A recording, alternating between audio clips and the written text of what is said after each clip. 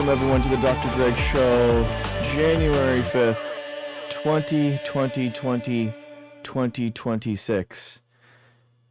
Thank you for being here. Yo, what's up, user? How's it going? Welcome in. How's it going, user? User of Apples followed by a number and user 80076233763115. As always, just wait until user 80076233763116 gets here. Just you wait. Do you ever think we will get to a future like Star Trek? As I recall, its origins come from climate change on Earth, needing humans to work together instead of fighting. Yeah, I think it's like the idea being that humans had progressed technologically so much that they are past money, past the need in order to fight for resources, that kind of thing. Hey, Helen, welcome in. So guys, big news, okay? Big news. We are in a big way. We are launching Service Plus, okay? You want to contact, what I'm going to do, all right? What's going to happen is that you're going to contact me on here, send me a DM, and between the debates, these are the questions that I will read. I will read the questions and the DMs through Service Plus, okay? So please send me a DM, send me a question, send me something to talk about. And in between the debates, I'm going to be checking my DMs. I'm going to be checking the Service Plus DMs, and we will go and we will read those questions, okay? We will talk about those questions. That is the best way for me. That is the best way. Service Plus is the best way for you to have your questions answered during this live, okay? Because it's going to be hard for me to, keep track of all the messages, and it's hard for me to read chat. But if you want or have a question, or you want to engage with the discussion, Service Plus. Service Plus is at the bottom left of your screen. So it's this all the way down. There's a little orange arrow. So right now, check it out. Go to Service Plus right now. Check it out. Send me a message right now, and see. And let's see who's going to be my first Service Plus DM. I can't wait to see what it is. Oh man, oh no, Costco figured out my real name. How much should I charge you for my services? I don't know. There's no way that you're going to be charging more than I charge your mom. That's what's the truth. Nice. Dream of Dawn, how's it going? Where is the Joker? I don't know. That is a good question. I've seen this before. Cool. Nice. I'm glad you guys are checking it out. Good. What are GMOs? These are great questions. GMOs are genetically modified organisms, and genetically modified organisms are basically things that we have altered in order to change the DNA of. So we can develop that in a couple different ways. We can do that through molecular biology, through changing and targeted gene inserting or deleting, or we can do that by breeding. Molecular breeding is another way that we can change and genetically modify an organism. So yeah, there's a couple different ways. It's pretty cool. Marissa, you've been here enough to know there's a good chance. Yeah, thank you guys. What do you think of Tim Walz not running for governor for third term? I am devastated. I don't understand. It is so typical of Democrats to just fold before they even put up a fight, And I'm so frustrated that it's an overblown story, and this is, aren't we kind of solidifying what we've been talking about so much here about how algorithms dictate reality? What are the algorithms saying?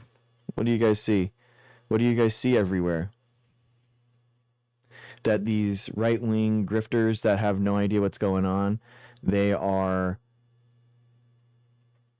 making up these stories in the algorithms that rampant fraud has existed, and now guess what?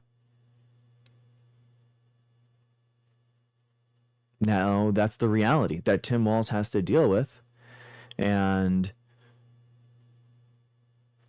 now he's running away from it. He's running away because he knows that he can't win the reality with the algorithms, and that's what the problem is.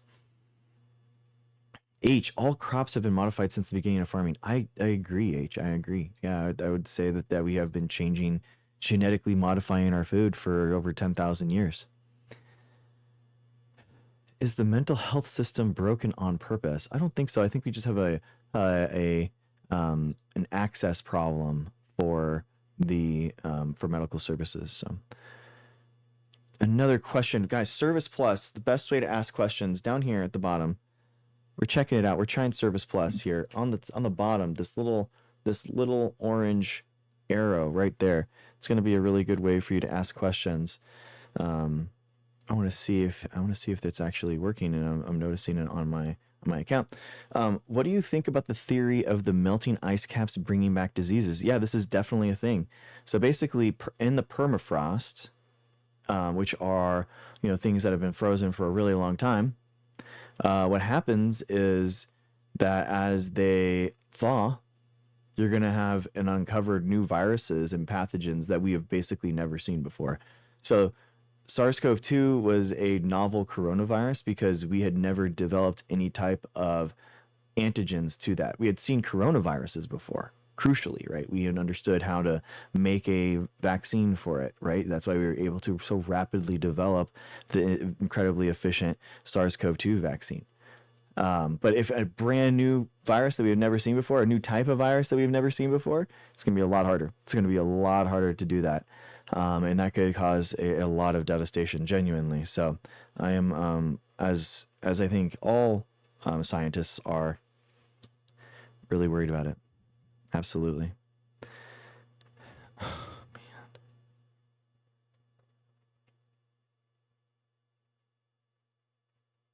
man.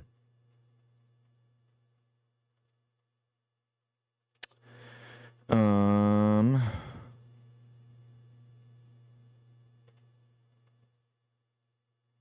I have to think about something. All right. Thank you. I just saw a little schmatzy with a 1,000 viewers. Are you concerned by intellectualism? Oh yeah, for sure, man. Yeah, it is wild how popular they are. I think it's easy, and it's wild to me how those guys have really never I've never met one of those guys that I was impressed by. You know what I mean? That like did anything difficult, that was able to accomplish anything, that was able to be well read or really accomplish any difficult things. All they do constantly is just complain about things and demand that they have like a state given girlfriend or something like that, as opposed to just actually learning and trying to better themselves and better society and solve a problem and be a better person. And then that kind of just happening over, but they get lured in by these Nick Fuentes types and that kind of stuff. So it's very embarrassing. Ducray, how's it going? Whoa, Sarah Bellum, thank you so much. Wow, Galaxy, wow, already? Thank you so much. Climate is changing constantly, but humans are making it worse. We need a strong leader for the Dems. Good guys are getting butchered. I agree with you. Do you know which of the childhood vaccines RFK removed from the childhood schedule? Yeah, I think it was like Hep A, Hep B. I think there was like 7 of them. They went down from 19 to 12 for some reason. I don't understand how you make America healthy again by spreading 7 different diseases. So I don't understand that. So, but whatever. It's very, very, very wild to me. Hey, Cerebellum. Not much, man. I yesterday was genuinely one of the best lives that we've ever done. By the numbers, it was actually the best live that we've ever done. So I'm like so pumped to be here, starting off in the new year and having things going so well. I just really I'm loving it. So yeah, I have a bunch of. I'm invigorated. I'm invigorated. We're gonna be hitting. Hopefully, we'll see 500,000 views in my videos too. So, I mean, I hope it works. You know, I hope it's working. So something's happening. Something's happening. He's starting. You're playing with us, Peter. You're playing with us. Hazel. Okay, vaccines went down from 19 to 11. Yeah, I heard 7. So yeah, that sounds right to me. Yeah, exactly, Miss Cake. Yeah, exactly, Sarah. I don't understand. Parents can still opt for the routine vaccine schedule. The science still it supports the addition the previous one. There is not a single study, nothing that they have done to show that this is how it should be. So it is wild to me. With no science, no studies, nothing to support what they're saying. Here we go. Here they are changing change something. Hey, Dave Marvin, how's it going? Um, which generation out of the four, boomers, millennials, zoomers, and Gen Alpha, do you think is the best at critical analysis of media? Is there anything the most media? Well, ask that question first.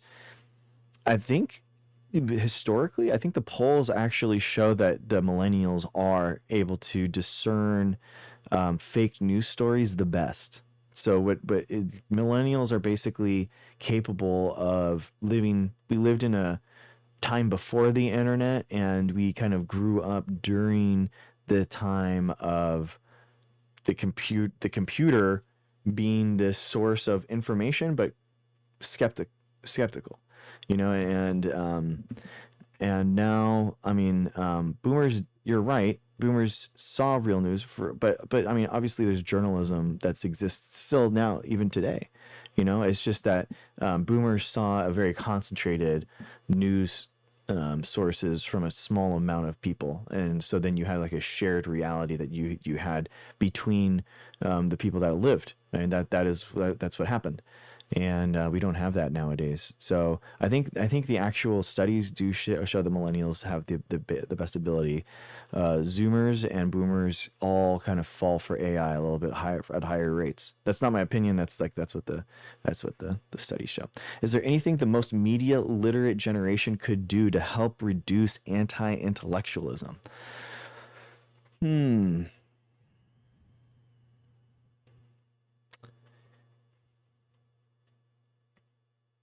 Reach out, talk to people. You know, when you see things, and honestly, in a way, like just talking about issues and saying, being more vocal about them. I think that really does help, because the idea of um, a lot of this stuff, again, if we're talking about, this is my theory, this is critical social media theory, okay? This is my thing, that the algorithms control reality. So therefore, if we flood the algorithms with our reality, the correct reality, then that floods into the algorithm as well. So I think that there is a possibility of counter pressure against fake news, against misinformation, against disinformation within the algorithms, and using the algorithms kind of like against itself, and kind of like a hate watching kind of thing. And guys, I see that. I literally see that with my posts. It's a lot of it, and this is why I people in my chat right now, like, the haters drive the engagement. It's really funny. They are bringing their hatred, trying to bring me down, but all it's doing is pushing up my engagement scores, pushing it out to tens of thousands of people more. You know, I went from 50 to 500,000 views in a month because I started engaging in these things and started just calling people to task. And and guess what's happened? So, but yeah, I think that there is oh, thank you, Janie, for saying that. Sunbud, it's coming up January 23rd. Yeah, we have a date for the modern day debates, January 23rd. I'm taking my picture tomorrow. We're getting it. Dr. T, what's up? So yeah, there it is. Guys, I'm answering questions right now from the Service Plus. It's gonna be the best way to answer and ask questions. Service Plus is the orange arrow at the bottom over here. So that's just going to be the first place that I answer questions from. And that's like during the debates, we're going to have time between the debates, and I'll answer questions there first, just because that kind of gives me a cue that I can go through and people can ask like detailed questions. And I think that's just going to help engagement. So Service Plus, we love it. We love the Service Plus stuff. Check it out, guys. It's just gonna DM me. You're just gonna DM me, and I can go through it here.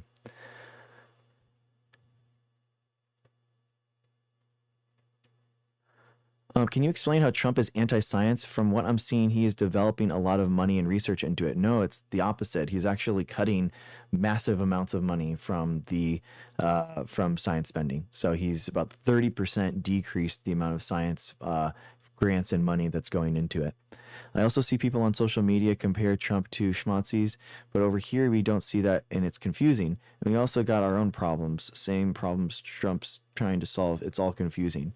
Yeah, I mean, so basically, Trump is a populist in that he is trying to castigate a small percentage of the population with all the problems, right? It's immigrants, it's trans people, all that kind of nonsense. And what the reality is that there's it's a multifaceted problem that's like nuanced and all that kind of stuff, and that's why you see that people compare Trump to schmazzies because Trump has fascist tendencies. That's why. So if you don't want to be compared to schmazzies, don't try to act like a fascist. So. Yeah, no, the questions are great. Thank you. I love this. I really like this format, guys. This is really working well. And I love that you guys don't have the character limit here, and the DMs, so you guys can like actually really think out your questions, and you're not leaving the app, right? That's the cool thing. So I think we're going to do this going forward. I really like this. Please explain how GMOs work. So genetically modified organisms basically have an insertion or a deletion of genes in their genome. And basically by doing that, it allows the organism to have a better natural process that it already has. So maybe it increases their photosynthetic rates, or it can create an all new process, an all new protein, an all new ability that it didn't have before.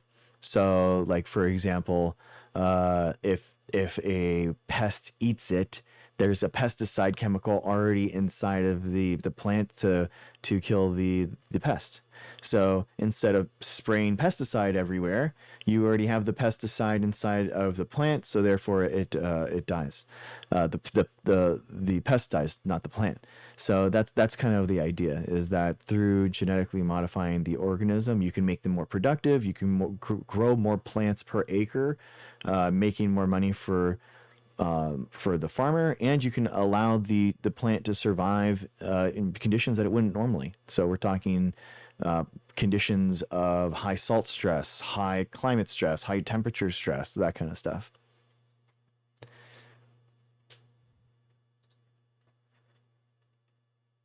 All right. I love it. I love it.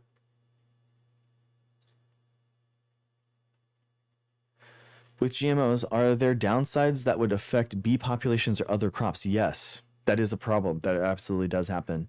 And something that just happened is that we have PFAS, which is a new type. It's a new type of pesticide that was just approved by the Trump administration that actually does have lethal amounts of pesticide in it. So they basically have to only spray it when bees are more dormant.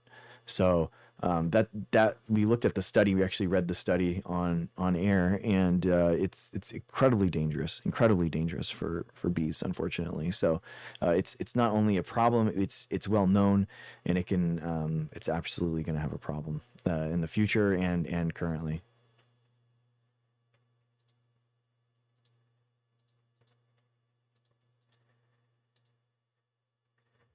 Did you see the paper on complete ape genome sequencing? Um, no. Correct, Dusk. Yeah. Um, Thank you for that. Yes. Thank you for that. I don't think I explained that. Thank you. Complete ape genome sequencing. I'm surprised that we wouldn't already have that done. Oh, here we go. Yeah. Okay. Woo. Oh, sorry. U 2025 from April. The most dynamic and repetitive regions of great ape genomes have traditionally been excluded from comparative studies.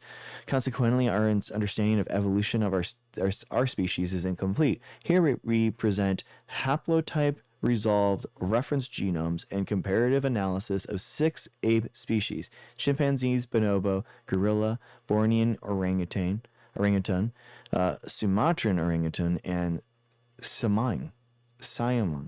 We achieve chromosome level contiguity with substantial sequence accuracy, less than one error in 2.7 million base pairs, which is incredible, and completely sequenced 217 gapless chromosome telomere to telomere. So I think that was the problem. They didn't have like the telomere resolution at the end. We resolve challenging regions such as the major histocompatibility complex and immunoglobulin loci to provide in-depth evolutionary insights. Comparative analyses enabled investigations of the evolution and diversity of regions previously uncharacterized or incompletely studied without bias from mapping to the human reference genome. Such regions include newly minted gene families in lineage-specific segmental duplications, centromeric DNA, acrocentric chromosomes, and subterranean heterochromatin. This resource serves as a comprehensive baseline for future evolutionary studies of humans and our closest living ape relatives. That's cool, man. That's cool. That's crazy. They were able to just find that information in the Bible, guys. It was there the entire time. All the information was just right there, and they just had to read a little bit deeper. They just had to get the magnifying glass out. And I kid. Religion has no idea what's going on. Interesting. I think I did hear of something that happened. I remember this happening. Interesting. Yeah, I'll have to think about it a little deeper. I'll use it for my evolution debate coming up. I mean, a lot of this stuff is, and you can see, it's a lot of like contiguity is basically contigs are what you assemble when you're doing next generation sequencing. So next generation sequencing is the ability to map and build millions of different ACTs and Gs all together. And basically what they're doing here is they're mapping them all and building them all out together. Like think about building that Lego brick, more and more so that it's there. January 23rd is the debate, 9 Eastern. So that's what they were talking about here. Well, I'll have to read it more in depth. But a lot of this stuff is kind of like them just saying that they did it, not so much that, hey, Skog, not so much that like they are trying to, it's like just doing the work. Just doing the work alone is worthy of a publication. So they don't really have necessarily like a big cornerstone analysis of it. What's going to happen now is, and as they talked about, evolutionary biologists are going to use these as tools to kind of like see what's actually going on. What an incredible achievement of data science. That's so cool. That's awesome. And they say that in the discussion. I should have just read the discussion. The complete sequencing of the ape genomes analyzed in this study significantly refines previous analyses and provides a valuable resource for all future evolutionary comparisons. Yep, that's. I could have just read that. I just could have read what they said. So yeah, that works too.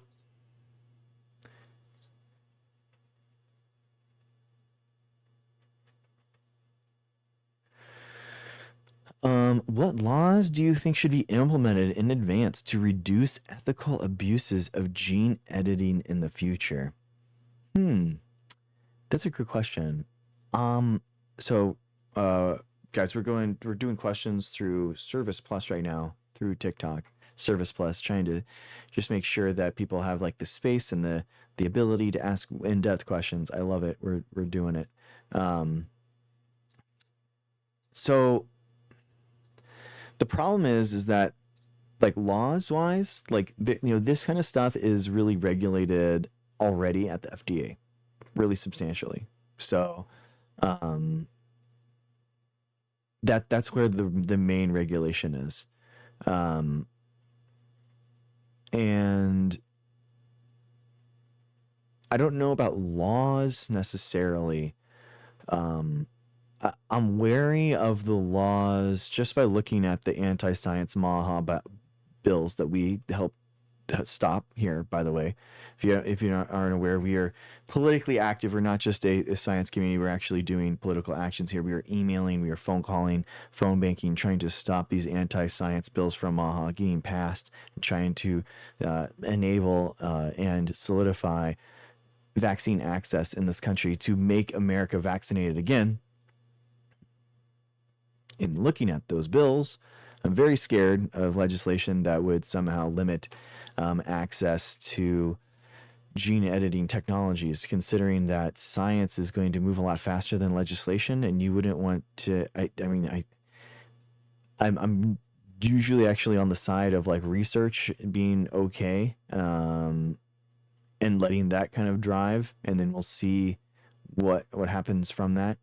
Hypothesis driven research, it's tough. You can see a news article about it, or you can have and I've had this happen, a popular science or a newspaper editor comes in and interviews you, and then they say, oh, this is what your science was, and you're reading the article and you're like, this is not what we did at all. Like, that is not true. So like, for example, my science, what I did in my PhD got banned in Tennessee, and they wanted to outlaw the scientists because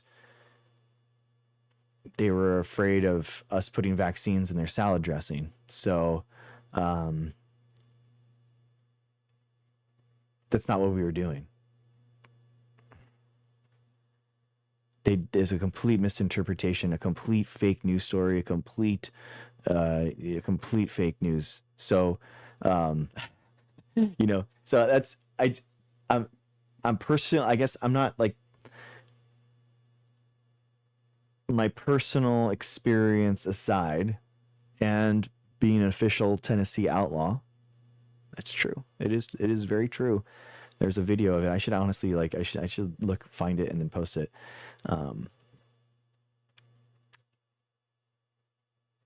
You should have technocrats and fellow scientists regulating it, not legislation. That's what I think. Like, science is good, and that we would keep it. The human trials stuff and the human trials are very hard to do. Very, very, very hard. So I don't, they're so expensive that I don't think that you're going to go willy nilly into that stuff anyway. So yeah.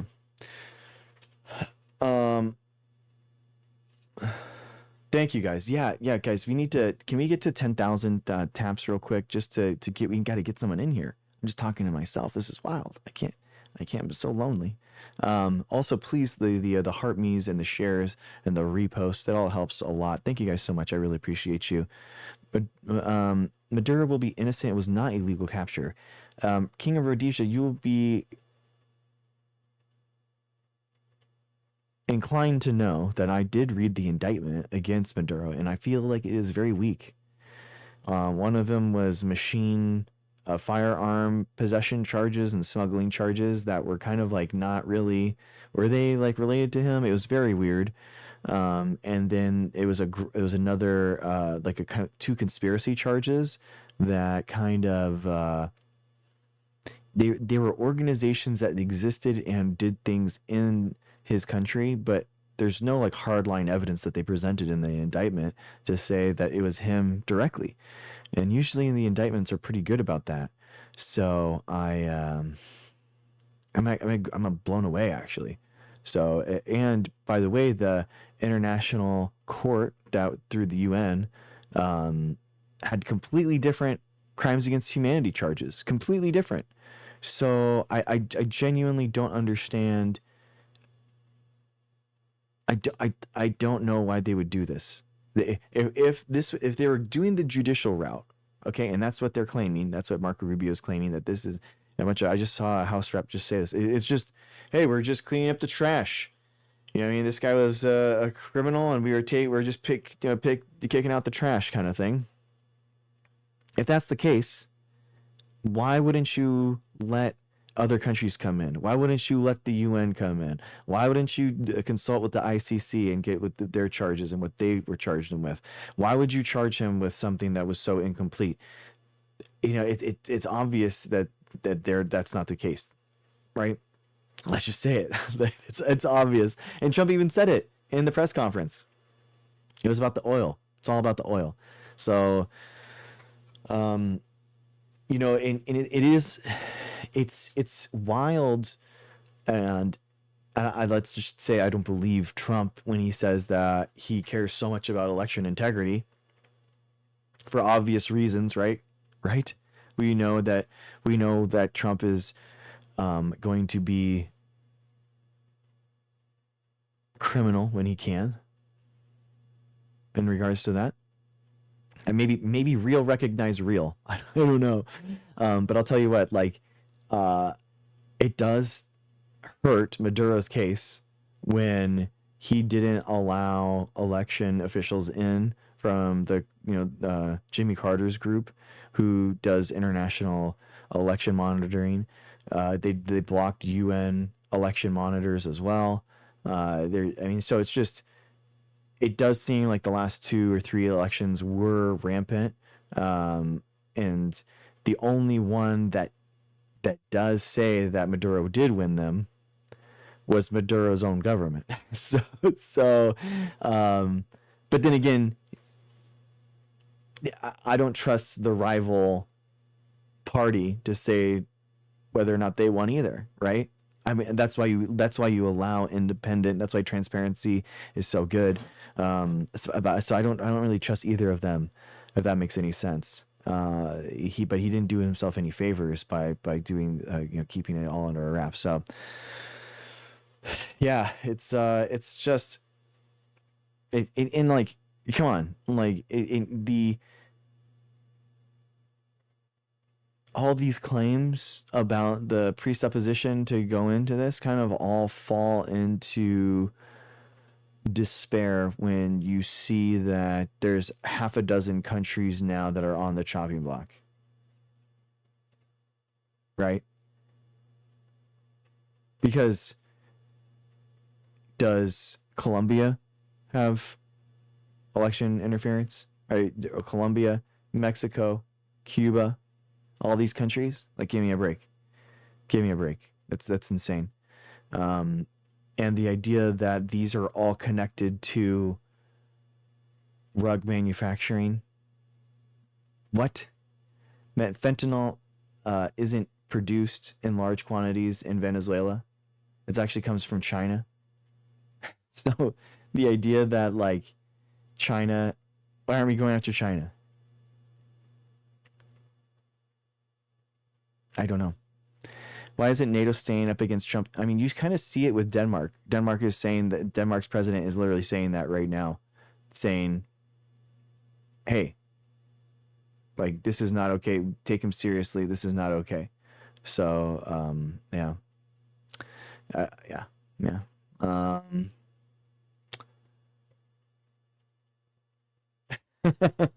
Dream, that's funny. We do, Lisa. I mean, um, fent is a something that's it's used at every hospital. It's a medical it's a medication that people use. It's just that the amount is really, really, really, really, really diluted, so that they know exactly how much is in it. And on top of that, um, it's in a controlled space in a hospital. So, I mean, we do produce it. It's just the illegal ones are shipped in. So that's usually what happens. Um, so why did Maduro's wife get indicted? Don't understand. Possibly an accomplice. Yeah, exactly. That's exactly what it is. So basically, in the indictment, she is listed as a co-conspirator in the conspiracy. Yeah. So she was part of the groups that were, doing some of this. So that's kind of the problem. Yeah. So that seems to be it, guys.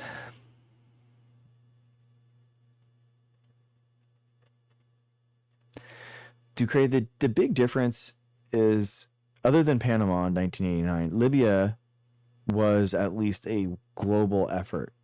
Obama didn't do it unilaterally, by himself, so um, I, he destabilized the entire region and caused a bunch of problems. Same thing with Iraq and George W. Bush.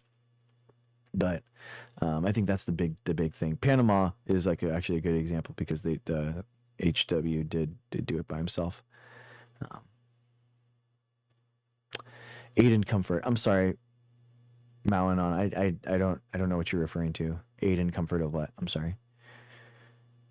Yeah, exactly. King of Rhodesia. Yeah, Ghislaine and Jeffrey. Exactly. It's like those are the actual criminals that are, and if it's about justice for Ruggs and stuff, like why is he pardoning the Honduras president who was convicted of smuggling thousands of tons?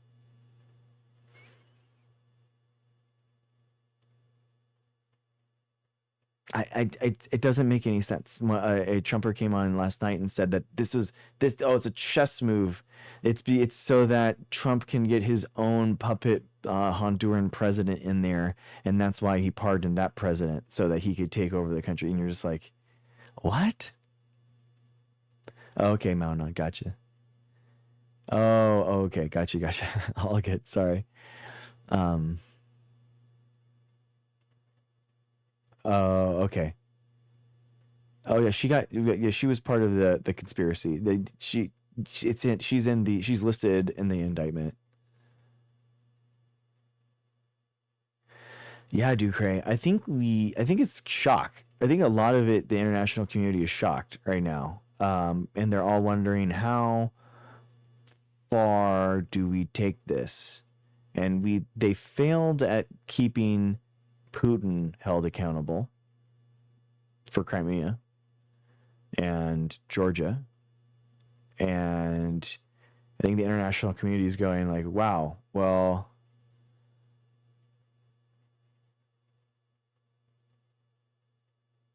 what do we do? What do we do?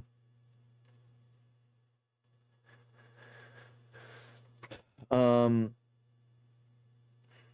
U.S. funds international organizations like NATO and UN significantly, so no one talks. I think you're gonna see all. I think honestly, I think you might see a SATO or something, a South American treaty or something, like genuinely. There's no way that they are going to just wait and be okay with um, this happening. And all you need basically is like China to come in and be like, yeah, we agree. And China is the recipient of 80% of Venezuelan oil. So I just don't see it.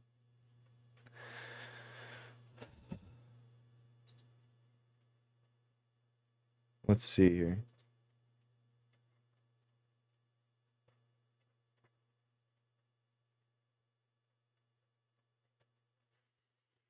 Mexico, I think Mexico is just because of uh,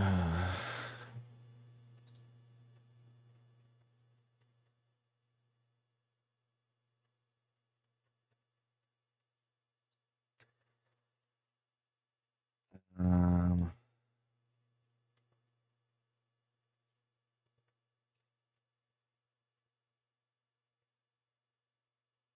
yeah, I don't think so.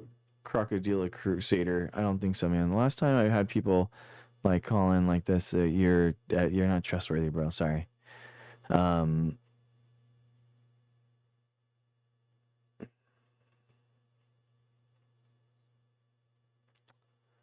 um, yeah, China is eyeing Taiwan now for sure. So yeah, it's, I mean, it is opening up a whole can of worms that I don't think that the Trump administration or the United States is ready for. I think it's genuinely awful, and we're just gonna have to see. Yeah, that's why it's nice, dude. Nice crocodile. Nice. Welcome. Nice. Welcome, brother. Welcome.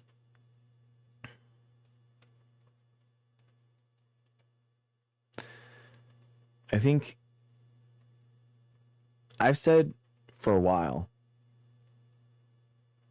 because I mean I go down to Mexico when I used to a lot from like 2010, no, like 2006, from like 2006 to like 2016. So like a good 10 years, probably dozens of surf trips. We used to get VRBOs and stuff between, TJ and Ensenada on the beach, and it's incredible. You can get like a mansion on the beach for $100 a night. So it's like it's amazing. So I loved it, and there's nobody out there surfing, so it's just beautiful, and there's amazing seafood places, and it's just incredible beaches, incredible people. I love Mexico. I love Baja. It's incredible. But I never it is wild to me the amount of like abandoned economic development sites there, empty, half, abandoned hotels or apartment buildings, or just huge sky rises that are just never going to be built. One of them is a Trump hotel, by the way. And I just the stark economic value of like La Jolla versus Baja, that that seems like an economic divide that is just too large. Like I've been saying for a long time that I bet that the United States does invade Baja just for that land, um, because it's a trip.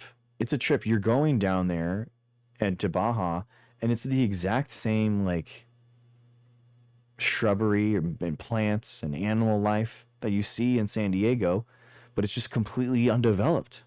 And you're like, wow, this is so beautiful. This is one of the reasons why I love it so much, right? And I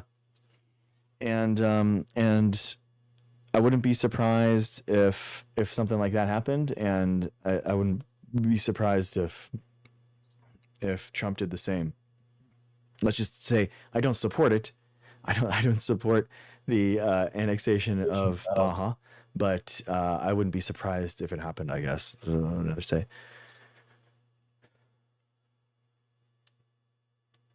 Bible baby, how's it going, man? Hey man. What's up? Hey, I agree that evolution produced humans, but I don't believe life began on its own. But I guess you don't want to talk about that, right? We can go. Yeah, we can talk about abiogenesis. Because It's it's not okay. on that board. Sure. Yeah, we can talk about it. Okay. Because you know about it. Yeah. I mean, So I it's don't. not on your board though. So it's not like It's that's just a menu, but you can order off the menu. oh, I got you. I it's That's so funny. abiogenesis is it's really interesting. I actually know one of the preeminent researchers into the RNA world and doing like incredible research on, basically the way that RNA can act as an enzyme to make more RNA. Like it does happen. So it's like a really interesting idea. That is kind of like the single emerging hypothesis that RNA world had to precede the DNA world in order for it to happen. And Bennu or something. I'm sorry, the asteroid that just came out. The sequencing that showed that there was actually all the nucleotides on there to actually make RNA. They just found it on an asteroid that was just zooming through our solar system. So I whether or not life began before that asteroid, I would have said 90% sure that life like began here, and it happened through the Miller-Urey experiments and that kind of stuff. But honestly, with that thing, that asteroid and the RNA kind of coming through, I would put it down to like 80% sure that it happened here. So yeah. Panspermia. So you understand that an RNA, but an RNA, the RNA world has a lot of problems. So I got to verify the fact that you said they found an RNA on the asteroid. I think that could be correct. But as far as like any sort of what laymen would call like a self-replication or any sort of which is not self-replication, but what you said earlier about the adding of, this is my understanding, the experiments that they're doing with the RNA, it's controlled experiments in a lab. They're constantly adjusting the temperature. They're constantly doing all the things. And then once they get the result, the RNA only lasts like anywhere from 4 to 8 hours, and then it just turns into a useless sludge, and it doesn't go anywhere. And there's tons of problems with the RNA world theory. From what I'm understanding, they're actually shelving it because it's too complicated. By the way, go ahead. I mean, do you have anything to say to me now that you know where I'm at? Now that you've heard from me speak, you can probably gauge me. So yeah, RNA is inherently unstable. That is like something about it. And they didn't find RNA. They found the building blocks to make RNA. They found amino acids. Yeah. Right. Yeah, that would be amino acids, which is a far cry from. No, the nucleotides that make up RNA. Right. So it's like the building blocks too. So other than amino acids, do you know what else requires for life to be besides amino acids? Well, I mean, the idea is that you have a condition with, like some type of the Miller-Urey experiments. That's what this is, where they introduce like lightning and with like other gases and stuff in an area where it's energetically favorable to actually create nucleotides. And then once those nucleotides kind of start building together, then there's basically going to be a population of those nucleotides that start snapping together. And RNA is capable of 3D. That hasn't been demonstrated. The Miller-Urey experiment has been demonstrated. Yeah. Do you mind if I ask you a question? Do you mind if I ask you a question? Because I'm trying to gauge you now. Now, besides amino acids, do you know the other two things? I'll give you a hint. There's two other things that are required for life to exist. So it's nucleotides. So nucleotides make up DNA and RNA. No, excuse me. You're wrong. Excuse me. It's going to be amino acids, it's going to be lipids or fats, and it's going to be carbohydrates or sugar. Those would be the three things required for life. So finding amino acids on an asteroid isn't life. It's not even close. It's not even in the state. It's not even the same. We're not even close to finding life. Amino acids, RNA doesn't demonstrate life. You still have a whole bunch of other stuff. Not to mention life is one integrated system. So you're going to need a membrane, self-replication. You're going to need a metabolism, a digestion. You're going to need some sort of respiratory, some response to gas. And all these things take one away, you no longer have life. And they can't figure out. So finding an amino acid talking about protocells. Protocells are just basically soap bubbles that they find. It's made of they're called viscerals or something like that, viscerals or something like that. But anyway, yeah. And then they took a living cell. So I know all the talking points: protocells, amino acids, thermal vents, RNA, and none of it equals life. It's all just talking words that people have heard. And then when you talk to them, you find out they really don't know what's going on, right, Dr. Greg? Okay, so the on the asteroid that I was talking about, it was nucleotides. So it goes from nucleotides, which is DNA and RNA. DNA to RNA is both nucleotides, and then from RNA you have amino acids that chain on together that make proteins. So they didn't find amino acids; it was actually one further removed. It's actually more to your point that it's actually even further from what we need, the building blocks that we needed than what you're talking about. So it's even further, okay. From what you're talking about. So why bring it up as like evidence if it's why bring it up as evidence if it's such an insignificant? I mean, because it's not close to like, you're like, well, I'm 80%. Because remember, host, you said I'm 80% sure life started, and then you said, what's your evidence? And it was nucleotides, which you just admitted I was giving it more credit than credit due. So why are you 80% sure because they found nucleotides if that's not because even they found that RNA, that's just one. They found that the RNA can self-replicate, so that you don't need to go to proteins. You don't need to go in a lab. Yes, in a lab, but it doesn't. Yeah, it doesn't self-replicate like you're saying. That's a layman explanation of it, and it only lasts for 4 to 8 hours before it turns into a useless sludge. But 4 hours is. I've got to. That's 4 cycles of generations. That's exponential growth in an E. coli cell. So we're talking about life that they know the math, and it's. You have to also understand that this is just one part of the system that makes up life. So this would be the information storage and transfer system, but all the other parts of the system. You also have to account for the development of the membrane and all this stuff. If we can't figure out what life is, if you remove one of those things, it has to self-replicate. It has to do all these things. It has to have metabolism. It has to have a metabolism. They can't figure out how the engine got started. Yeah, of course they could. Yeah, I mean, yeah. So why did you say you're 80%? So why did you say you're 80% sure that abiogenesis occurred when we only got a tiny little nucleotide? Which I gotta make sure that you're not wrong, and I got it backwards again. But we gotta make sure. So yeah. So just an inorganic molecule. Why do you? Because it's why are you 80% sure?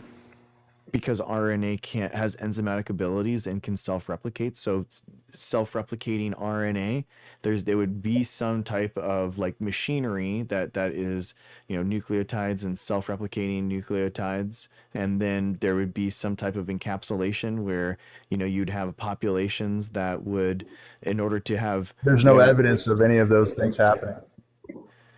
I mean, we have 3.8 billion year old fossil evidence of cyanobacteria.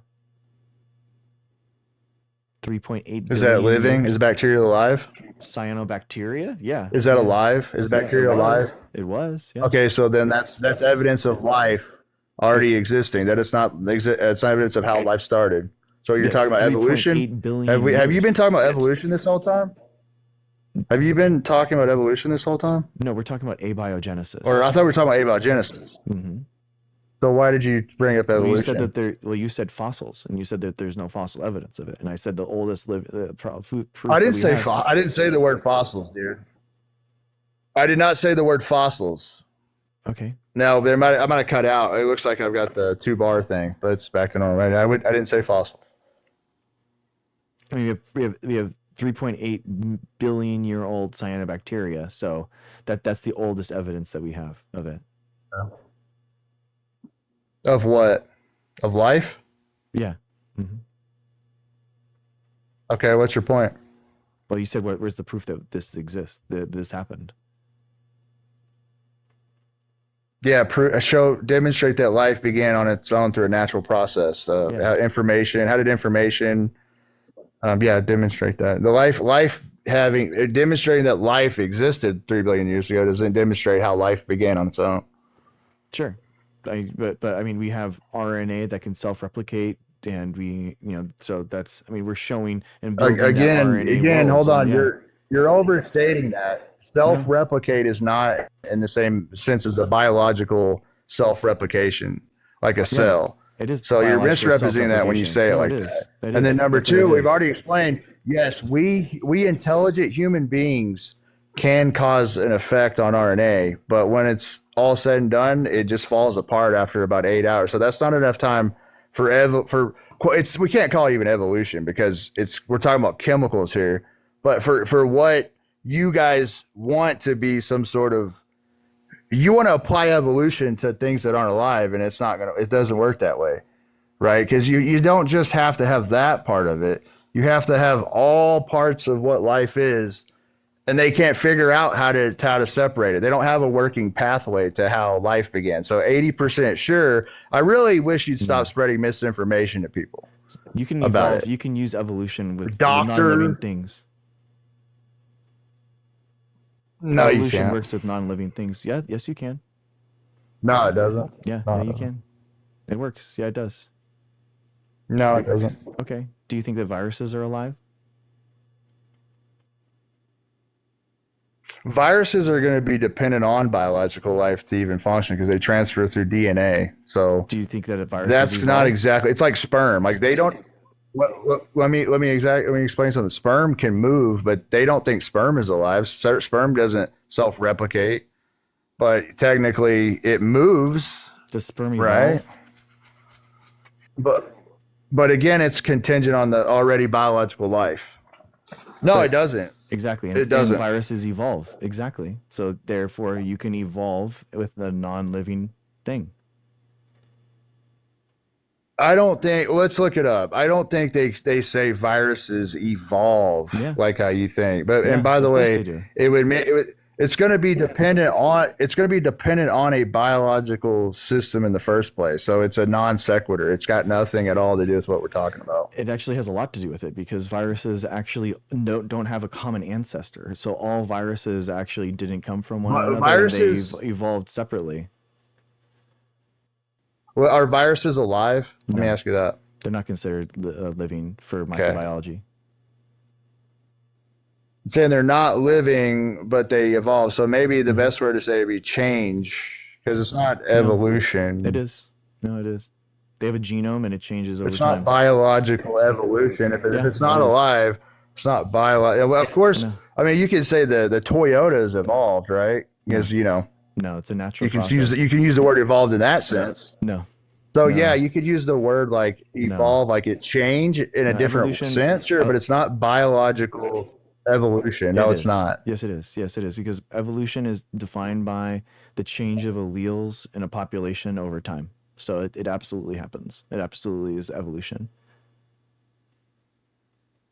But anyway, can you demonstrate new information forming and life beginning on its own? Sure. Okay. So you had, How the genetic information originated? let's say you had a codon with TTT. All right. So now you have, that's one information, right? That is one code. And now let's say you have, that's one piece of information, right? And then now you have a mutation where you go TTG. No, you're not. You're Now not that's understanding the question. doubling I'm the saying that's doubling the amount demonstrate of information. No, demonstrate information coming from nature, from a biological, I just from a did. chemical, totally natural process. That's what it is. That information being brought. No, you've already have those systems in place. Then you're observing them. That's different. That's what You're that's what science Anytime is. you're looking at biological life that's already in place, that's different. That's different. We're talking about something totally different. We're talking about starting from scratch. And even if we take the cell and we have a living cell and take everything apart, have all the parts there, we still can't figure that out. I mean, and I'm not saying we should actually be able to be that advanced yet, but even if you have all the parts, you want to say that human beings can't do it as intelligent as we are, but no, it wasn't human beings. It was just random chaos. Like they can't figure out the chirality thing. You know what chirality is, right?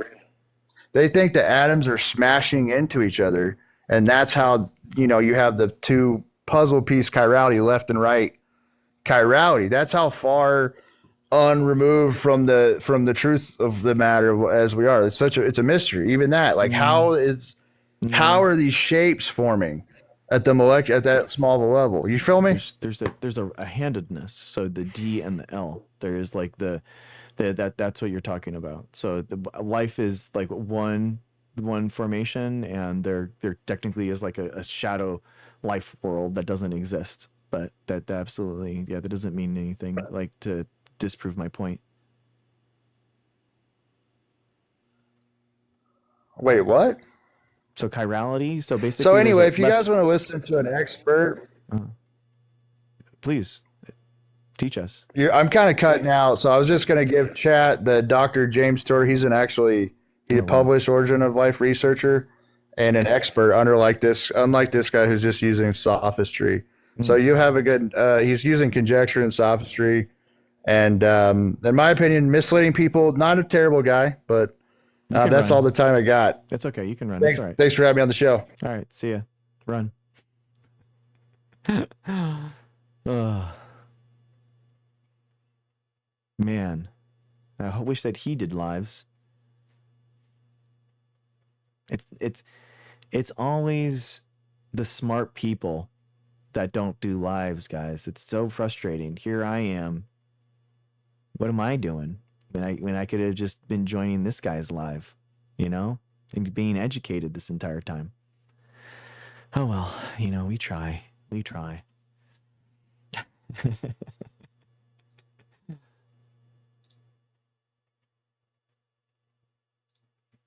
All right, going through the Service Plus questions, guys. Service Plus questions at the bottom here. This is the orange arrow. That's how we're gonna do the questions between debates while we wait. Were you aware that over New Year's Eve there is a convention of super yachts owners at St. Barth's, and for several days the preponderance of the world's billionaires are all in one spot on the dang ocean.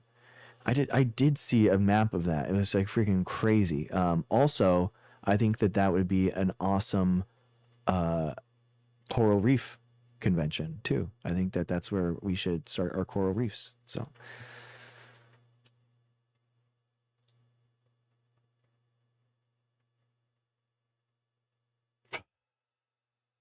is it true that you can drink a vaccine and you'd be fine? Like it wouldn't be effective, but it'd be do nothing in terms of harm. Basically, it's about getting through and getting to through the gut and the absorption of it. So that's the big problem. Is that theoretically you could do it. We were actually trying to do that with our anti-cancer algae that we were creating, but it's really really hard to basically get it through the gut and absorb it. So that's why you're always going to have like a shot is just so much better. It's so much better.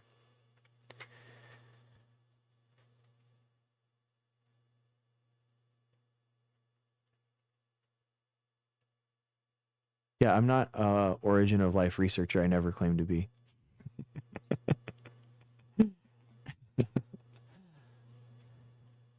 Oh my gosh, this James Tour, of course, dude. This guy is an absolute fraud, dude. He has no idea what he's talking about. Professor Dave Explains did a great debunk and a great debate against this guy, and he just completely got just decimated. Couldn't answer like some of the most basic questions that Dave had. It's really embarrassing. Yeah, a lot of disinformation spreaders out there, guys. Everyone has their guru. Everyone has their guru. I am not your guru. I am not your guru. Do not follow me. I have no idea what I am talking about. It's all about science and the scientific method. I know nothing. That's it. That is what we listen to. Yeah, all scientific institutions are lying or incompetent. Exactly. Um, yeah, exactly, Ducray. Yeah, he does. Yes, exactly. He's a professor of material science and nanoengineering. hilarious since I actually did my PhD in nanotechnology. So, oh my gosh, no way. He actually worked on 1D nanotubes to make conjoined hybrid material. Wow. I used carbon, single walled carbon nanotubes for my PhD thesis. What a world. Oh my gosh, he actually got his PhD the same year that I was born. Metal promoted cyclization and transition metal promoted carbonization cyclization reactions. That's origin of life abiogenesis. I guess that's why he's a world expert in it. Wait, I'm sorry. I'm getting it from Command Center. No, that is not abiogenesis, and he has no idea what he's talking about. James Tour has no idea what he's talking about. So, no. Sorry guys, sorry. We just have to make sure we are correcting the record.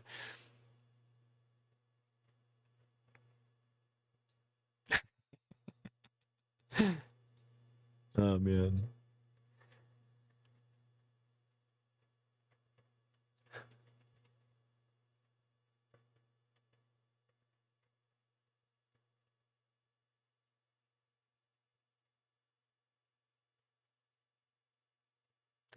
Damn, does James Tour have a TikTok? Why don't we just join his thing? Oh, let's see. Oh, here it is. Here it is. Tour became a born again Christian in graduate school. Dude, that's the worst, man. People who like go and find religion later in life, man, like they are the worst grifters. They are the absolute worst grifters. And in 2001, he signed the Discovery Institute's A Scientific Descent from Darwinism statement that relies on pseudoscientific reasoning to offer various religiously motivated arguments against evolution. In 2014, profile in the New Yorker, Tour was reported to have indicated that this signing reflected only his personal doubts about how random mutation occurs at the molecular level. Although he ends emails with "God bless," he says that apart from a habit of praying for divine guidance, he feels that religion plays no part in his scientific work. Tour has subsequently become more outspoken about his skepticism regarding origin of life research, including a debate with science YouTuber Dave Farina at May 2023 event at Rice University. He got absolutely... I watched that, actually. Hey, it's Ellie. What's up? How's it going? Welcome back. Ellie is always one of the most watched people in the stream, guys. Thank you for being here, Ellie.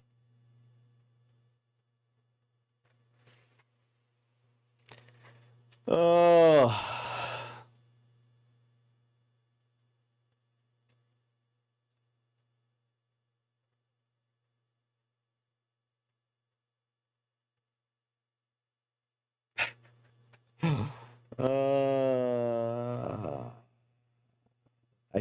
It's actually Ducray. Ducray is the real guru. We're all on Ducray's orbit. I'm a certified Ducray orbiter. Oh man.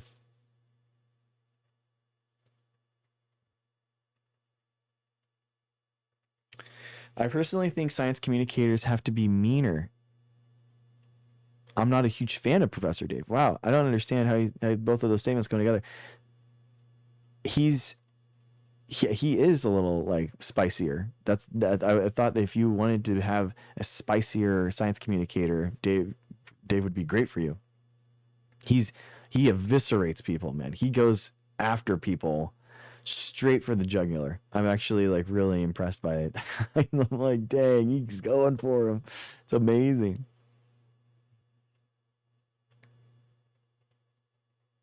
Oh, okay. Nice stream. Okay, gotcha.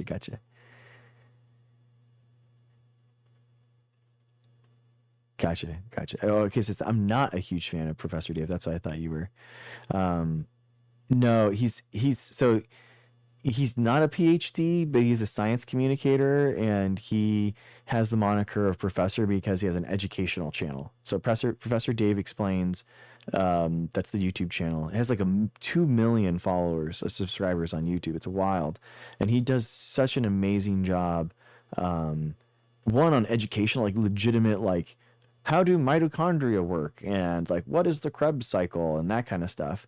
And then he also has like incredible takedowns of gurus, charlatans, misinformation, disinformation, that kind of stuff.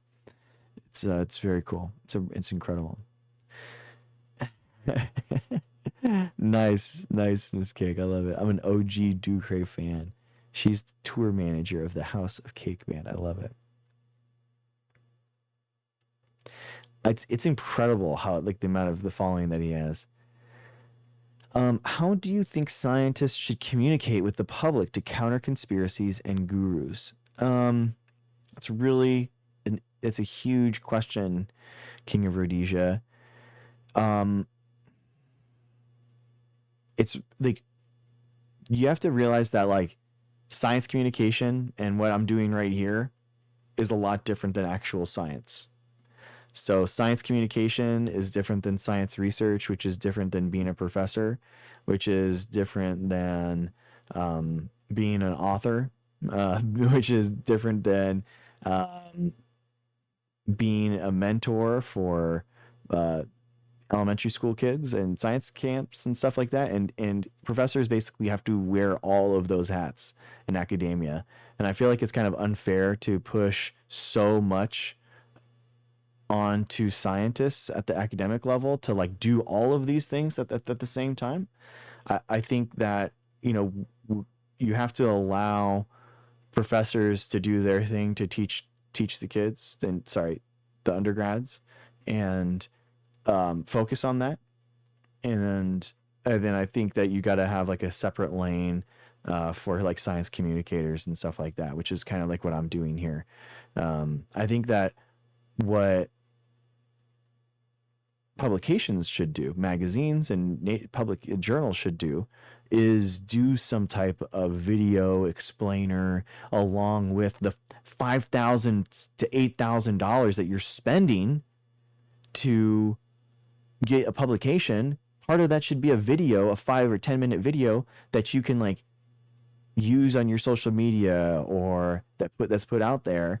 I don't think that Science Mag, Nature, Cell do a good enough job at making science communication content. They have podcasts, they have videos, they have TikToks, they have YouTubes, but they're not good, guys. They're not good. You know, they're interesting like sometimes, and but they're not like connected.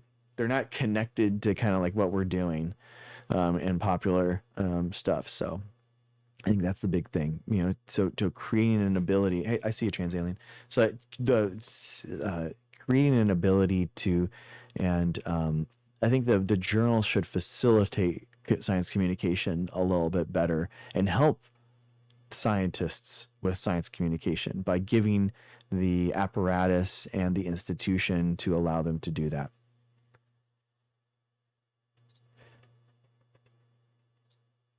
Yeah, not all publications in my field charge for publishing. Yeah, I mean, yeah, I mean, exactly. I think that that's the best mechanism though, in order to create that content though, is asking the journals to produce it. Trans Alien, how's it going, man? It's going good. Thanks for having me. I appreciate it. What's up? Nothing much. I was wondering, can you communicate this climate change is real? And Mhm. I actually have a couple of questions. Yeah, so humans are basically having a negative impact on the environment. So the climate change happens without us, and we are making it worse, basically by our actions. So we're causing extinction level events at all levels. So at individual species, at entire biomes, and entire like ecosystems. So like wetlands, for example, mangrove forests and stuff like that. We're basically humans want to live where these things are, so they're just going away. And what's happening is that it's a term called trophic cascades, where it's kind of like a house of cards, where it's just kind of like you take out one thing and it's all kind of like all falls, and species are all being toppled because of that. So So would that be due to population? I think it's population, but also specifically because humans want to live near water, and so that it's having like a detrimental impact. And in that, Well, we've always lived near water. yeah, humans have had a negative impact on the environment for tens of thousands of years. I would argue probably since our inception on Earth. Yeah, but we've always lived with water. So, Yeah. like, what confuses me about the climate change thing is how they're always harping about the carbon hmm in the air, and like, what's an acceptable and what's an unacceptable number? So it's And do you know what the number is right now? I don't know what the Sorry for exact interrupting. CO2 ppm is, but it's kind of irrelevant. What the problem Well, is no, it's absolutely relevant. no. What the problem is that we are taking carbon from the ground and exporting it to the air. That is the process, right? So that never would happen otherwise. There is a natural like a carbon cycle erosion from the ground into the air. It takes a really long time, and we're not talking about tons. Tons a mile that we drive in cars, for example, and basically that creates a negative feedback loop that will excuse me, a positive feedback loop that basically causes our Earth to get warmer and warmer and warmer. That's why, the CO2 ppm is tied with a warming globe in tides with like more extreme weather events and that kind of thing. But, basically, I actually don't even like to talk about CO2 ppm necessarily because and I think it's a bad guy that we have talked about, and as science communicators we have like talking about, because like nobody has seen a CO2. You don't know what CO2 looks like. You don't know and understand like by looking at the atmosphere if the CO2 is up or down, but we can all understand that like animals aren't there when they should be. So like I did a cross country drive in the United States, and like there's just plains and plains and plains of grass, man. Like that like would never have been there. There would have been herbivores that are eating this, right? That are eating this fresh green, they're called primary producers, the organisms that take energy from the sun and then convert it into like a bioavailable organic like ability for us to eat. That's like that is what herbivores need. So, they're not there anymore. Like you just see them, you don't see anything. It was wild, man. I didn't see any wildlife anywhere in the United States between San Diego and St. Louis. It was atrocious. You say maybe why when we killed all the buffalo off, that's why these grasses are there and these plains are there, is because the buffalo are gone. It's not just the buffalo. I mean, we're talking it's Well, what 10,000 else? years. Yeah, it's called megafauna. So basically anything that is like bigger than a coyote has basically been killed off. Like it's crazy. There's dozens and dozens and dozens of different types of megafauna. If you go to the San Diego Zoo, they have like a North America, like everything that used to be here, and we're talking about like ground sloths. We're talking about North American lions. We're talking about like, huge, the huge things that are just gone. And it's not just bison, but that's the most recent like mass extinction that we've seen. I didn't even know we had North American lions. I know, man. It's sad. So what they look like? Were they like an African lion, bigger, smaller? I don't know about the size in comparison, but yeah, it's like they look kind of similar to a lion, but they. So, and like I want to get back to the carbon because like Okay. I know you don't want to talk about it, No, we can but talk about it. I mean, yeah, that's fine. I mean, like go ahead. so when you say, what do you mean we can't see it, we can't measure it? Is that what you're saying? The layman. So in the layman, like it's hard for us to understand CO2 ppm, but we can understand a dead animal. Is basically my point. Like and even your point, like why does CO2 ppm, why doesn't a particular ppm matter? It's hard for us to understand it and grasp that. Well, it does matter because we need a certain amount of ppm of carbon in order for our plants to grow, in order to feed ourselves. Oh, we're gonna have that like regardless. There's a Well, no, that's not true because right now it's at I think 0.004 parts per million, and if it drops below 2.5, then we go extinct. The whole world goes extinct. So if we keep pushing this carbon, we got to get rid of carbon. We got to get rid of carbon. We're in trouble because then we die. Oh yeah, absolutely. No. That's Well, not what that. makes plants grow? No. You're not that. What makes plants grow? We're not going to go negative like in the carbon. Like if we just maintained the amount of carbon, we're not going to.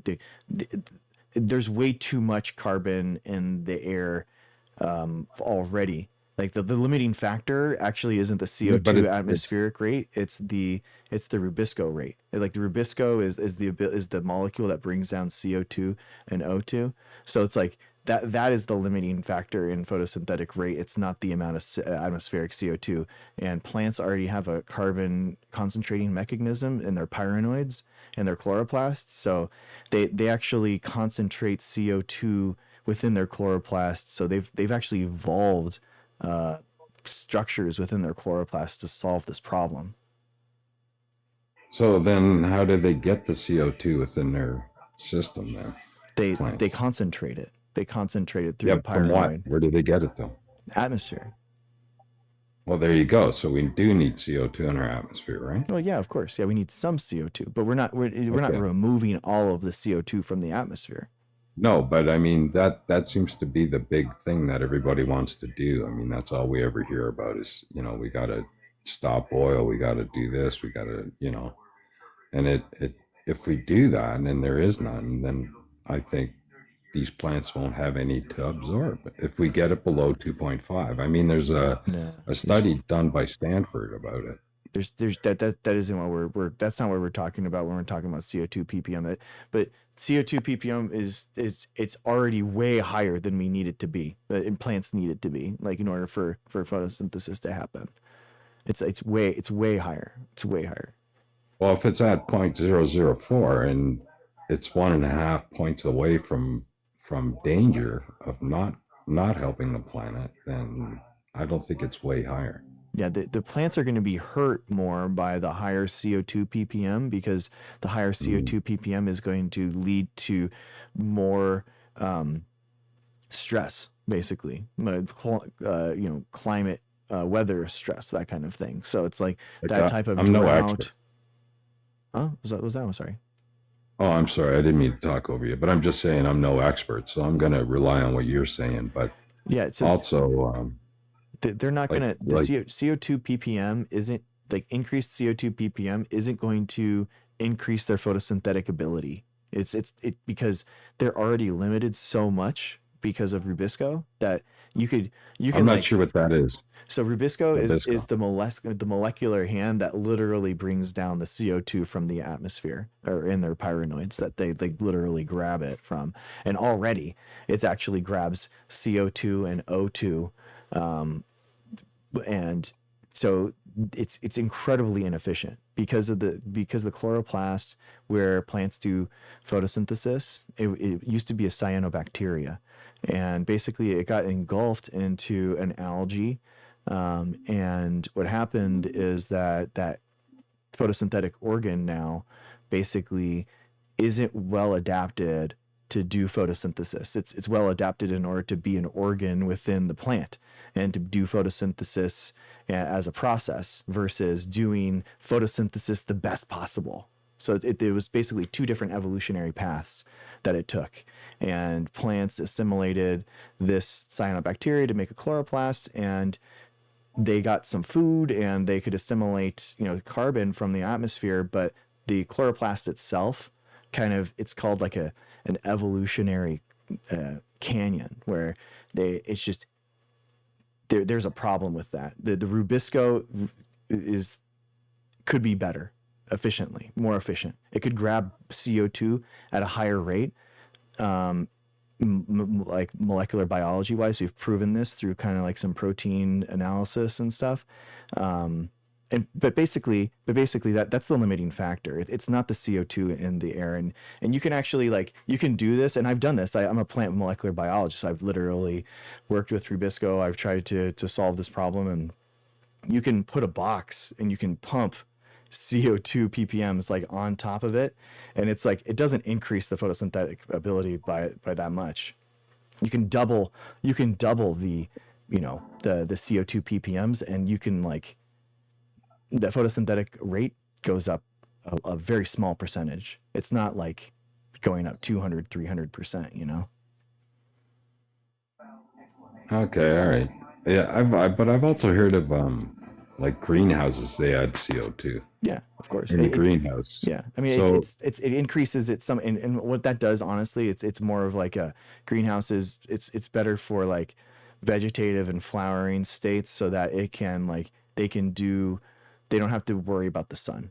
Basically, they can increase the amount of light in there, and you put CO2 during the artificial daylight hours so that they can assimilate that CO2, and they can actually like build that stuff, the greenhouse. They can. so Yeah.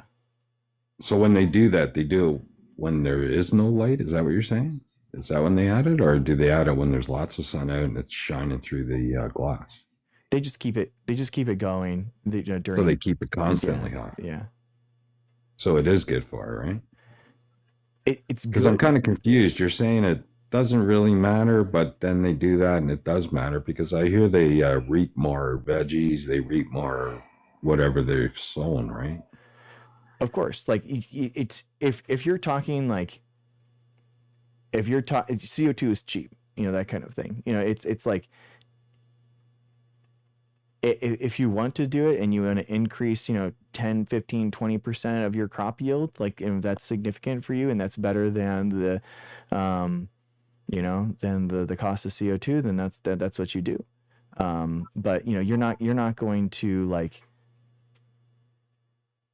it's like the CO2 ppm isn't intricately it's not going to increase photosynthetic ability. What I'm saying is that it's going to be way worse for plants when we have more drought, more heat stress, that kind of thing. That's going to be way worse for the plant than any type of significant gain in the photosynthetic ability. That's my larger points.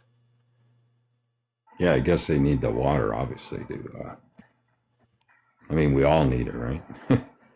So, Yeah. anyways, Yeah. this is, you know what? I've learned a lot here. I really appreciate this discussion. Thank you very much, Doc. Cool. Thanks, You Trans. have yourself a wonderful day, man. Appreciate it. Thanks, man. Appreciate you. Actually, what was I wanted to say? Oh, evolution. Mhm. So, do you believe that we came from apes? Like, I'm not a religious guy, so. Yeah, So if we we are technically, yeah. Yeah. But what I don't get is, why are apes still around then? Like, I mean, you hear of other animals coming from, like, like an alligator. They've been around for a gazillion years, right? They're Mhm. one of the oldest prehistoric animals we have on Earth, right?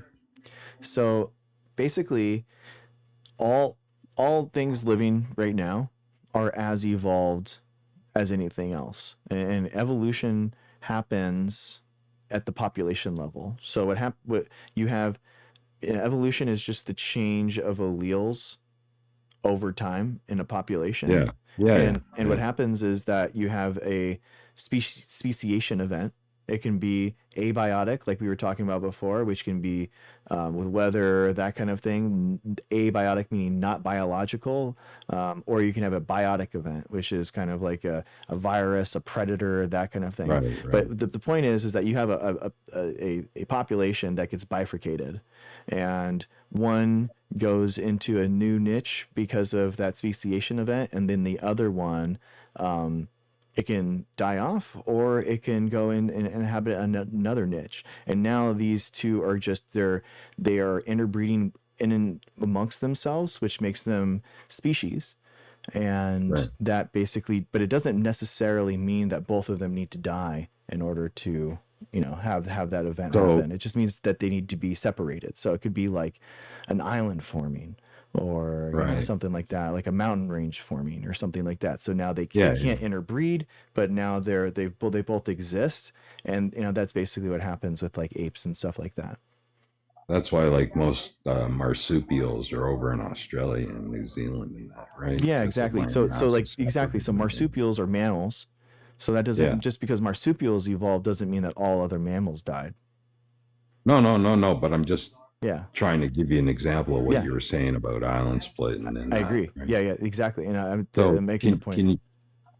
can you give me an example of like so humans and apes? Can you give me an example of another species that's around that developed from another species and it's still around? Like, you know what I mean? Like just to give you an example, like I don't know if it's true or not. Like just say sharks Hmm. and sharks uh evolve no something evolved from a shark, animal X, right? So is there any other animals where they've evolved from something that are still there Yeah, and I mean, the so other there's like ones? salamanders, for example, that like have gone into caves and No, but I okay, so oh, sorry to interrupt again, I'm sorry, but I meant more like warm-blooded animals. but I mean, yeah, I mean, there's lots of like, I mean, like dogs in chat. That's a good example too. Like, because there's, you know, dogs are actually an interesting example, because dogs, like, there is they evolved, but the selection was human based, Yeah, not necessarily natural selection, right? So that kind of shows you right. the So is power there of the anything mutation. natural out there that's done it for a Um, man? I mean, like you're gonna see like more recent developments, like in other vertebra, like with salamanders and stuff like that, and you can see Yeah, that. but that's why I'm trying to be specific on us, like on warm-blooded animals, right? Hmm. Like, and I get dogs, I even get cats, right? But Hmm. again, that was all human influenced, right? So can Yeah. you name like another warm-blooded mammal that's still around other than humans and apes? Because it does seem kind of strange, doesn't it? Well, there's a lot of great apes that are still around. A lot No, of I like get that, that are great apes but that are the name other another apes. species though. Like other than apes and humans, There's name another chimpanzees. species. There's the lesser monkeys. There's No, no, ton. I get that, but did we come from chimps or did we come from apes? Where did we come from? Yeah, it's the last common ancestor is where we actually came from. It's apes. So can you name another um, We're all like warm-blooded cousins. animal? We're all like cousins of one another. Yeah, yeah. But can Yeah. you name another species like that? That's I mean, it's all that's everything that exists living right now is that way. You know what I mean? Like so that all different types, like all the buckets and stuff are as evolved as other ones, and they've been divided, and they've evolved like separately, but they're as yeah. Like, evolved can you as the name other one though? ones. Can you name one though? Because everybody always says humans and apes, but I never hear anybody saying something else There's that like other evolved. monkeys. There's other monkeys. Yeah, no, There's I other. get that, but again, it they all lead back to humans, right? These apes and chimps and monkeys all lead back to humans. No, No, no. I mean, they're not. It's not like it's not a. It's like evolution isn't a staircase where like everything ends up to be human and evolves to be human after hundreds of thousands of years or millions of years. Like they are as evolved as we are. yeah, yeah, okay, but maybe I don't think I'm explaining myself right because I'm having a hard time here for some reason. But like, okay, so I guess you do kind of understand because you understood when I asked you for other mammals and you said, dogs, but they were human influenced. I said cats and they were Hmm. human influenced. But is there something else out there other than apes and humans? Like, give me an example of one. Like, I mean, all of two mammals. species that, like one species that evolved from another species, but both species are still here. They didn't evolve. We didn't evolve from chimpanzees. I think that's No, we the evolved from apes, right? we are apes. We didn't evolve Okay, from so apes. We are apes. all right, okay, we are apes, right? Yeah. Yeah, I mean So there are yeah, through genetics and sequencing, we found that like there are a lot of like closely related stuff that we like didn't understand before, and now we're like understanding better like what's actually happening. Like we were just looking at the sequencing of orangutans and like all that kind of stuff, and it's like, so yeah, I mean, and, mammals, for example, like 100 million years ago, mammals only existed that were like the size of rodents. So, yeah, yeah. and through evolution, like all mammals have like all came from that time. So it's like, all of mammals are basically the best example of kind of like what you're talking about, where we were rodents before, like the size of rodents, Mm. not like actual like rats, No, but like we I were get it. we were something that was like the great great great great great great great, last common ancestor. And then now But that's because what I of mean. Is there other mammals you can say that about, though? That's what I'm trying to say. There's no other mammals you can say that about.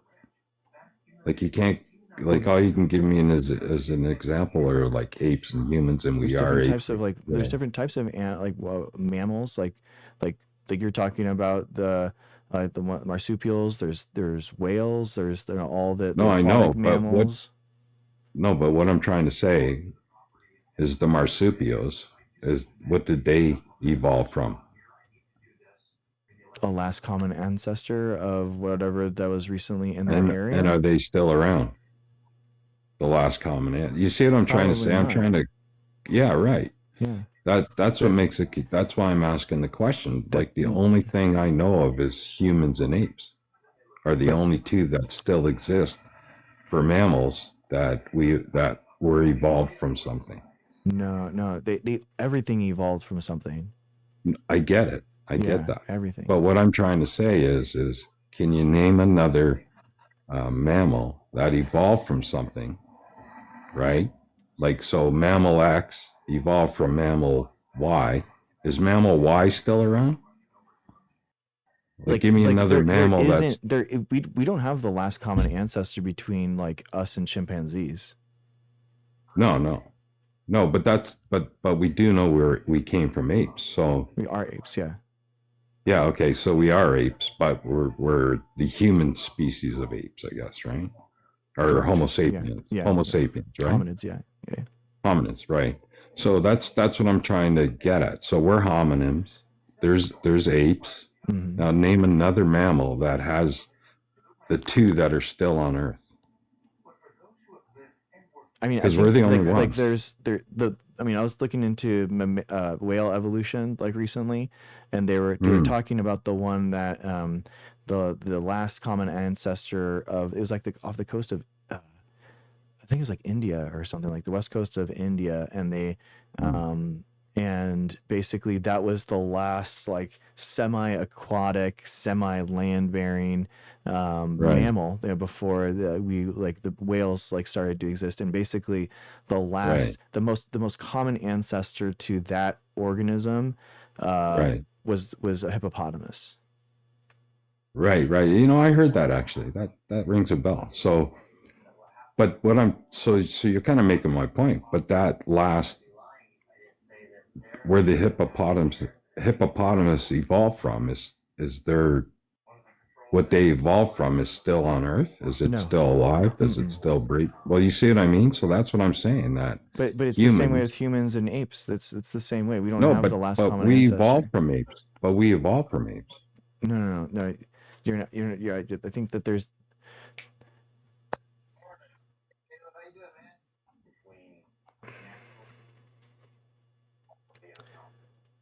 It's not a bad question. Eh? It's yeah. So yeah. Everything is as evolved as anything else that exists today. Like we didn't evolve again, it's not a stairwise.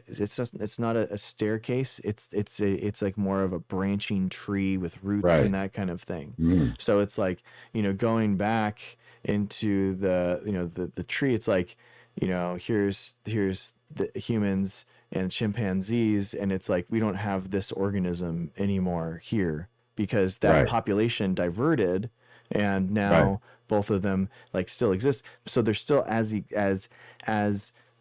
evolved as the other, but So just would you say that? Did you say that hippopotamuses came from a whale, or came from, like you were saying, no. showing me So on your hand? that organism that was Right. the semi-aquatic one, Right. there was a speciation event, Mm. right? And one went to like whales, and then another population evolved and became hippopotamuses. Right. Okay. So, in other words, it comes down between apes and humans, and the missing link. Then is that basically it? The missing links are in the bones, or in the genetic evidence. Like 99.9% of things that have all existed are dead, are extinct. Yeah. So Yeah. we don't have like everything, going back. We can't go like, okay, you line up here and then you line up here, you line up here. It's everything is as evolved as anything else, including bacteria and Mhm. yeast. And a lot of times, like there are some organisms, like sharks, for example. Sharks have actually evolved into their form multiple times because it's actually really interesting. They went through a huge species extinction event, and they basically kind of like re-evolved like into like what they are today. So it's like their form is so efficient, and like what they are is so efficient that they actually kind of evolved a second time into that where they are today. And that happens a lot like with Yeah. crabs too. There's the weird phenomenon in biology where it's like multiple But they're times. not mammals. I'm asking specifically about mammals.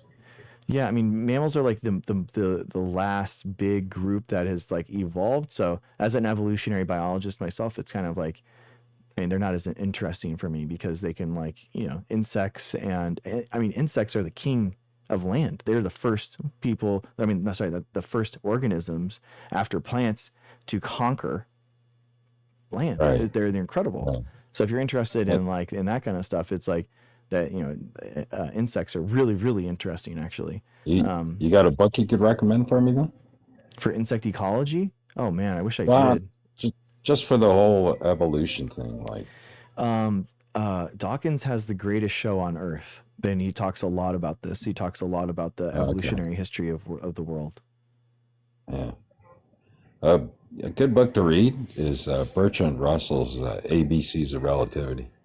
Okay. Okay. Good Cool. book to read. And just two exit questions. Okay.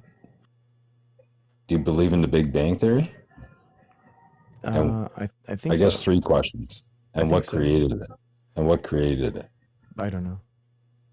Nothing? Because I that's what don't they're know. saying, right? Nothing was created from something. Yeah. I don't know. I don't know what created And the Big Bang. what do you think happens to you when we die? The same thing that happened before I was alive. It just goes to black. Okay. All right. So you were created from nothing and you go to nothing. Probably. Basically, right? Probably. I mean, I'm Right? created from a natural Nothing. process, and I go back into a natural process. That's kind of how I think Right. about it. Okay. Well, you know what, Doc, I really appreciate this. It's been insightful, and I hope I didn't waste your time. No, you're good, man. Thank you. I appreciate you. Have a good night. All right. See ya. Enjoy. All right. Looking through questions.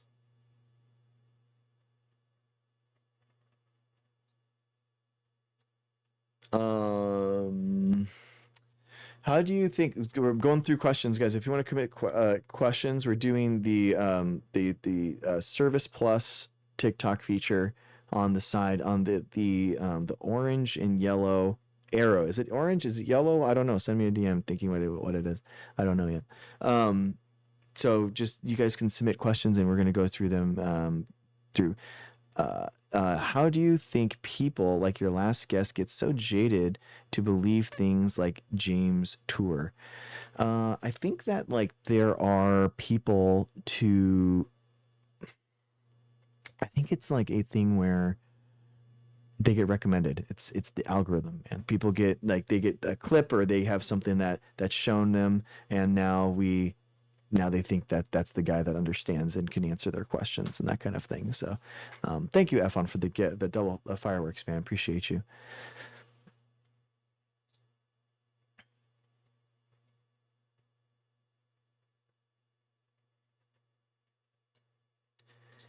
It's yellow. Okay, thanks. Yeah, I think it's one of those things where I'm okay not knowing things, and as a scientist, you research something and you kind of understand one thing, and now you have 10 more questions about what's actually going on. So you're never going to get that resolution. I think that's the big thing. As a scientist, I'm okay with that, but I think that in science, you're never going to have 100%. And what happens is that you have a lot of people. Tour, for example, is giving you 100%. So like, if you're trying to understand the world, why listen to the guy who's 99.9% sure when you could listen to the guy that's 100% sure, right? And I think that is the problem with science communication. That is what we find over and over and over again. We saw it with the pandemic. We saw it with with all these issues. And so if you just, it's a probability game, and people don't see it like that. All right, real quick, guys, can we do the TikTok things? Do we have do the answers lead to more questions? Yeah, absolutely, Bill. Absolutely. Can we do not the stars, the heart me's, the repost? Can we do the repost and the sharing, please? And can we get to 60,000 likes, please? I really appreciate you guys. Let's do a quick, it's been 2 hours, so let's do a mid-show shout out real quick. Oh, let's get this guy out of here. This guest, get him out of here. Do a quick, not an outro. Not yet. Ness, how's it going?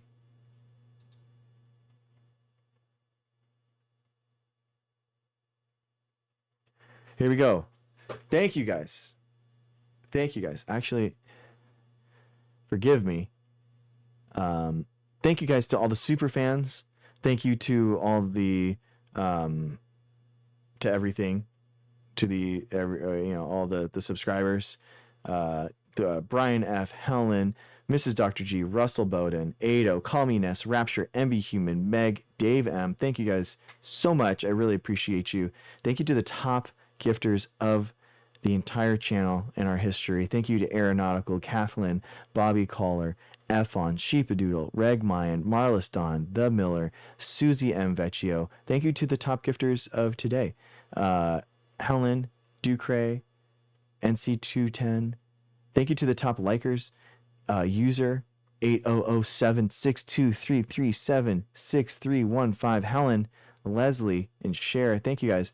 Thank you, Efon. Thank you to Sarah Bellum, too, for the Galaxy earlier. I really appreciate you. All right, back to it. All right, we're trying something out, guys. Doing the between the debates and figuring out how just to try to help. Eric, what's up, dude? We're trying to get using the Service Plus button to help with the questions. So in between the yellow arrow, using that as a way to ask questions between the debates so that you guys can still get involved. You guys can ask your questions, and then after the end, I can go through them. So that would be we're trying it out, guys. We're trying to get some of that going. Eric, I'm doing modern day debates, dude, and the 23rd, January 23rd. Thank you, bro. Thank you, man. I appreciate you. Yeah. Yeah, that was an interesting question, Dave Marvin. I don't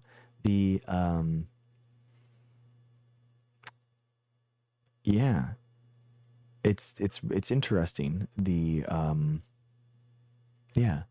is modern day debates. Yeah, check it out. It's a pretty big debate platform for they do a lot of evolution and flat earth and that kind of stuff. I told them that I wanted to do the pandemic and like a retrospective and like vaccines and all that kind of stuff, and they said it was too boring. So I'm like, dang. All right.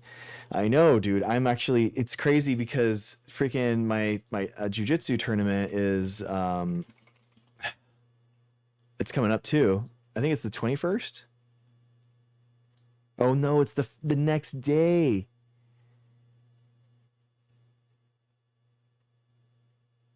Oh my gosh, it's Saturday, January 24th. Oh my gosh. I don't know. Yeah, it is, Eric. Yeah, it is. I don't know if I can do it. I have to watch the kids that day. Ah, we're gonna have to see. Dude, this guy's really into philosophy. I don't know, and I'm not really good at philosophy. I have a doctorate in philosophy, but I'm not good at philosophy. So I'm a little worried, but we're gonna have to see. We're gonna have to just see, guys. I don't know. So I don't know. We'll see. If he debate bros me, then he just debate bros me, and I'm just like, all I know is science, but I'm sorry. But I don't. He honestly knows the arguments and the apologetics better than I do. So I don't know what else to do. But all I can do is be honest with him. Yeah, that's what a PhD is. So a PhD is, by definition, a doctorate in philosophy. That is what, that's what you're learning. I mean, a PhD is by definition kind of expanding that. It isn't what you think, but how you think and what you did to create that knowledge, right? Because it's not about, a PhD isn't about a total body of knowledge that you know. It's important to know that and understand that, because it's like, if it's just about total body of knowledge, then it's like, how many PhDs does Google have? You know what I mean? That doesn't work. So, but how you can think, why you can think it, that is what a PhD is.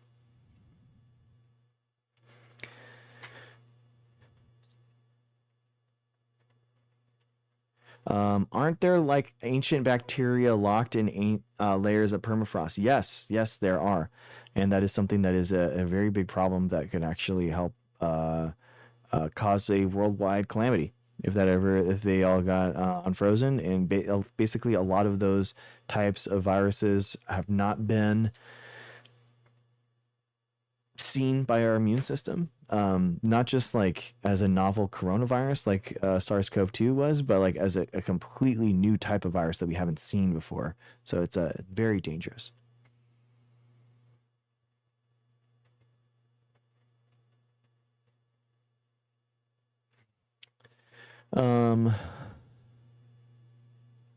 But they don't get brainwashed that they don't believe in science. Oh, so yeah, the guy like Tour. So you're saying that he respects the abiogenesis guy, he respects science enough in order to recommend a professor, but he doesn't believe in the institution of science. And that's, yeah, I mean, it is very weird. I agree. Well, thank you. That's a good point. I always appreciate your take on society in regards to science and politics. Oh, thank you. I appreciate you saying that. There is actually a layer melting right now, they believe has viruses and bacteria in it. Oh no. Oh, that's not a good feeling. It's not a good feeling.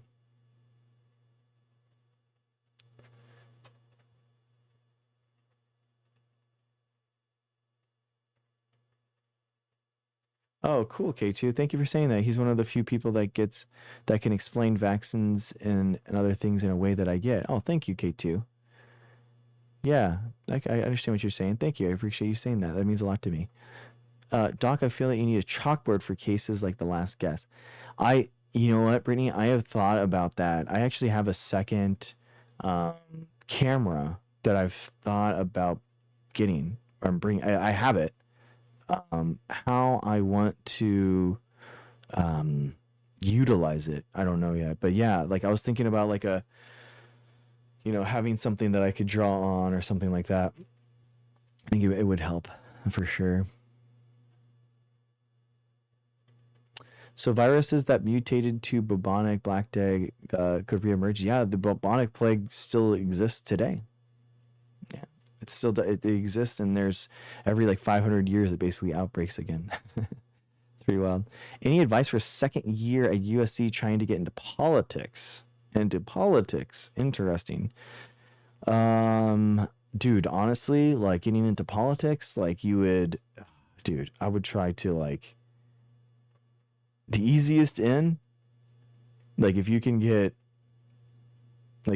go into like the National Guard and not get like have to serve, then that's the best way.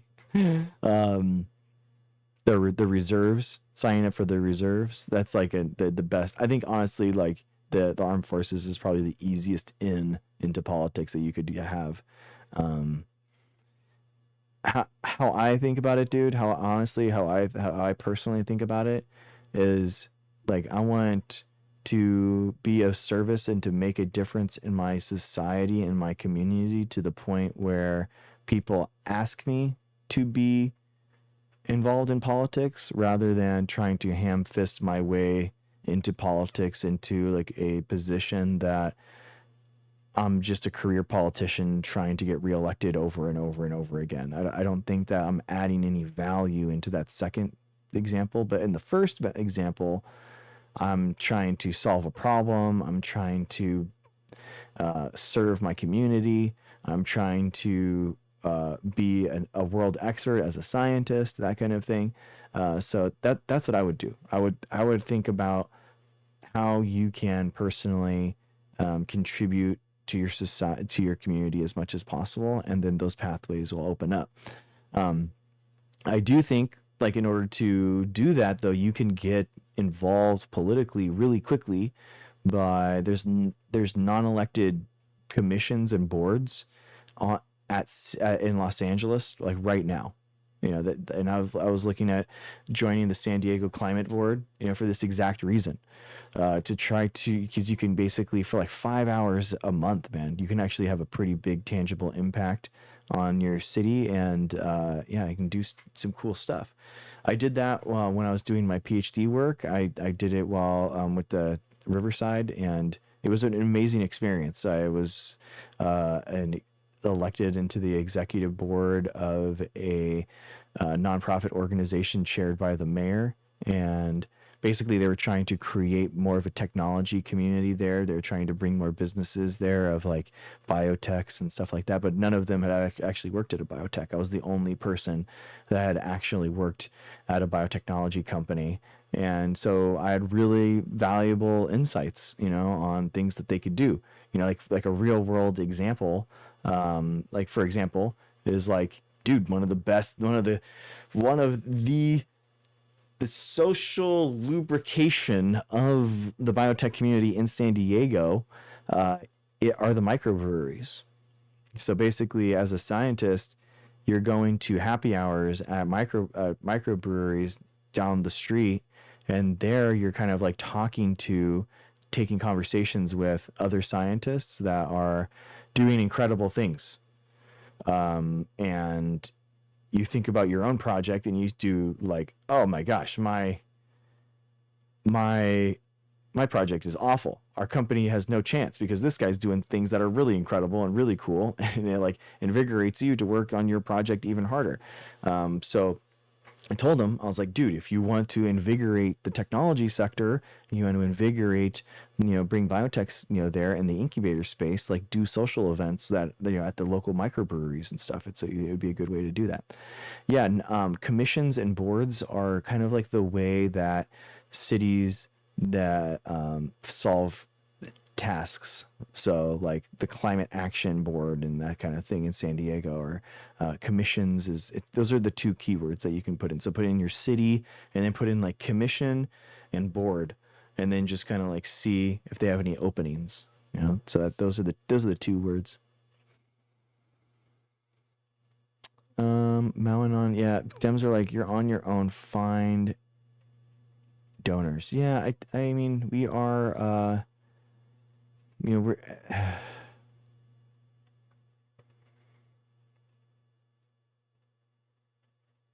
I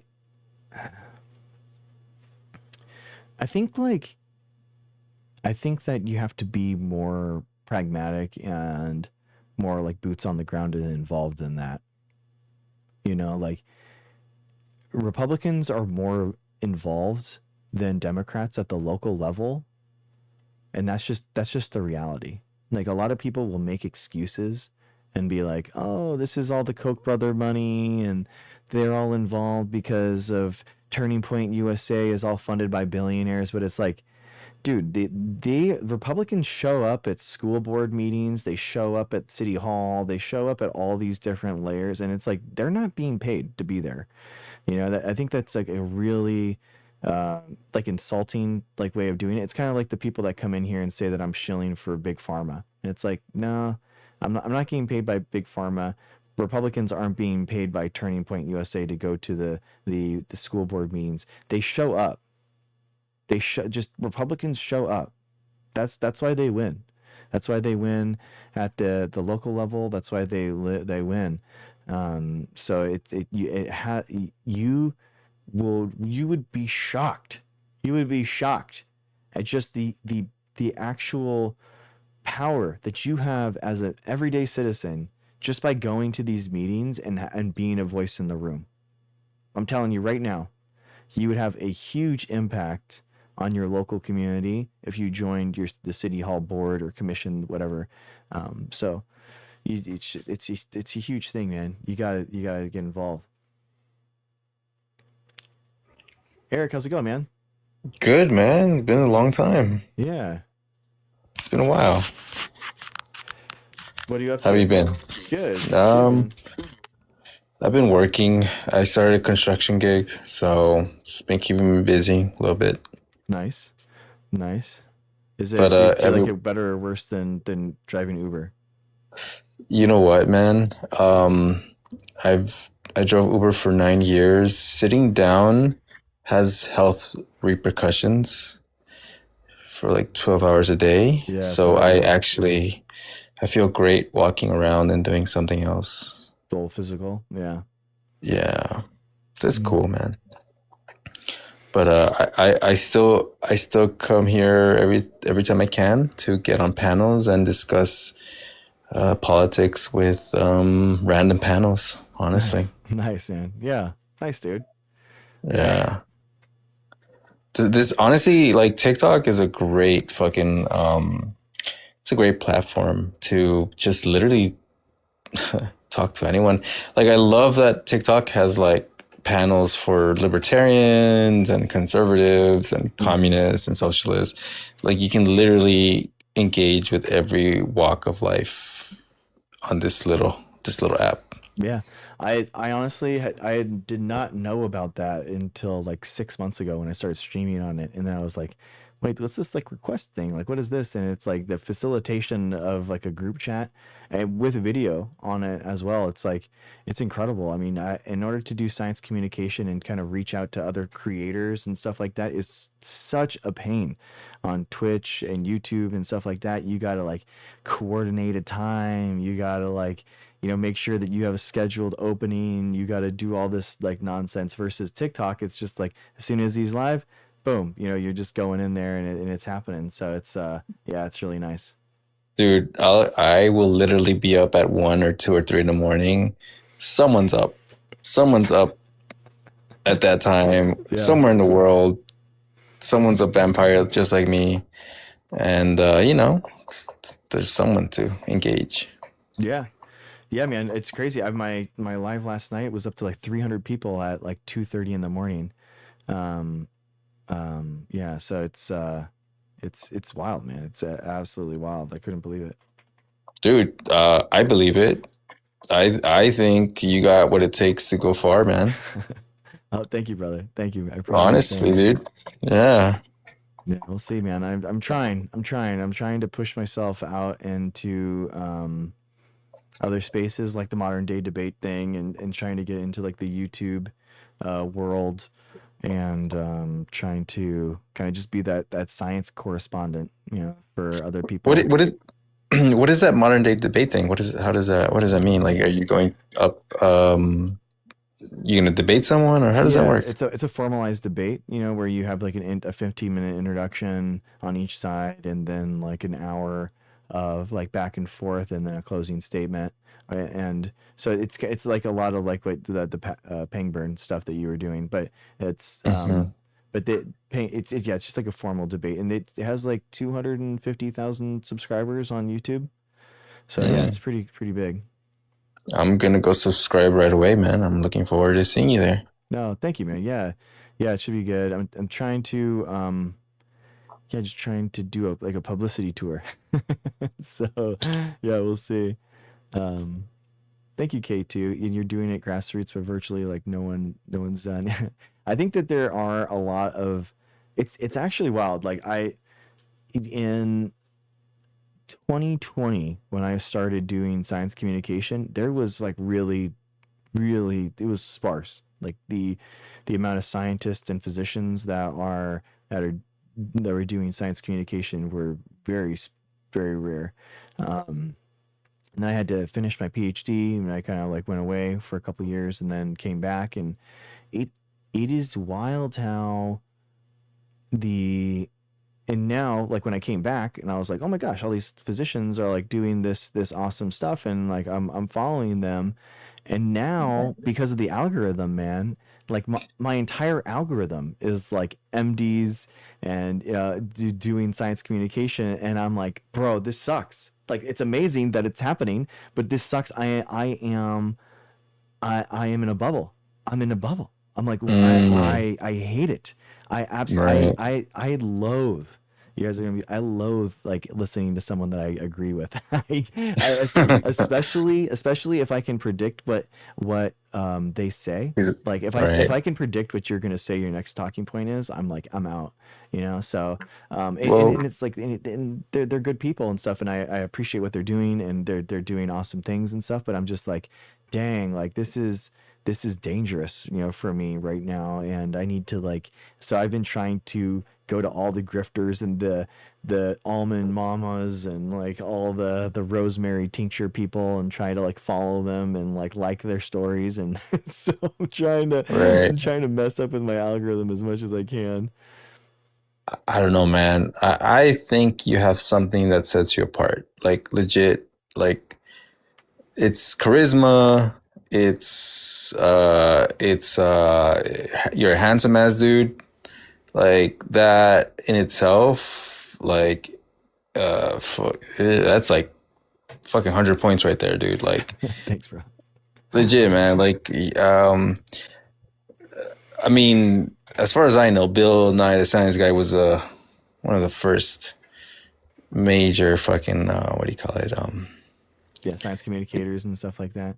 Yeah. I think that there are a lot of like science communicators that are good, and they're actually, I'm seeing in New York Times and like all these people are actually getting traction now. Yeah, Carl Sagan is really like the premier, like That's science true. communicator That's true. that was an actual published scientist. I would say like most science communicators, like Bill Nye the Science Guy, Neil deGrasse Tyson, they're not actual scientists, that are like published in the fields and that kind of stuff. But I think Mhm. that what does set me apart is doing like these live like debates and reaching out to people and stuff like that. So, and that's what I enjoy. I enjoy talking to people that I don't agree with. So, I don't know. I'm weird, I guess. I don't know. So I actually love it. So It's a we'll see. skill. I think it's a skill that draws me to you because it's a skill I had to learn on my own as well. Like Hmm. engaging people, having the tact, having the personality, or having, just having the, what's the word? It is tact. It's mostly tact, right? When you are engaging with people that don't agree with you. Um, especially in today's age where everything is so everything is black and white, everyone's arguing their case, it's it's us versus them kind of thing. Hmm. And I think that um your experience debating people on TikTok will go a long way, because sure, you'll get some people that will people that will troll you, and people that will that they're just going to be stuck to their guns, and you will gain experience from them as well, because you're going to learn how to stand you will learn how to defend yourself. You will learn how to defend yourself with with passion, right? You're going to learn how to be a fighter. Yeah. But then you will also meet people that will disagree with you, that are not as fiery, and you'll learn how to reason with them, Hmm. and you'll learn how to convince them, right? And so that's what you have. And again, I think that's why I love your live. I love coming back every once. It's been a while, but I love coming back to you because you have that awareness. You have that. Um, I'm trying to find the right word, but tact is the best word I can come up with right now. Where sure, you're gonna meet people that disagree with you. You'll learn how to discern people that you're just never gonna convince. But when you find someone that you can reason with, Hmm. you know how to navigate that conversation. Yeah. You know how to kind of, okay, reason with them. And that's a very hard skill to come these days, honestly. It's a hard skill to even develop. Oh, Trent Vaj, thank you for saying that. I didn't realize that he actually co-authored a paper. Thank you for saying that. I'll look into that. Um, Thank you, man. Yeah, I agree. I think I was on the Raging Tomato, which is like a right wing like panel show, and they were talking. They didn't. They were. I gave like the list of topics that I could talk about, and specifically I put on their vaccines and stuff like that, and she said, "Oh, that's too contentious. We can't talk about that." And then as soon as like I was on the panel after we had talked about gene editing, human gene editing and stuff, and then as soon as the panel opened up, they wanted to ask me all about the pandemic and stuff. So it was like a 1v8. I was like, this is like my birthday, bro. This is amazing. Like, it's like Right. these are the moments that I dream of. Like, oh, this is incredible. So it was, Exactly what you asked yeah, for. yeah, exactly. Like this is, oh, thank you, Ducre. Yeah, it was those type of scenarios, like this, the Jubilee surrounded and stuff like that. I'm like, bro, get me in there, give me a chance. Oh, I can see you. I can see you there for sure, man. Yeah, I'm trying. I'm It trying. I emailed them and I'm like looking at their email blasts trying to get it. But usually I'll probably be on like one of the people trying to get into the the seat first. I'm not going to be in the right. center, but we'll see. Dude, as a matter of fact, like I thought about joining that as well. Like Hmm. Yeah. there was a there's a couple of people that have, I think there's a couple of TikTokers that got their fame from there actually, Mhm. Yeah, Dean on the Barker. political Yeah. space. That's right. Yeah. And obviously you got to start from the bottom. You got to start, you got to start at the seat. Yeah. Yeah. Exactly. You know, Yeah. Do great. January 23rd, 9 Eastern. I got to take my picture tomorrow and send it to them for the thumbnail. I got a dude, 45 degree looking away with both eyes. dude, you got it. You Yeah. got the fucking Hollywood fucking headshot. Thanks, man. You know, It's funny. I can We'll see it. see. Yeah, it's yeah, man, it'll be fun. I think the 9 p.m. Eastern. Yeah, so it's 6 Pacific. But yeah. But yeah, we'll see, man. I think it's like I just need to expose myself to other audiences and stuff. And the live's been going incredible. Like yesterday's live was like the best by numbers by far, so that was really cool. And but yeah, I basically for the last like 3 months, I kind of did more like political organizing, as opposed to Nice. like debating. And like I'm of two minds of it, man. Like I do think that there is untapped potential in these communities that are formed online, that there really hasn't been a space or a YouTube channel or a TikTok live stream that's been able to kind of like harness the power of the amount of people that are actually watching. Like we're talking about 10, 15,000 people that are watching at sometimes, like 50,000 on for like Asmongold stuff. And it's like they're Right. just watching it passively. And if you actually engaged even like 10% of those people, it's an insane amount of people that can be actively engaged. And they're not engaged. So I am, and we did create a 501c3 to like try to help this. And that's what these political actions are. These are the amount of, these are the emails and phone calls that we make in order to like try to Wow. stop these bills, these anti-science bills that are happening at the state level. So it's still like a big thing. Like we're still organizing it. We're still, we have a 6 volunteers. We have, we're meeting tomorrow about it. We're trying to get all of them to make pledges to support vaccine science, to make America vaccinated again. That's the kind of like the whole point. So we're going to try to ask state Right. and federal election people running for office to see if they can do that. So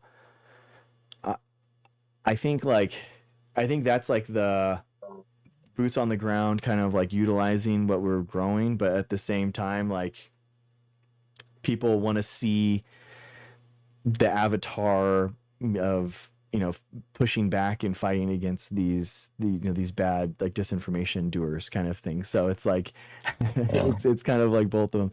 Richard Payton, how's it going, man? And yeah, so I think it's like both things where people like, I have to like engage and I have to like debate these people, but at the same time, like I need to do what I can to organize, so For sure, man. You know what, dude? Something that really, keeps me going, or one of my foundations has always been a sort of green party position, right? Where in terms of climate change or environmental disaster, it's one of the things that I keep as a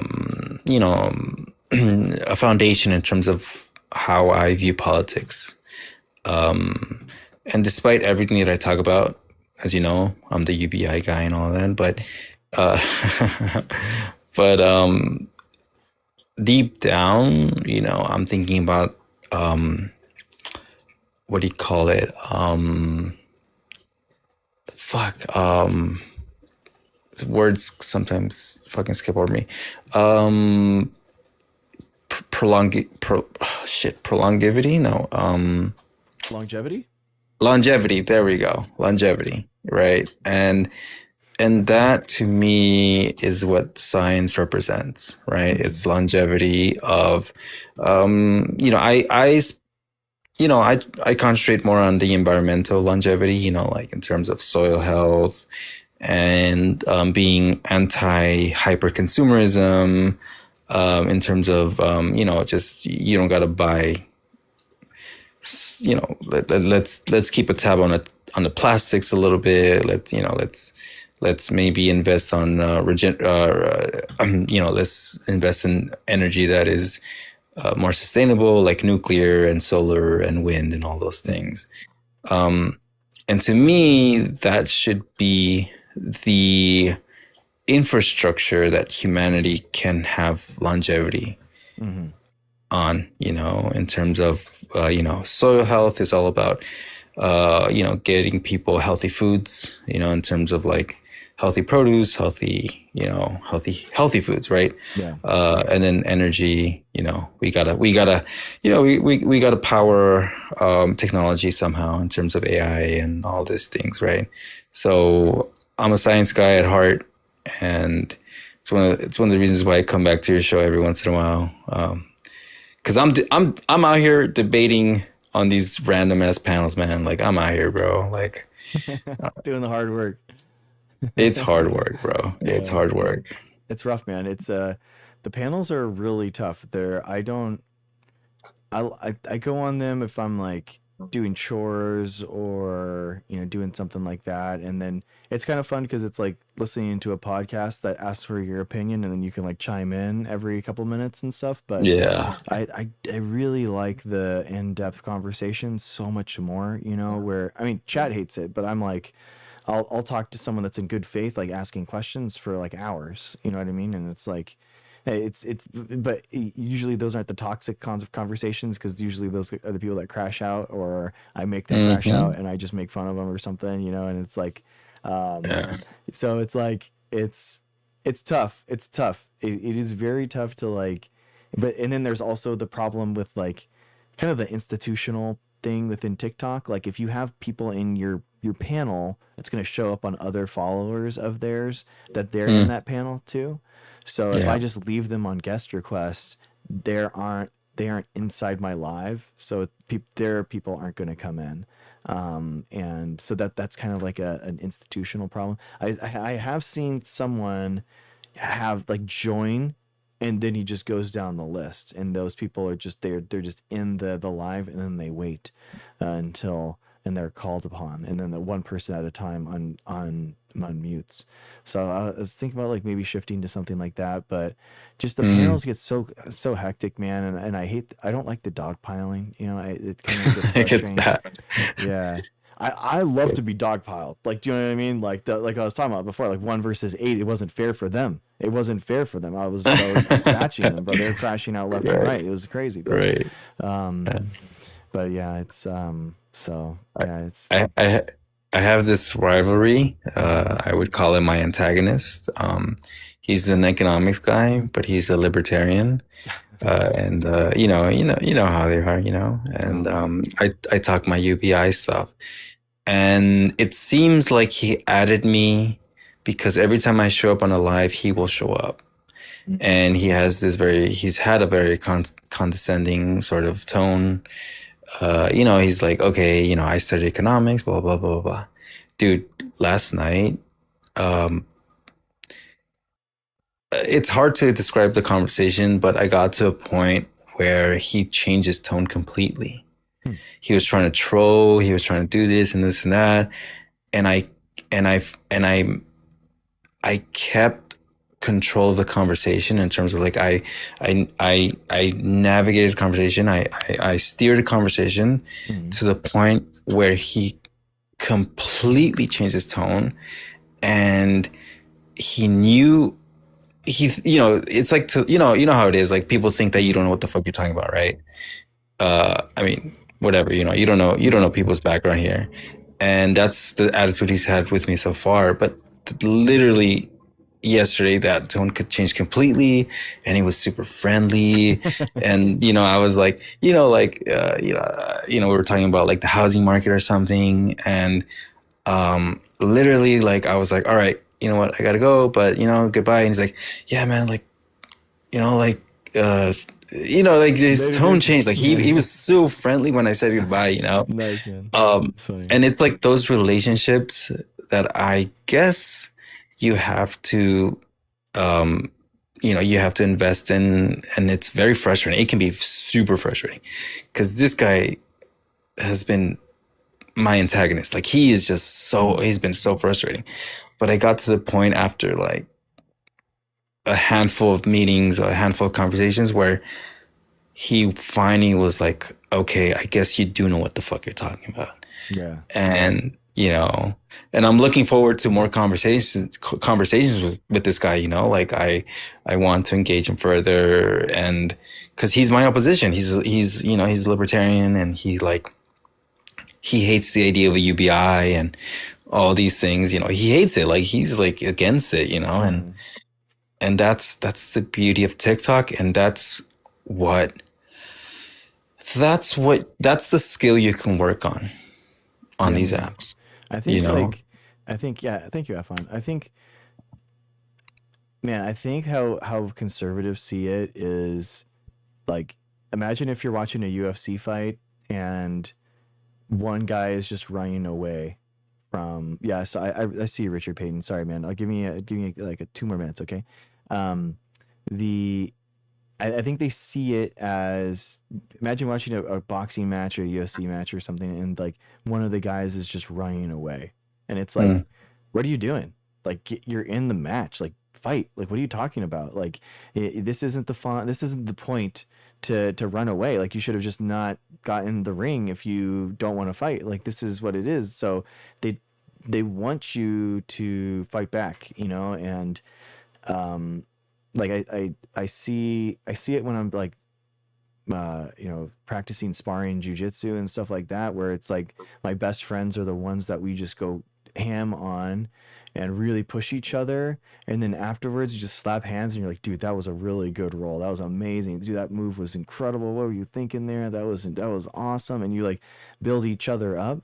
But I think that second part, that constructive part, isn't really seen a lot. It's more of like, people see it as the first part with someone running away, and it's like toxic, so it's really frustrating. I think so too, because like for me, I'm like, some of these people I'm talking to for the first time, I'm probably like the first scientist that they've ever talked to in their life. Like, for real, like legitimately, scientist is a very rare profession and stuff. And it's like, and they're yelling at me, telling me what it actually is, that I'm a shill, a farmer shill, and I'm just like, you don't have a single question for me? You know what I mean? Like, what do you, like, you don't have, like, you don't want to like just see what I think, and they're obviously trying to get a rise out of you, right? They're obviously trying to make you kind of go crazy, but just by remaining cool and stuff. And my mom always used to say, like, kill them with kindness. And because I was bullied a lot as a kid, like in elementary school, like relentlessly, really bad. And so I just kind of like learned to it just pay no mind. You know what I mean? Like, these people don't, this is, it's just, it doesn't matter to me. And that's, so it's I don't know, it's really weird, man. It is a weird skill, and they're kind of like straw manning you, and I'm like the avatar of everything that they've been told to hate in their algorithm for years. So and here I am, but the hate watchers love it, dude. The number one supporter for my channel for the longest time was actually a Republican. He liked that I was calm. I was having like conversations with people I disagreed with, and he was the number one financial supporter of my my channel for a really long time. And then I wound up changing his mind on getting vaccinated, and he got his kids vaccinated too. So I was like, dang, bro, like it's actually, I actually have a lot of people that like hate watch, like but they come around. I say hate watch jokingly, because like they love it, they love to see, they ask questions, and they go from the all caps like spamming to like questions, and then they come in, and then they're really nice, and then you're like, okay, whatever, man. I'm happy that you're here. I'm happy that you're watching a scientist as opposed to whatever grifter that's going to be lying to you. At least you're watching me. Right. So you just Well, gotta have fun with it. Well, killing them with kindness has been my motto. Some of my bullies early on became some of my best friends. Like you just, I feel like it's a skill. And but I guess I'll let you go, man. I don't know if Yeah, you have man. other people on. Yeah, thanks, Eric. Thanks for coming in, man. You're always welcome. And yeah, dude, we'll have to talk about we'll talk about UBI and AI and stuff next time for sure. For sure, man. That's my thing, man. You know it. I love it. All right, Eric. Thanks for coming in, man. Appreciate you. All right, brother. Take care. Guys, can we get for real, Eric? Dude, Eric's one of the first like great guests that we had, regular guests on back when I started this. So I really appreciate Eric. Thank you for coming in, man. Richard Payton.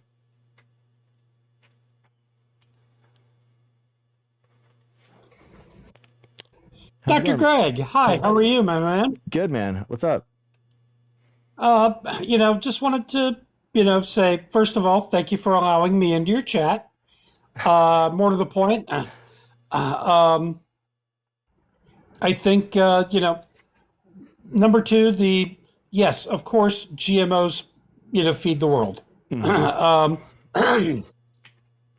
And I can actually sit there and I will refer to, pardon me, I've got a tree frog that has decided to take place in my throat. My apologies. It's going around. Well, but you know what?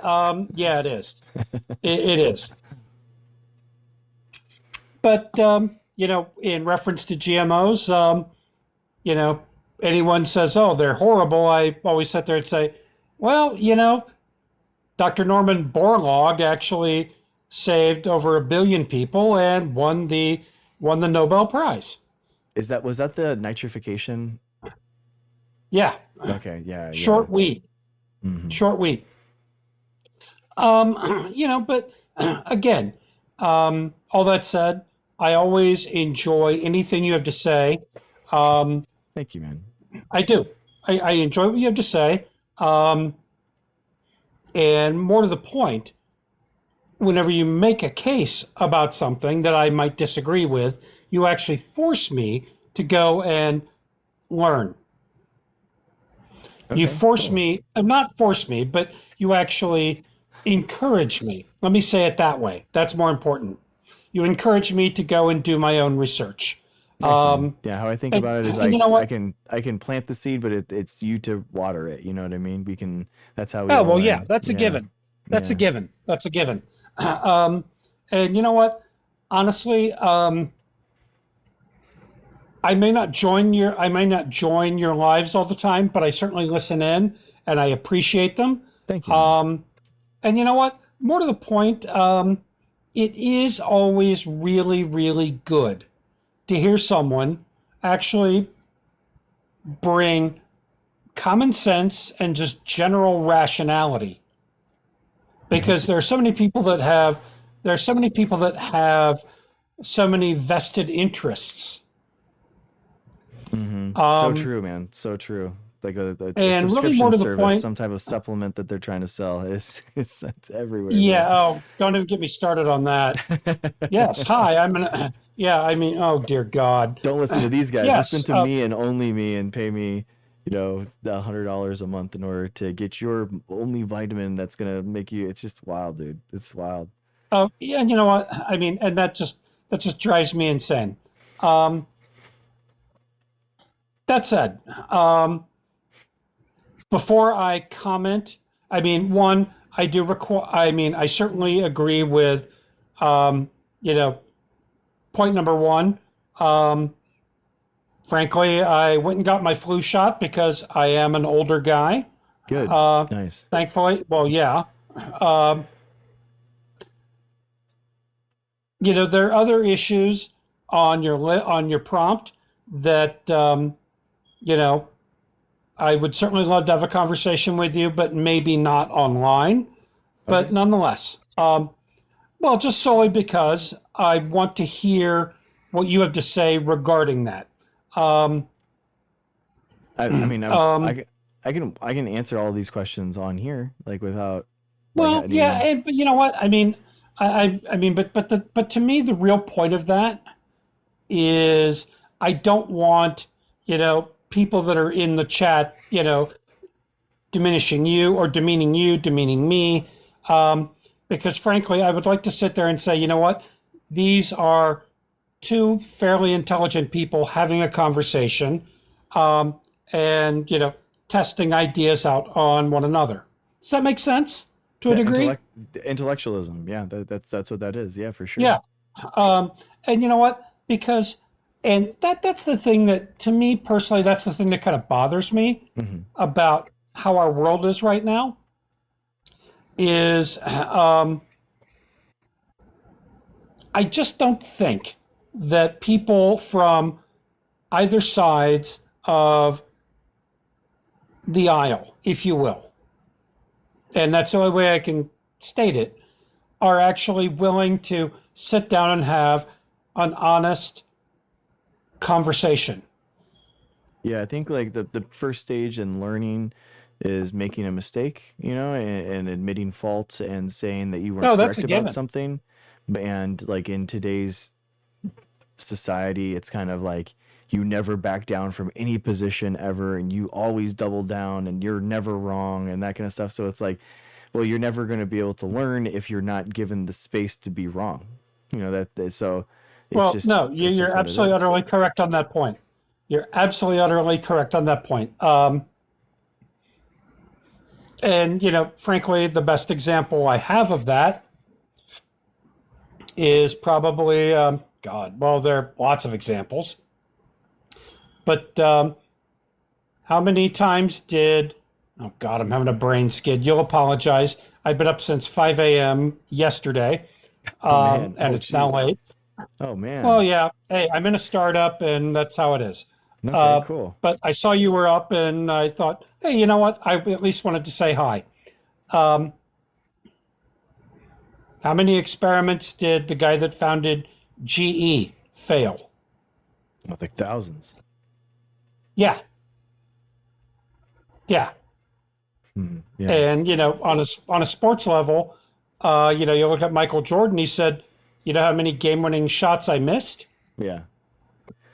Yeah, man. So, I tell people like when they're trying to figure out like their career and what they want to do, it's like it's not what you think you want to do on the good days, but it's the days that you fail and the ideas and the that you come back to and you want to improve on and say like, no, I can do this better. I can do this again. That's like your actual career. So you actually want to try out different like ideas and different careers and fail at them if you can, and then to kind of like know like what the best is. So like for example, like I wanted to do science, but I didn't know what type of science I wanted to do. So I sure. volunteered at an ecology lab, and then I did that and I hated it. I hated the actual research. I wanted to be out in nature and I love nature and I wanted to preserve it and all that kind of stuff. But like, I just hated actually doing ecology research. So, and then No, trust me, I get it. I get it. I yeah, get it. yeah. Um, that said, I do remember reading something back in, God, forever and a day ago, 2009. Believe it or not, it was actually published by the Canadian Department of Forestry. And, the thing that they actually said was, well, and I'm going to talk about climate change. This kind of works into this. Okay. Um, they said, well, they actually followed how much trees actually absorb carbon dioxide. And the point of it was, well, you get to about 60 years, they don't become, they start to not do what they need to do. Mm-hmm. They don't absorb they stopped kind of absorbing carbon dioxide. Interesting. But then makes what sense. they I guess did they're not- say, Okay, good. but then what they did say was, and what they recommended, and again, and my response and my attitude about, well, if Canada is going to tell me about anything, the only thing I really do the only thing that I really kind of care about in that regard is for looking for stuff from Canada is maple syrup, badgers, and trees. Okay. I'm making a joke, by the way. It's hockey. Eh? Well, there's hockey too, but oh, don't forget curling. But nonetheless, with that, after I read that, I'm sitting there saying like, okay, good. So maybe we need to really be a little bit more, maybe we need to be a little bit more creative when it comes to, land management. Sure. I mean, most of the world's oxygen doesn't come from trees. It comes from algae in the oceans. No, I know that. Yeah. Believe it or not, it was actually taught to me from a book that I read and we've spoken about this guy before, Dr. Stephen Koonin. But nonetheless, I'll tell you what, I'm going to because there's some other folks that actually want to join. Why don't I allow you to take care of them? More to the point, thank you so much. It's always a pleasure chatting with you. Thanks, Richard. Thanks for coming up. Appreciate you. No. I'll tell you what, man. We may disagree on a lot of things, but I ultimately believe that we probably agree on more things than you can imagine. And frankly, one thing I learned a long time ago, you know what? When smart people or experts are, talking, shut up and listen. Thank you so much. Have a great night. All right. Thanks, Thank Richard. you. Thanks for coming up. Appreciate you. All right. Man. Be good. Bye. Bye. Thanks a lot, man. Thank you, Richard. Langford, what's up, dude? Come on in. The water is fine.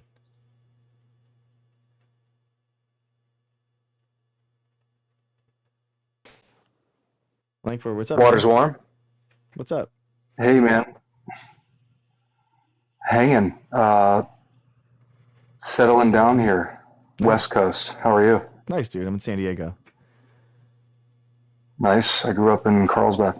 Oh, perfect. Nice, dude. Hell yeah.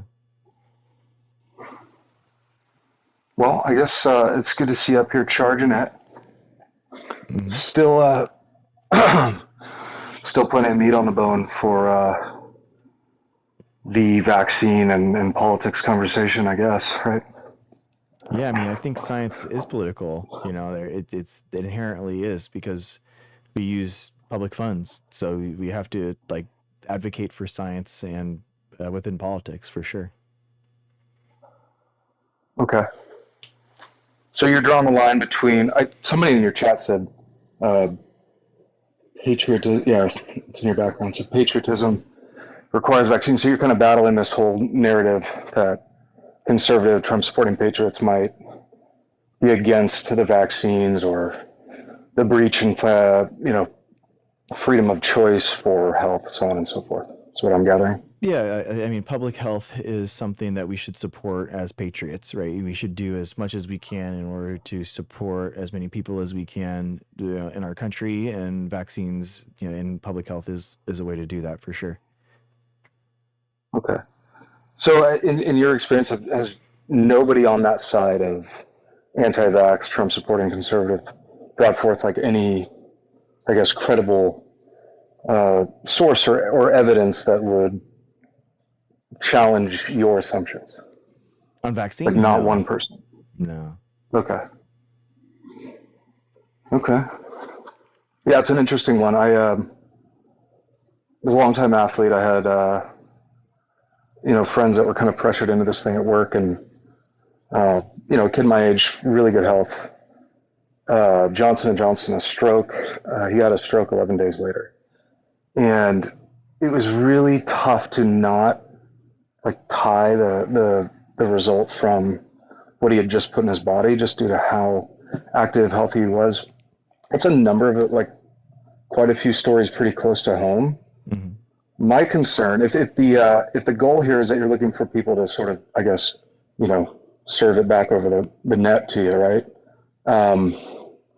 My godfather worked for Abbott Labs in the 80s and took 9 promotions in 9 years and wrote a very inside track on, what the AIDS virus meant and who was behind the narrative. And, you're thinking about names like Judy Mikovits, who Google searched was fraudulent, but sort of the other side is she was gag ordered and threatened and with imprisonment when she actually had a solution to the retrovirus and a path toward sort of eliminating it.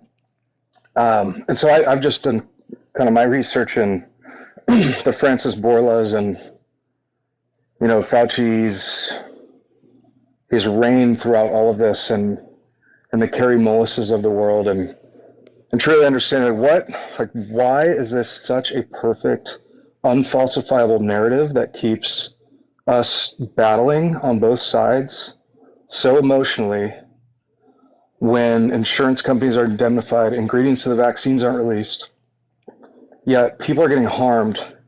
VAERS numbers are underreported, encouraged to be so through hospitals, yet hospitals are making money off positive cases and deaths by COVID, but that's all they're testing for. And so, you see this through line to a beautifully manipulated, transfer of wealth, but like the science is not science unless, the conspiracy isn't a conspiracy unless the other can be proven true, right?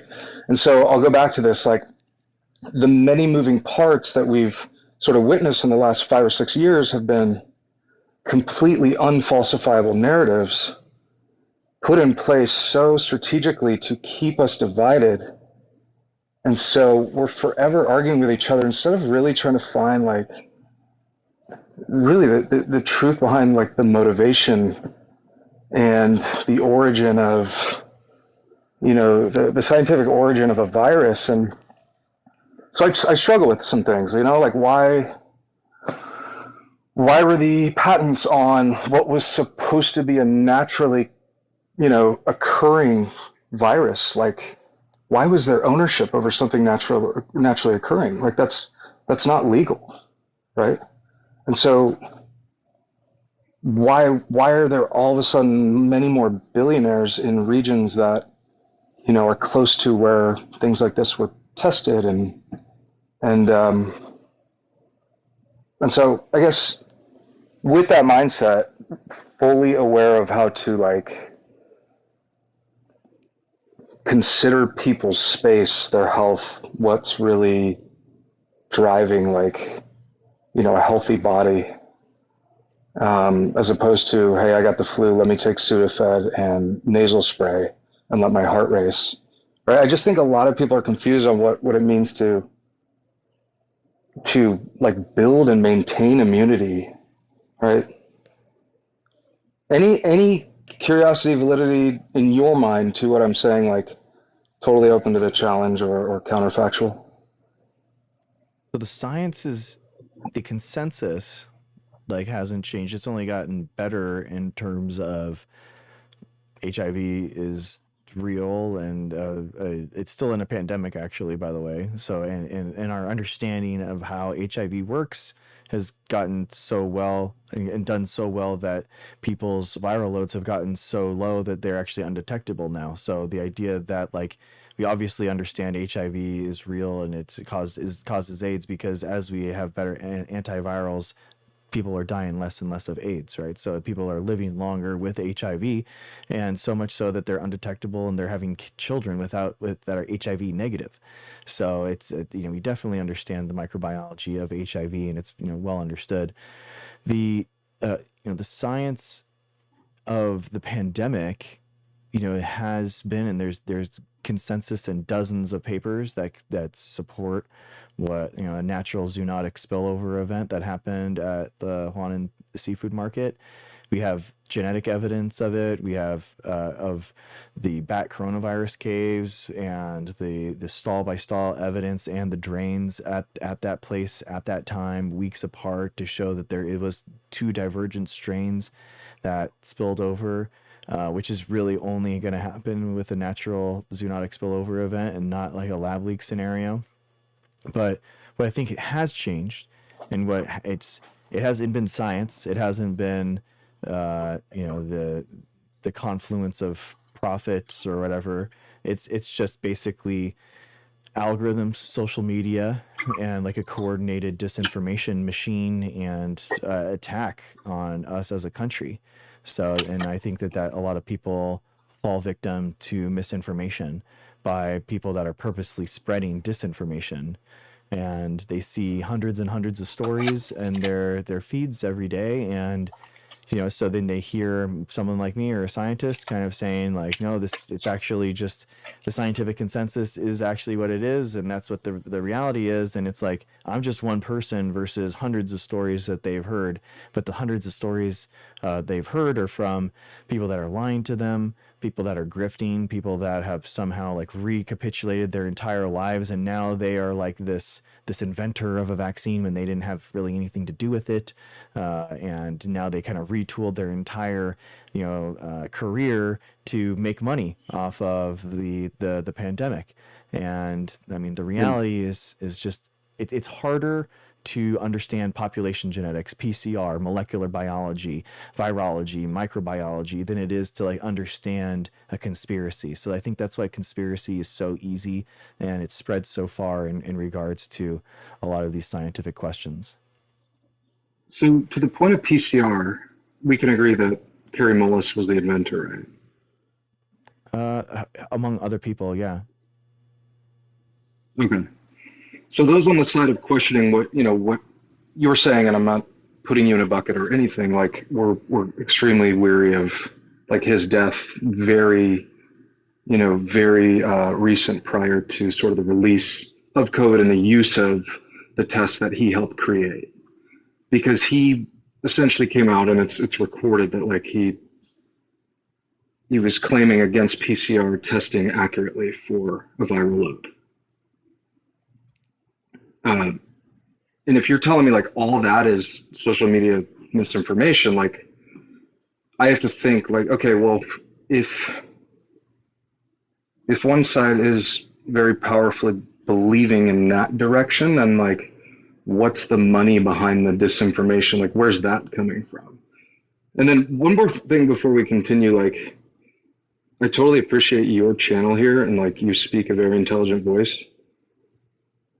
I don't know the difference between like a botted comment or just like a human, but like some of the comments, like I guess in response to me, not that I'm offended, are just really low level like analysis of a counter argument, right? So I would encourage your following to just like speak better and like represent your channel, you know, just in better support without like I don't know, just like the hate talk and you know the bashing of people because they're not supporting this. You are debating to like bring people over to your side. They're just stuck on like hating people. So I don't know, just my thought to like clean up just help encourage it, right? No, dude, don't cry bully. Come on, get over it. It doesn't matter that you're offended. I don't do this. No, it doesn't matter I don't that do this you're all the time. offended, dude. Like, come on. Okay, I mean, you're right. That's them. So anyway, back to what we were saying. You're saying misinformation was funded We can talk through about social PCR. media channels. Let's talk about PCR real quick. So you brought that up. Okay, let's do it. So it doesn't matter, like what his opinion on PCR was. Like it doesn't matter what. Why? It doesn't matter what. As one of the creators. Yeah, he's so far removed that it honestly doesn't matter. His opinion is irrelevant. So it actually. Why is that? Well, one, because like how?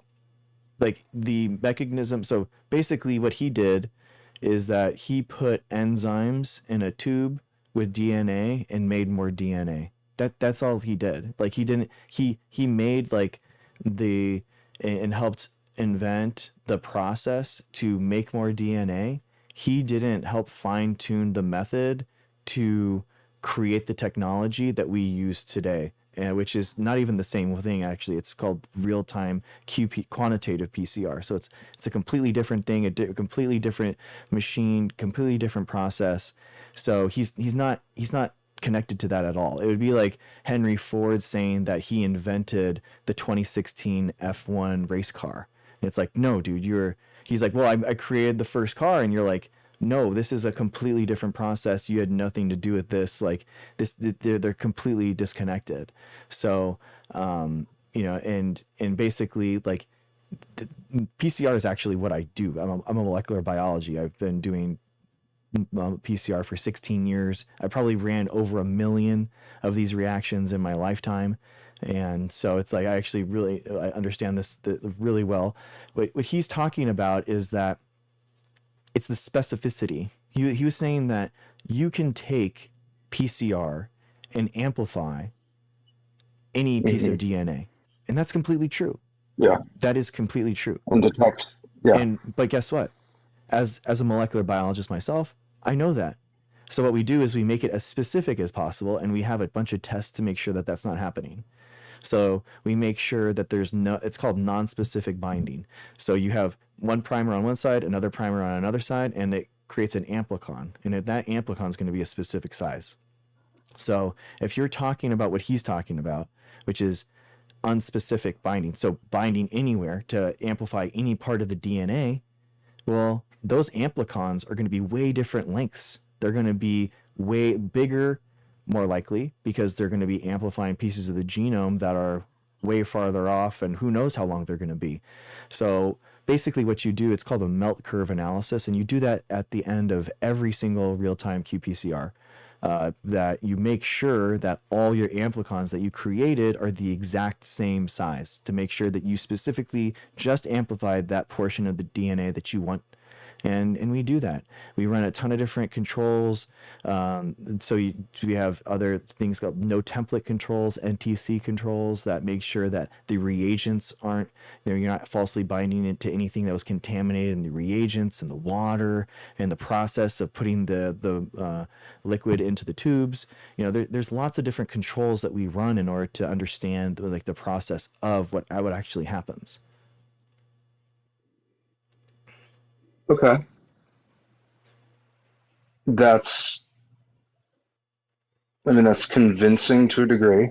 So you're saying Mullis didn't have as much a hand in it, and his death was just a coincidence,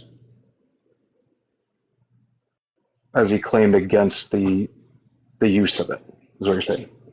Dude, what's honestly Open to seems that. to happen, it's not just him. It's a lot of these like Nobel laureates and stuff at the end of their life. I don't know why, but they seem to want to claim that they are an expert in a lot of different things for some reason. Like one of the inventors, or not the inventor of DNA, but the discoverer of the helical structure of DNA, thought he was a medical scientist and was advocating for taking grams of vitamin C a day and stuff. And he's just like out of nowhere, so it's just, it's very odd. I honestly don't understand it myself. I think it's kind of embarrassing for them. It ruins their legacy in the scientific community. We kind of just like laugh at these guys.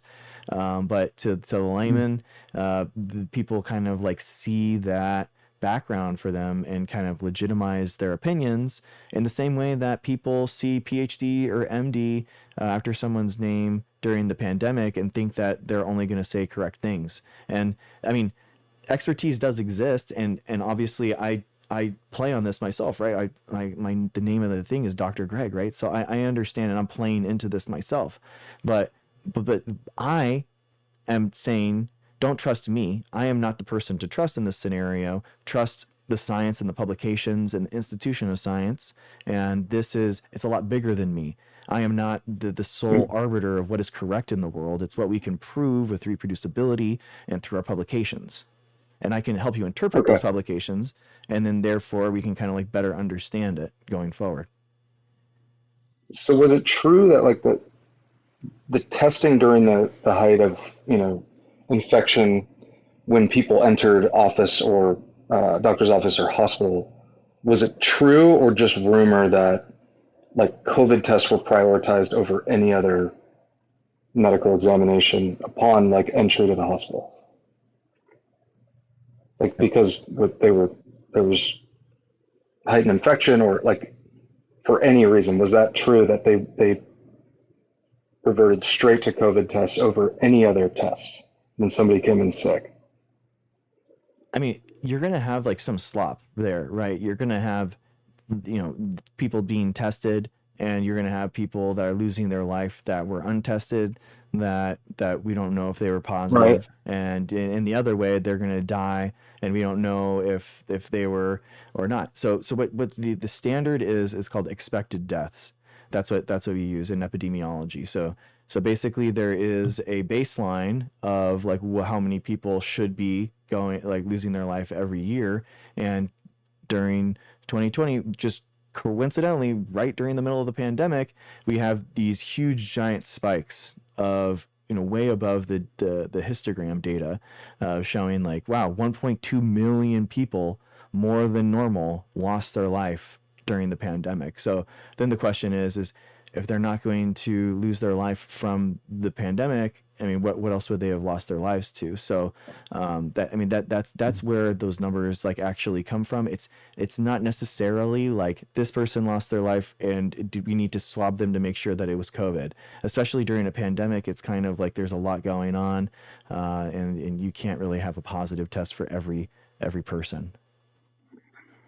Were you close to like the results at the hospital, or did you know anybody that was just working prime time like during the height of it? I'm not a physician. I'm a scientist. So I'm Okay. not. Yeah. So I mean, my wife's an RN at a hospital. That's like, that's as close as I got. Yeah.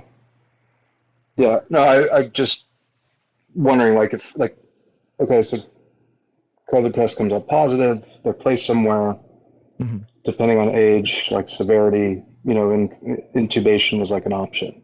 So I'm just curious of like what percentage of people came out of intubation versus those who like, just kind of wrote it out at home, I because mean, you and I both know like people that were being going, intubated were nearly dying, so that they were intubated because they needed to have their life extended. So they were very likely going to die, and being on an incubator helped prolong their life or save them in some cases. yeah, huh. And then as far as like the just to like slightly change gears here, Mm-hmm. you obviously know is like like the VAERS reporting system. Mm-hmm. Um, I just I saw many sources where just claiming like VAERS was far underreported, and I know during a busy time in the hospital, it's not exactly priority to go and report an adverse event if you're not really able to like isolate the cause, right? So what do we do with that? If we know people have been harmed by the vaccine very close to us and they're out of luck, right? Maybe there's some civil lawsuit bucket of money down the line. It's unfalsifiable. They can't blame the insurance, or they can't tap the insurance company. They can't blame the vaccine company. What do we do with that data that may have gone unreported? I guess in your opinion, like how many adverse events or deaths related to a vaccine does it take to then disqualify a vaccine that's on the market? Because we're both aware of ones that were removed from the market, right? Only the Johnson So and Johnson, the Johansson one was removed because of an increased rate of like events, and it was like about, I think, like 10 on that one, and then like only about 100 people worldwide through the entire pandemic are directly related to the vaccine, to the COVID vaccine. 100 people. Yeah, it's incredibly rare, worldwide. insanely rare. Yeah. Mm-hmm. Okay.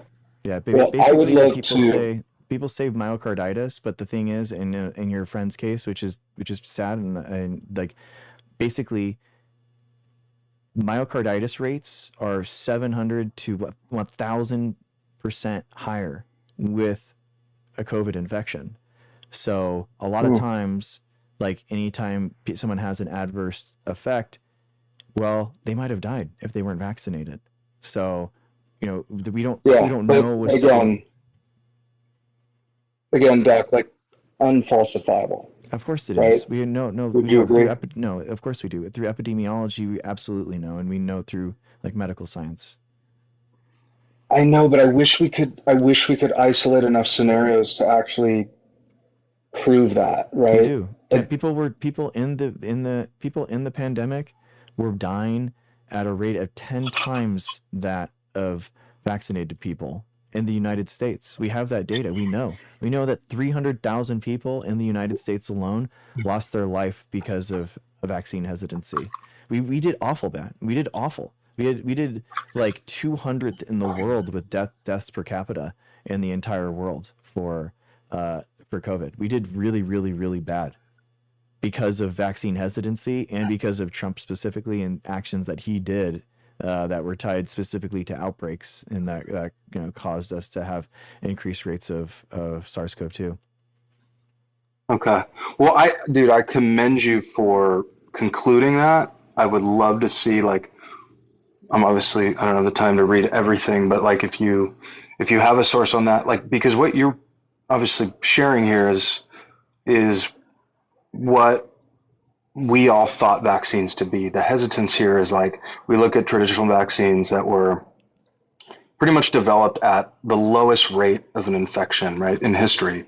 If I'm not wrong, we had pandemics of viruses that weren't understood, but we knew that introducing a small amount of that virus or disease would help us fight off that infection. But I saw graphs where we didn't introduce the vaccine until it was infecting less than 10% of people, right? Less than 10% than its height at its peak. So we really understood how to carefully administer a vaccine to prevent this in the future. Now, you can correct me if I'm wrong, if that was just a bunk chart. But I think those questioning based on how the vaccine industry was going bankrupt, the thought that Reagan signed in the law, like no longer requiring vaccine companies to share the ingredients of their vaccines, they have ingredients on all their things. It's out okay, there. so all misinformation, you're saying. But They have the ingredients level of Reagan laws. everything. Yeah, they have the 1987 Okay. vaccine bill that you're talking about. Basically, Yeah. what was happening is that vaccines like aren't profitable as other treatments for for biopharmaceutical companies. They're just not. And the state has a huge vested interest economically, public health wise, in order to keep these pharmaceutical companies to keep producing vaccines. So what they did is that they protected them from spurless civil lawsuits, but you can still sue them. Absolutely. You can take them to court. But like you're saying, if people had like a legitimate, like something like during the process, there was an error for gross negligence or something like that. How do you take the, Pfizer to court? I mean, that's a huge process. It's going to cost you a lot of money. So what they did is they established a fund. 75 cents of every vaccine administered is given to this fund. And basically it's kind of like an easy shoot, where it's like you can either sue Pfizer or whatever, Merck or whoever it is, or you can just take your payout if you were legitimately vaccine injured because of malignant problems in the manufacturing of this thing. So that's the 1987 law that you're talking about. Okay. That's clarity, but I could see how that's sort of manipulated, right? Like, oh, here's the 75 cents per to protect these, the largest, wealthiest conglomerate in the world. Not even close, dude. Not even close. All the pharmaceutical companies combined in the world aren't even near close to Nvidia's like worth right now. They're incredibly small. I'd say big pharma on the whole, right?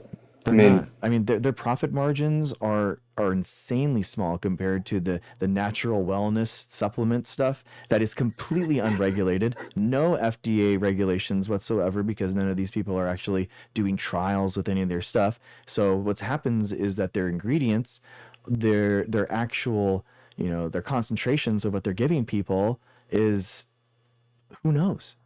I've seen some, actual data on trying to analyze what's in these things, and it's like 20 to 80% of what they're saying can be in there. And a lot of people, get sick, especially with like ivermectin, for example. They were taking way too much of it. They were delaying care so that they go into the hospital, and it's too late for them. And they're having way too much of it that they were actually poisoning themselves with it. So these people, by the way, a lot of these people sell ivermectin personally. I mean, can you imagine that? How insane that is? They're saying, don't trust these vaccines. The vaccines are bad, but I'm going to sell you an ivermectin myself. DM me. I have these people in my comments, man. oh, I mean, everybody's thinking, oh, I'm gonna money grab on the revert to all this, and I'm gonna do the Peter McCullough, Exactly. detox Exactly. trio of nattokinase and bromelain and all that. And okay, maybe like Circumin, I'm down with that over like way too much Tylenol or Advil over a lifetime, right? Like it will damage your gut, so be careful. Turmeric's awesome, sure. Um, And real do quick I on want to like grind up a bunch? on VAERS, Yeah, I just wanted to bring up like you do realize that anyone can submit anything to VAERS, right? Like any individual person. It doesn't have to be like just like hospital workers or physicians. Like for example, this one right here. This is VAERS ID 2036797. You can look this up. I can put the URL in chat so people can see. But oh, look it's like at Wikipedia. what was that? It's like Wikipedia. Anybody could just throw Yeah. something in there. So I mean, Okay. this is vaccines. He got his in January 10th, 2022. Onset 4 days later. My penis grew by 5 times, approximately 5 days after I received the first dose of the Pfizer vaccine. I can no longer put my pants on and must wear large athletic shorts to attend class. Please help. This is in the official VAERS database. So like what's happened is that a lot of, because this stuff was politicized so much and there were so many anti-vaccine people that wanted to legitimize the VAERS database, is that they put in a lot of this bunk stuff. But thankfully, like you can look up this stuff like scholar.google.com, put in VAERS data and Yeah, just see what people do. They have to scrub a lot of this. They have to basically take the VAERS data, make sure it was actually an event. They have to make sure that there's actually enough data there in order to actually make it statistically significant. And they have to scrub through a lot of the data. So and VAERS and the VSD was actually working completely in tandem, and that's how it actually caught the Johnson and Johnson that vaccine so quickly. So it actually worked really well. okay. So AstraZeneca was all good. There weren't like any significant death count from, deaths related shortly after vaccines. They were in the clear. Not that I forget which one that was. Oh, it was the vector vaccine. Yeah, I thought that was. It's like one of those things where it has lesser efficiency, but a lot of countries use Okay. that fine.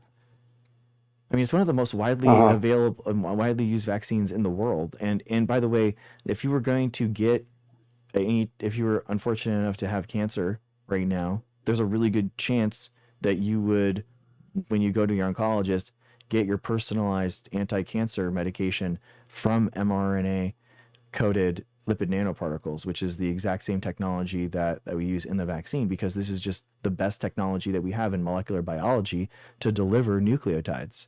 So it's been in development since 1987. It's been in testing since the early 2000s. It's been personalized cancer medications since 2015. So it's been tested for a really long time. Do you have a website where you share all your sources? I guess that would combat, I guess, the split narrative here.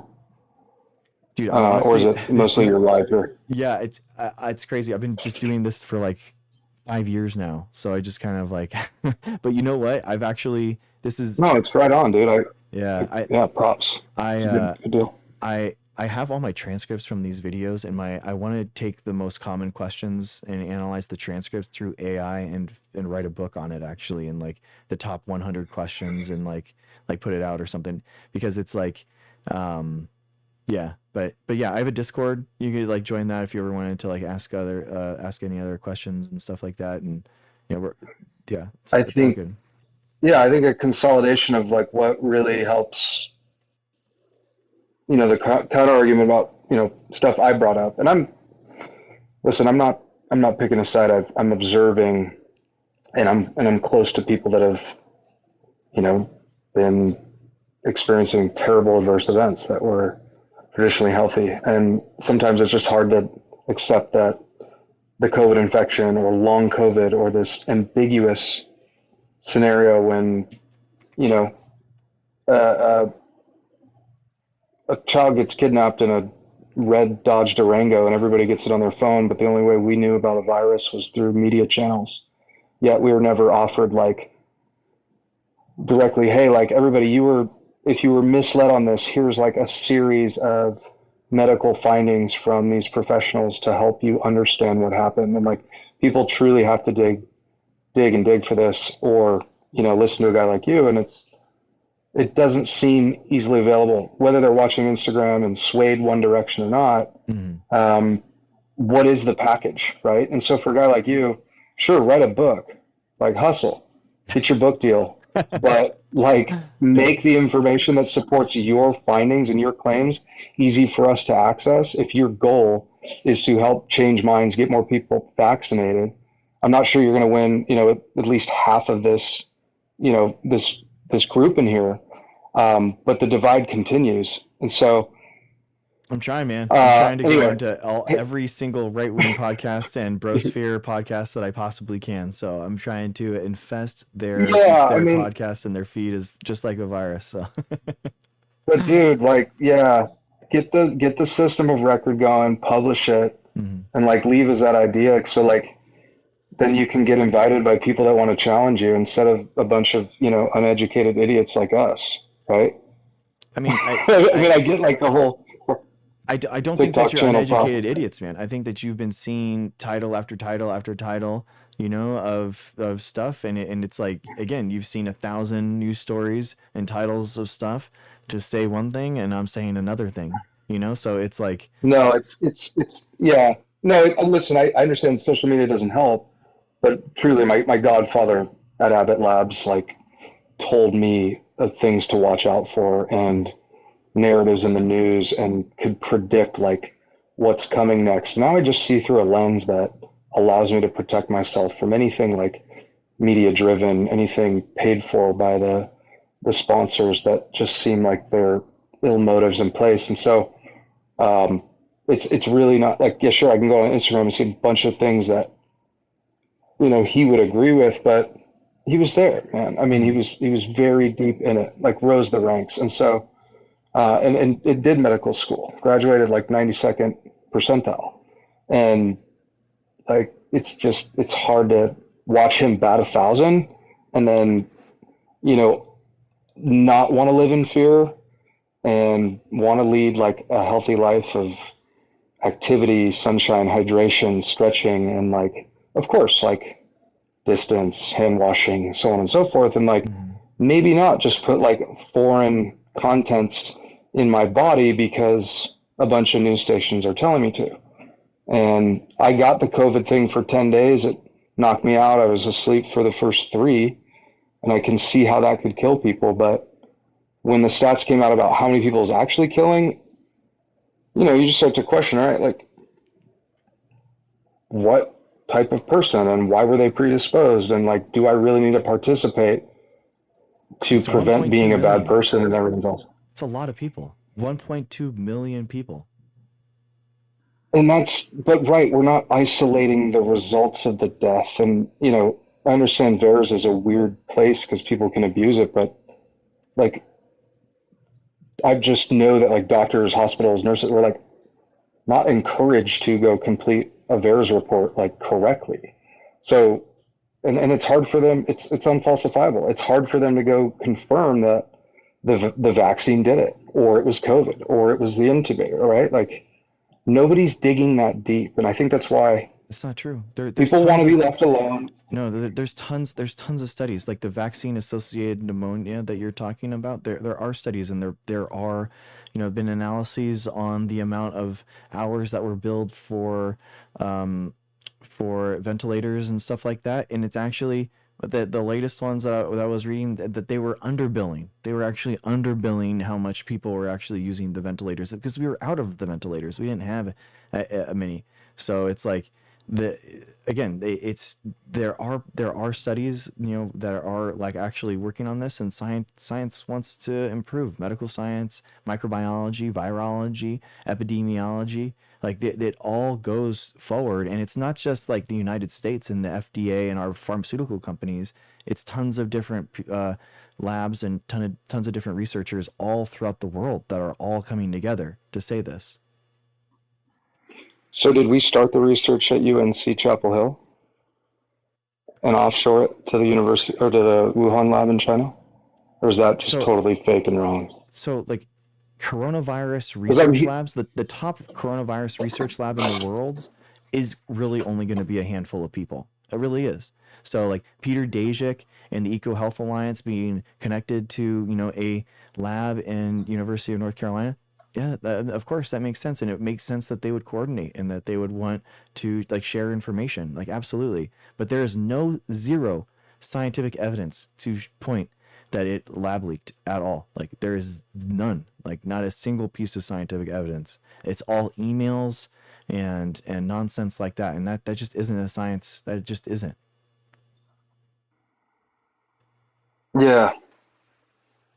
I mean, look, like it's not unconvincing, your tone, your pedigree. I haven't even looked you up, but I mean, I'm just hearing that there's studies and there's data and there's this and there's that. So It's I don't not. know. It's I not. guess It's this, we have we huh? have we have we have bat coronavirus sequencing, population genetics of those. We have stall by stall sampling of the stalls and the drains that actually put raccoon dog DNA with the genome of SARS-CoV-2 at with the same sample on the same place at the same stall, and then we have that like and I mean there's really only one way that there could be that much viral load there. There's just there and people were actually the blood of the Wuhan Institute of Virology workers were taken to look for antibodies, and none of them had antibodies for SARS-CoV-2.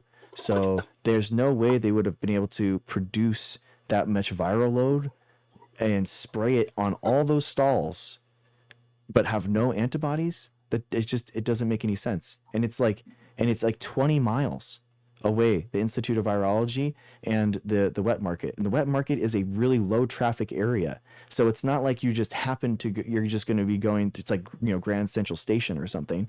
It's like a really low traffic area that nobody goes to, and then nobody like in that, in that walk, they don't infect a single person. They don't how like it's just the implausibility is so high.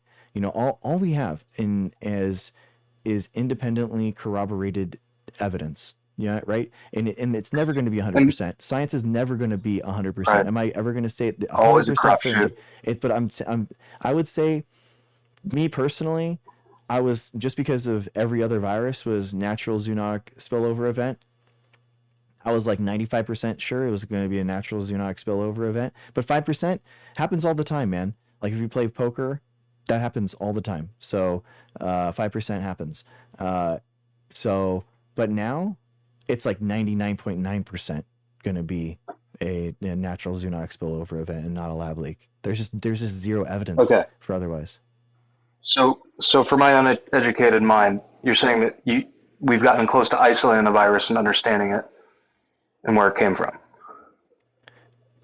That for sure, but we did that in January of 2020. But what I'm talking about is that we sampled the wet market, and we also sampled bat coronavirus caves nearby, and we found the pieces in those genomes of the coronaviruses in the bats, in the bat viruses. So we have the Legos, we have the fully assembled Lego in the wet, you know, in the wet market. So it's like all the pieces are there, all the assembled, you know, the assembled virus is at the wet market, and then we can track it from there. Okay.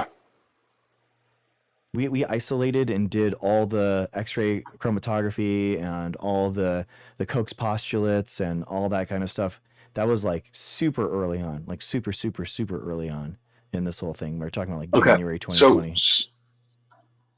So without being combative,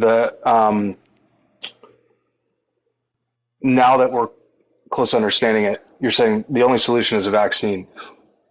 Why are, you know, what are these pills of Paxlovid filled with that are helping with whatever? Yet many claim that a second wave hits them even after taking those.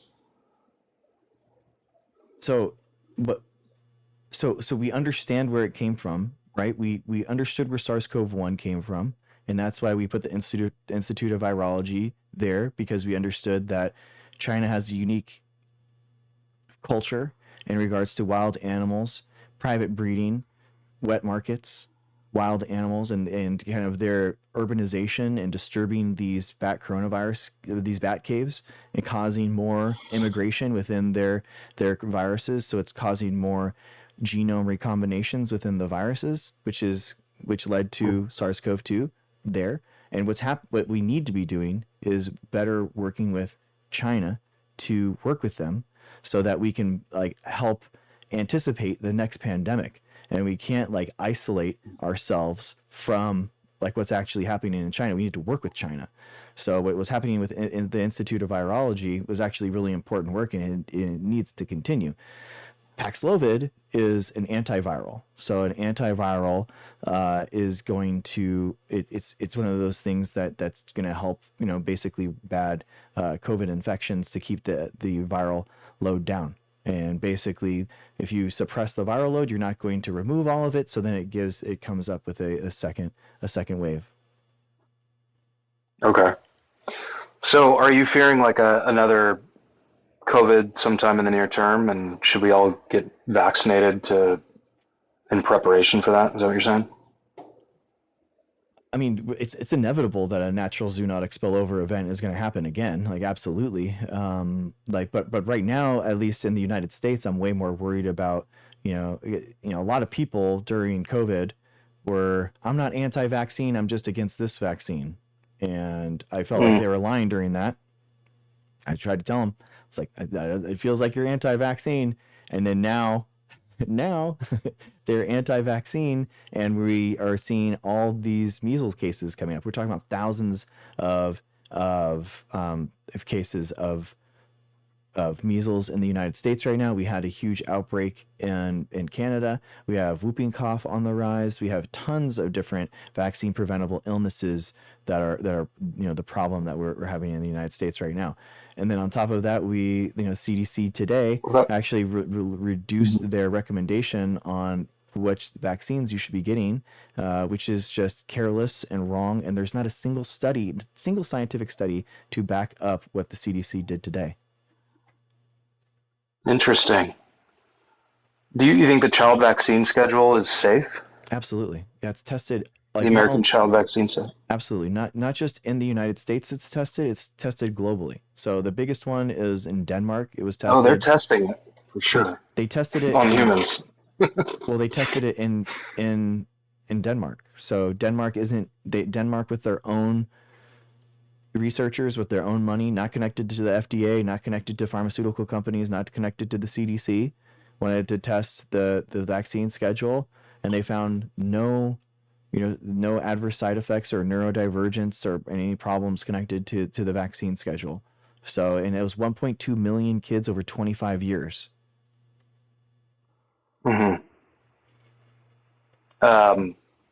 any validity to Bill Gates's test of the polio vaccine in Africa and GABA and what his findings were about the defertilization of like half the female population?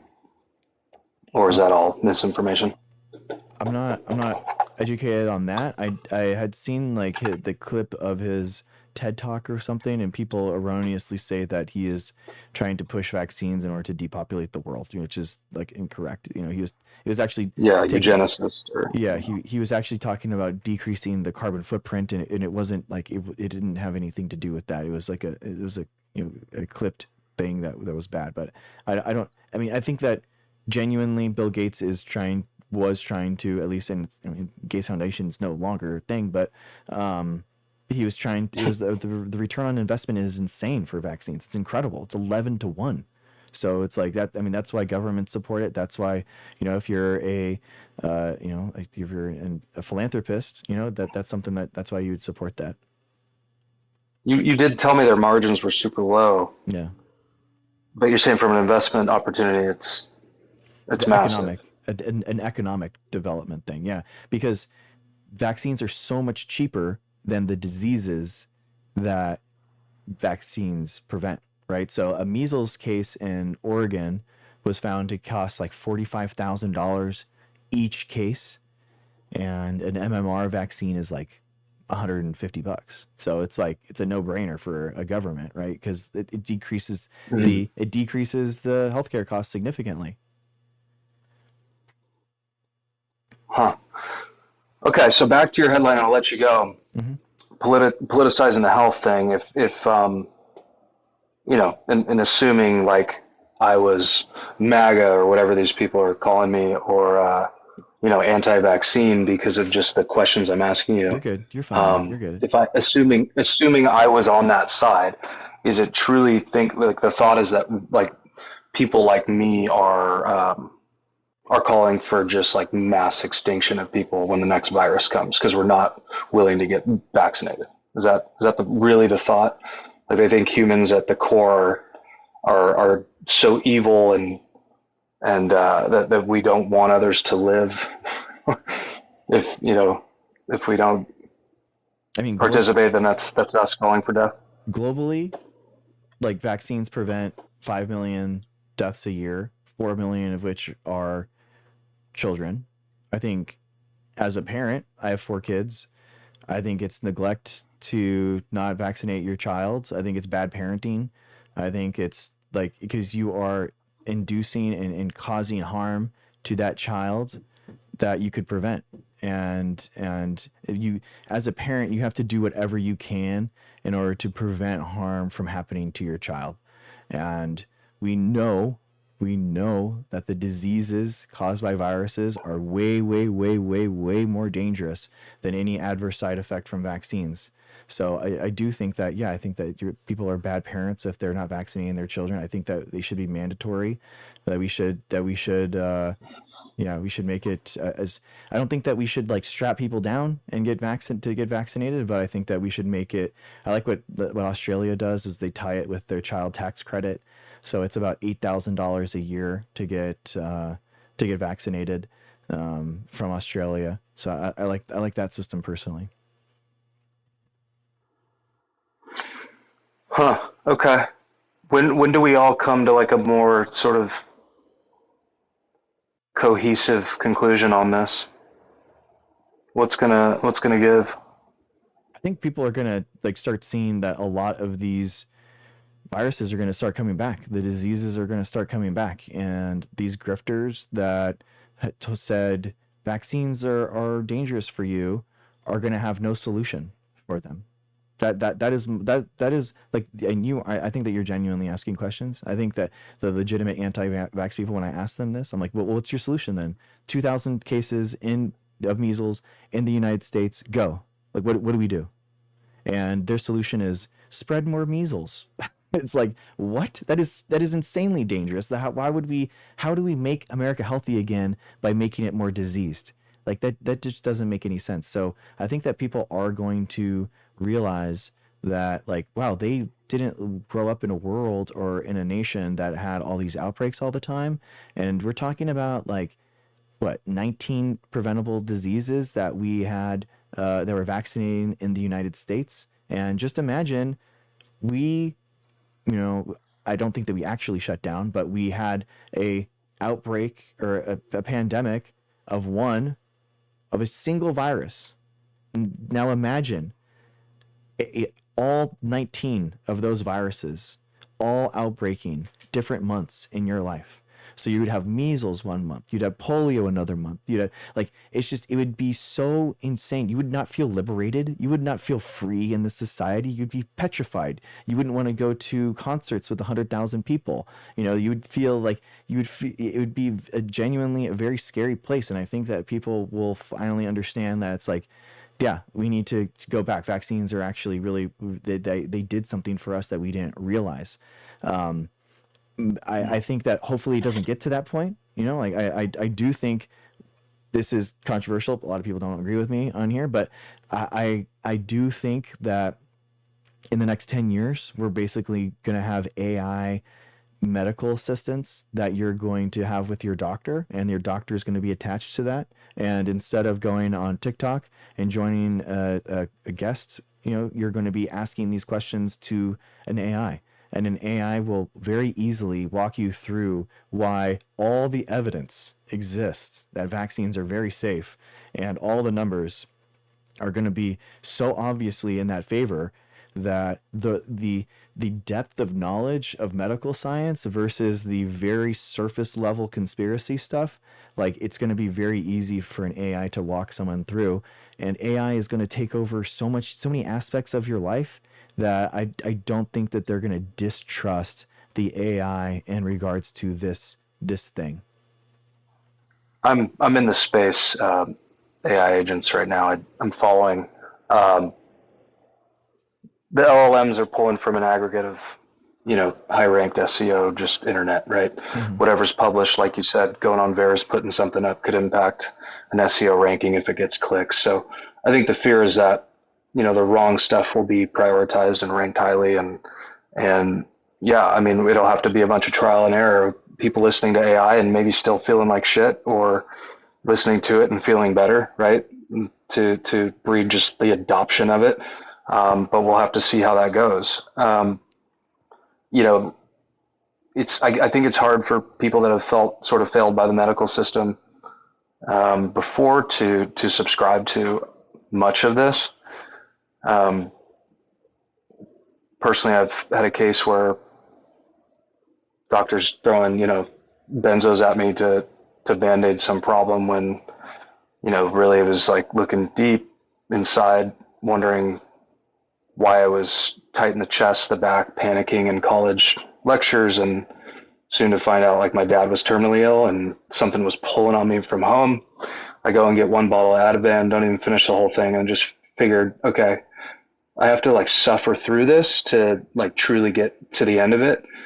And of course, like, I had the mind for that, and there were a lot of evenings and, breathing and crying and just trying to understand like why my subconscious is disagreeing with my heart, or however you want to, poetically describe that. But it took me like 7-8 years to get through that naturally. You would never go to a parent and say, hey, yeah, just give your kid like 7 or 8 years, like they'll come out the back end. Most of them are just going to go to the doctor, pretty much accept any prescription they give them. And, I grew up alongside kids that absolutely ruined. So yeah, as a D1, like, college athlete, outdoors surfer, I understand how sensitive the mind is, and like how to get through things with like conviction and choice and breath and, hydration and stretching. Like, you're just going to get a lot of people that just naturally disagree with, yeah, let me go, pump myself full of whatever the next branded thing is, because somebody's got a tickle in their throat. And yeah, I just see this as like a very divisive, ongoing, and I think that the same, just denial of AI and what it's going to do for the natural body and the self-healing is going to be very misaligned, right? So I just hope people, I guess, just follow and kind of do what's best for them, and dude, appreciate your research, like your line of work. Keep going. Consolidate it all, man. Make us, make it accessible because I want to understand what you're seeing instead of just like believing you that like, oh, the data's out there, da da da. Like I want to see Mhm. it. I want to understand how to read a study or whatever. I wasn't a medical studied guy, but Yeah. I I think a go lot of through the people would papers a benefit lot. from that. Yeah, I mean, Yeah, just watch the live. I go through a lot of I mean, all the papers. I pull them up regularly. We go through them. So yeah, yeah. You're welcome to come up anytime, man. And yeah, I appreciate the conversation. yeah. No, I'll respect. I probably can't spend this much time on TikTok every night, but I love your hustle and Yeah, man. dude, keep going for it. Best of luck with everything, and yeah, get one of those smart people in the comments to come on. Maybe another doctor or something. That'd be interesting. Sounds All right, good. man. Take care. All right, thanks. Have a good one, man. See ya later, Doc. Thank you, man. Thank you. Thank you, Langford, for coming up, man. I appreciate that conversation. What's up, guys? How's everyone doing?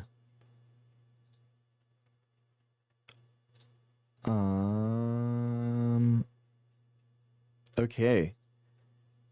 So when are we stretching?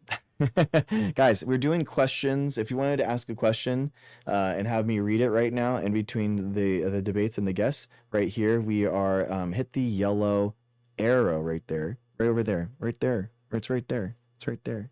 It's right here. And then you can ask and DM me a question, and then I go through them because I can't I I actually really do engage in these conversations, so I can't keep up with chat, unfortunately. So um, I just going after this, I'm going to be like we're going through. So we're using the Service Plus from TikTok. So yeah, just set that up today.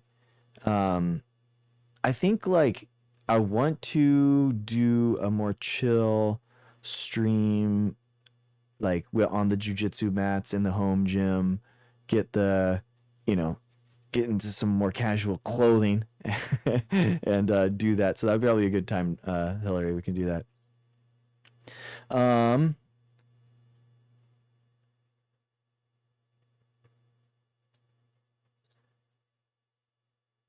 let's see. All right. Too late for the flu vaccine for the season? I don't think so, man. I think that you want to make sure you're getting as vaccinated as possible anytime. As long as you are up for it, you should be getting a vaccine anytime. You're always going to have a lesser severity of it. So the TikTok Service Plus is this right here. That's the yellow thing. So it's basically like a thing to generate leads in order to try to get people and we're going to roll it out. Actually, we're going to roll it and be using this way more. So Service Plus is going to be how you can integrate with the political actions, and you can understand and get it's right next to it's right next to the type bar. It's on the bottom left of the screen, the very bottom of the left. This thing. Shaboom.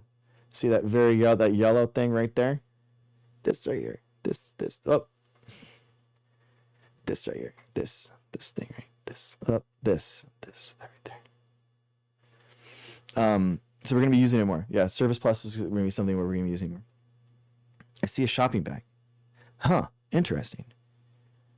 Oh, maybe it's because you're on the tablet version, Heather. That's interesting.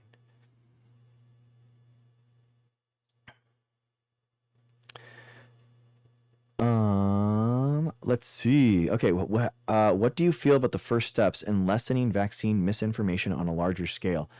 First steps, me getting on every brosphere and Republican podcast and infesting their algorithms. That's it.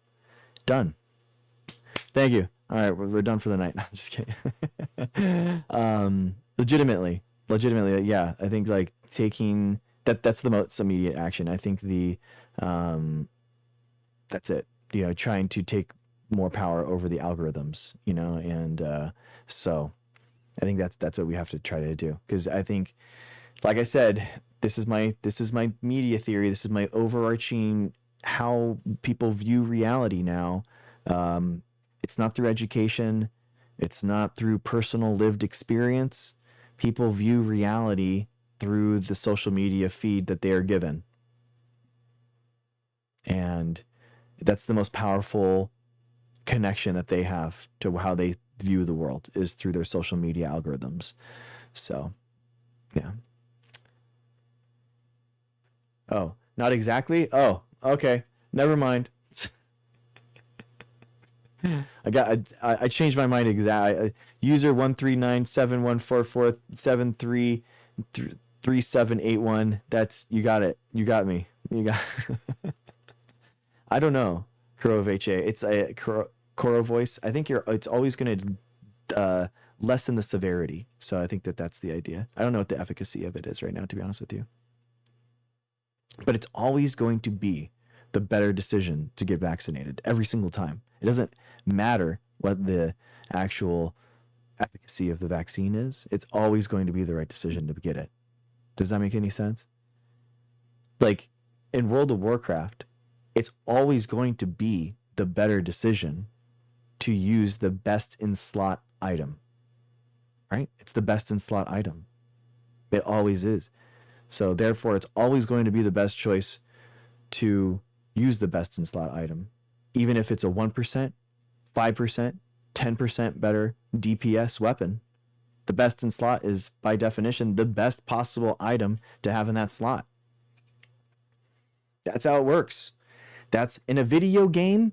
If you are a video game character, an RPG player, and you are choosing for your character, you choose vaccines every time.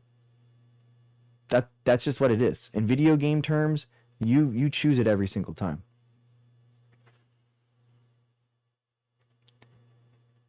You don't think a school program would help? Not necessarily. Not necessarily. Because the reason, Jayos, is because you're not going to understand and expertise every single issue. You're just never going to understand that. You're never going to understand that you can't. Honestly, it would actually be better for someone to be a world expert in something with no formal education than going through school necessarily.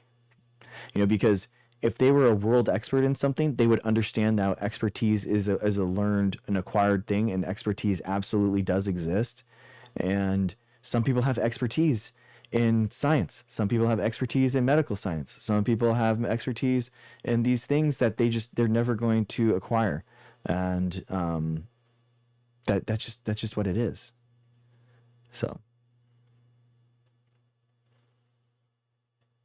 I used to play World of Warcraft with my wife. Wow, Quang. She's a keeper. How did they come to the conclusion that vaccines cause autism? It's a bunk study in the late 90s that they basically completely faked the data. The medical doctor who did that lost his license, and he's a pariah in the medical community because of that.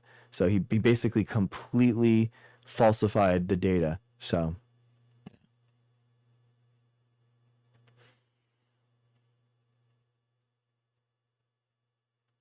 okay, Quang. Okay. All right, it's not a blog. It's not your blog tonight. I'm just kidding.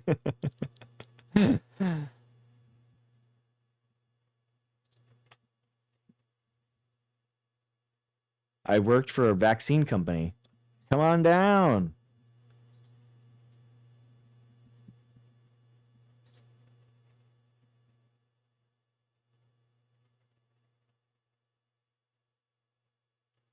Yeah, I don't even want to say his name, Ducray, because it's like, it's not even worth people, because then people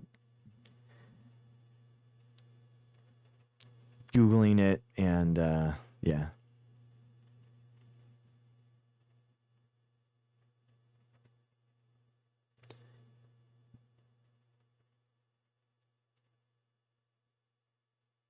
All right. So we're coming up to the 4-hour mark. So I just wanted to see. Oh, see, there it is, Heather. That is it. Exactly, Bun. Exactly. It's awful. It's an awful thing, man. Oh man.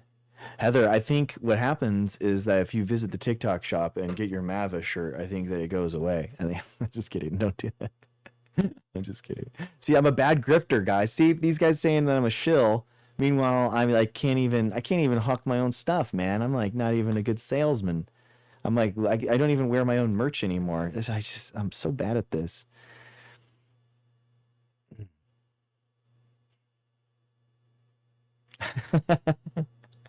I know. I haven't made a single video about my merch. I need to do that. So I try to make it like go viral or something. I was gonna say like, man, I wore this shirt and it made my MAGA uncle so mad, you know, like kind of do something like that. So yeah.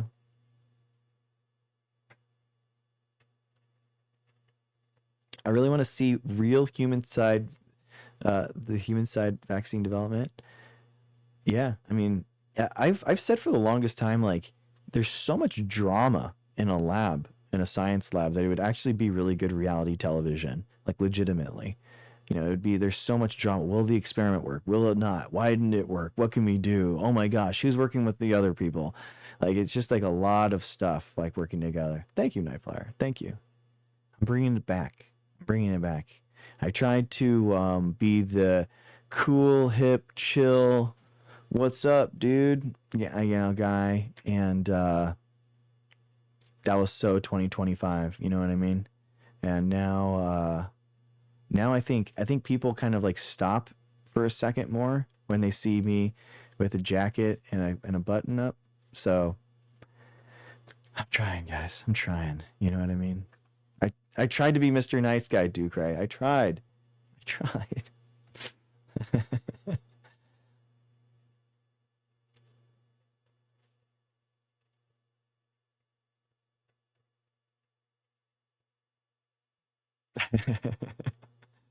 Oh man. Thank you, Kathleen. How's it going?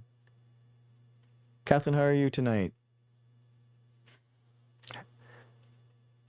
Oh, Juliana, you're so nice. Thank you for saying that. Hi, Dr. Greg. I want to thank you again. I'm so grateful for this community you've made. Oh, it's you guys. You guys are incredible. I didn't make this community. You guys made this community. You guys are the community. So it's amazing. So thank you guys for being here. I was doing this by myself for like over a year on other platforms, and that was I'm happy to be on here with TikTok with you guys. It's really fun. Really fun. Oh, interesting, Quang. It's definitely Hillary. It's definitely Hillary. It's the energy of trust this or you're stupid that has lost this ability to restrain. Thomas, I think that we have like coddled people too long, you know? But so I think that like I think it's a delicate balance of like if you have a genuine question, I will talk to you for hours, you know? But if you're in bad faith and you're a bad person, then like I'm gonna push your shit in a little bit. You know what I mean? And so it's like I'm not gonna be just like a punching bag. So like Magala right now. So this is gonna get really toxic really quick, and we're gonna do a galaxy to drop this guy because it's only gonna last like a couple of minutes. So galaxy to drop Magala, everyone. Just letting you know. Just putting it out there.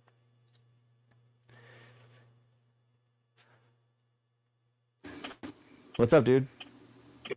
Yeah, it's a historic day today, actually. That they've wiped 40 vaxes off of the childhood routine schedule. It's not even true. Yeah, it is. Check it. Why all this media I've seen today, they have knocked over 40 vaxes off the childhood immunization schedule. No, it's like it's all over the place. No. So it's it's 8. So it's like we've gone from like 19 to 11 or something. So we have 8 more. So 8 more viruses. It's only 8. No, they knocked off every flu, every corona, and those are 2 a year. You know, just 2 a year times 18. Those would be dozens alone. No, it's not. No, they recommend the CDC right now flu shots for infants 6 months and they do. over. And they do, and the CDC does right now. And they do that right now. No, they do that right and now. COVID, it's disgusting. No, guess no what? The little flu infant vaccine needs is flu and recommended for corona vaccines, man. the 6 month, and the CDC recommends right now for the flu vaccine for people 6 months and above. That's the truth. That's what it does. That's what it, because it's it's just so obviously unnecessary. So and dangerous. So what do you think? What are the key indicators? Unwarranted. What are the key indicators that we need to watch right now in order to see what you're thinking is correct? How do we monitor this? Oh, because we know it's a racket. Doesn't need, man. You are just pale as a ghost, man. You started this. You have gone pale as a ghost because you're doing the work of the devil up here with your vaccine crap. Hey, your California flag like you're some kind of cool hip doctor. You're not. You didn't even know what SB 277 Who are you talking was. to? How about that, Dr. Greg? How do you feel about SB 277 in California? Who are you talking when Richard to? Penn removed? Who are you talking? I asked you for what indicators and how do we actually children. monitor results? And you're just crashed out and you started talking about my skin. Like what are you? Yeah, what are you because talking about? because we don't need to, because it's bogus. What are you talking? Because the whole thing is bogus. Well, what indicators, what stats, what data do we need to watch to see what is improving if what you're saying is correct? You know what? I haven't met any parents who I meet who are like, Nothing. oh, look You what got this nothing. childhood disease maimed my child. You got it. Nothing. No. What are you talking All the about? That's parents out happening there say, literally "Look at this thousands of vax people that right made now, my all in the child." United States and Canada. Like, what are you talking about? That's You guys happening right now. fabricate all kinds. You know what? You can't prove the vax has saved a single life, and I can That's prove completely it's false. maimed, Again, you have no unalive, data. and You are a economically completely destroyed unserious person. Countless You're individuals. completely unserious, dude. You don't care about people that are No, actually. you're not serious. Oh, okay. I've only dedicated look my at the life to vax this. bus. I've dedicated my life to science. Like, what are you Yeah. talking about? Do you think the anti-vax movement is just so big and strong and outspoken It's not. for It's no not. reason at all? What are you talking about? We helped. And all the players, Dude, we helped Dr. stop over Tenpenny. 400. We have stopped over 300 anti-vax bills in the United States. Our group alone. That's what these. That's what these because are. the government That's what this is is. in, What do you think this is? This is yeah, us that's and our collusion. community getting vaccine access through the United States. No. That's what we did. And guess what? That A lot of is those. Guess what? A forcing lot of those dangerous states are. products on the most And individual. and a on lot the of those most bills are, guess vulnerable. what? They're actually going around CDC recommendations. So that little trick that they did today actually isn't going to do anything for those states that actually passed bills that actually don't care about the CDC recommendations anymore. So places like Pennsylvania, those parents and those children are actually still going to be safe, and that's what is important. So deal with it, dude. Deal with it. I'm sorry you're mad. Oh, that's just your rhetoric. That's just your vernacular. That's not my of rhetoric. safe That's and not my effective, vernacular. which That is us boots on the perjury. ground. Again, Firstly, this is it's wrong. no, and in nope, court, this- it's perjury. It's a What are you lie, talking? it's Is this deception, Mad or Libs? Are you anything just but safe and effective. you just drunkenly like spew out whatever Sean Hannity says or something? Like, what is this nonsense, man? No, safe and effective is dogma. Oh, You know what you're dogma so is, mad. Dr. You're Greg? so mad right now. You're so mad. You don't even know It's what like a you don't religious even know. trope. You don't even know how what you're talking about is going to improve anyone's life because you'd give me the data in order to monitor it. Yeah, we're improving people's lives How? by How? not letting people How? inject them with How? toxic How are they going to be poisons improved? How are that they going to be destroy improved? their brain and How their are they going to body. improve? And How? because there are no safety How? studies. There They've are tons studied. of They've safety sued. studies. The Nope, CDC is nope. being That's sued wrong. That's completely by wrong. Aaron Siri You have no idea. Aaron dozens of times because exactly. they have those studies Thank of you. synergistic Exactly. effects of You're these you're things. exactly right. Those pharmaceutical companies, those vaccine they've never pharmaceutical studied the companies can be synergistic sued. effects of these Exactly. things. Thank you. I always talk to people about that because they always say that the pharmaceutical companies are immune from prosecution, and you're exactly right. Aaron Siri makes millions of dollars on suing the pharmaceutical companies for vaccines. Thank you. Exactly. Yeah, right. Because you can't just go and say vaccines don't cause autism. No, because they when settle you out of can't court. prove that they don't. No, they settle out of court. You can't No. prove that they don't, and in fact, there's a No, lot of that's not evidence true. that they do. Nope. Yeah, there is. Nope, there's Countless zero parents who have scientific watched evidence. their children fall into regression link the after taking study them to that they used today. pediatrician, You link the and study their that they entire used today in lives are order to change the vaccine schedule. Link it. I'll read it. I'll put it on screen right now. I don't know what that. I'm just looking at the headlines of the day, and I was pretty astounded to see that they've dropped there is 40 none. shots There off is the- none. There is none. Well, that's not from. I'll go look at the source. There is But none. that's the There headlines is of the none. day, Bob. There is none, dude. Congratulations. Talk it There is away. none.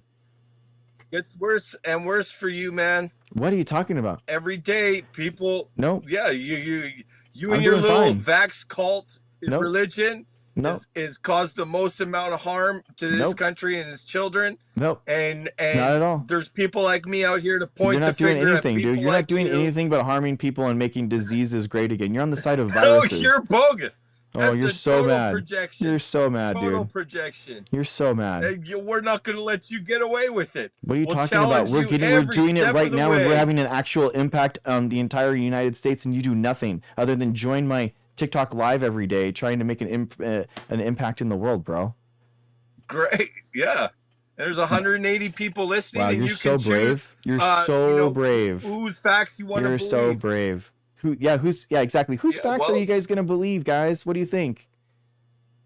Right. Yeah. Well, at least I'll thank you for at least giving the stage to present the ideas, because people need to hear the other side to what you guys do up here with your propaganda. And guess what? You guys do that's- a great job of showing and proving why you guys are so insane in creating more disease. I love it. I love it. I always say yeah. I always And I'm say here that to argue that. I tell people your beliefs, and they're like, people are like, no way people are that dumb. And then you come in and then you say even worse things. And I'm like, wow, there it is. Thank you so much for being in my chat. I appreciate you. No, these are all people who are all in on the paychecks. Oh, you're so And yeah, you're yeah, part of the exactly. Yeah, grift. for sure. Yeah, And we they're know all part how of the that grift. Corona money- They're all a part of the grift. Yeah, it all exactly. floats Dude, you're down so mad. far You're and so wide. mad. The vax grift falls far and wide, man.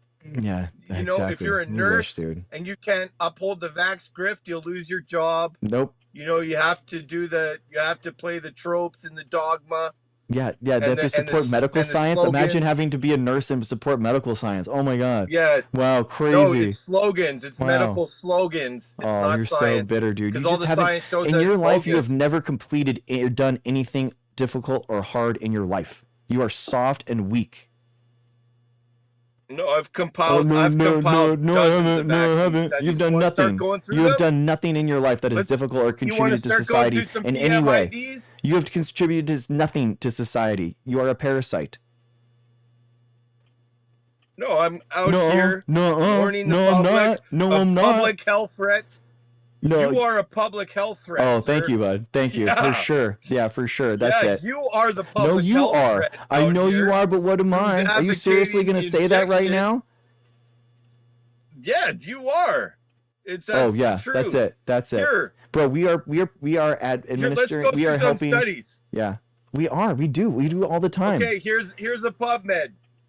Here's a PubMed for you, bud. 212. Dude, PubMed isn't a journal. 99355. PubMed isn't a journal.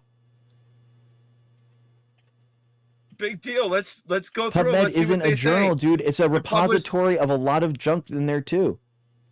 That's what it is. Right. This is where science starts. No, this it's is not. where it starts. No, it's not. Bud. Just Yeah, some it is. random Yeah, it is. publication that you found.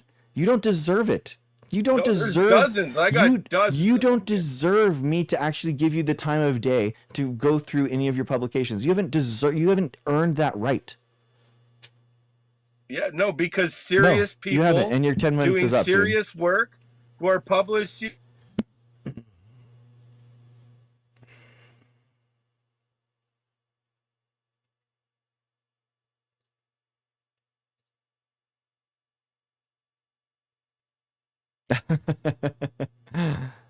Okay.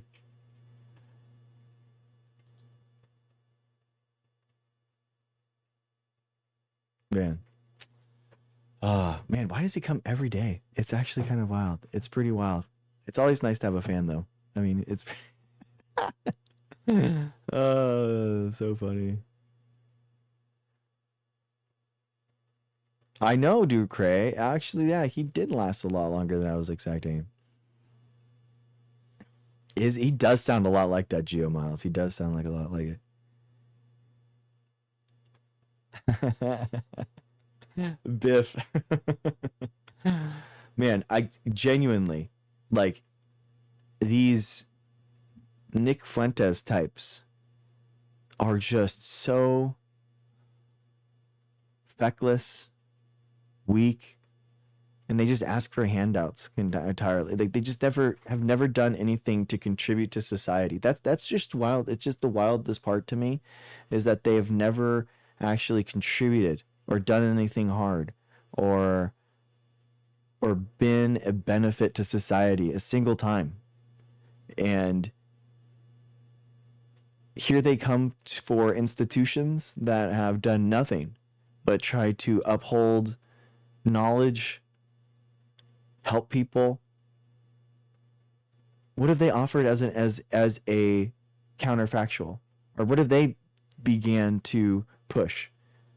I asked him, what are the metrics that we are going to measure in order to see how much better of a world we're going to have once these vaccines have been removed? Nothing. Not a single thing. Not a single thing. It's embarrassing.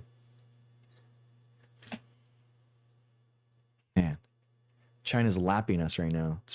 We're debating vaccines. It's insane. Hundreds of billions of dollars towards the future. Meanwhile, we are debating something that was developed in 1796. We're going back to the 1700s, literally. Sorry, Nikki. I accepted you and you dropped out. I'm sorry. You can try again.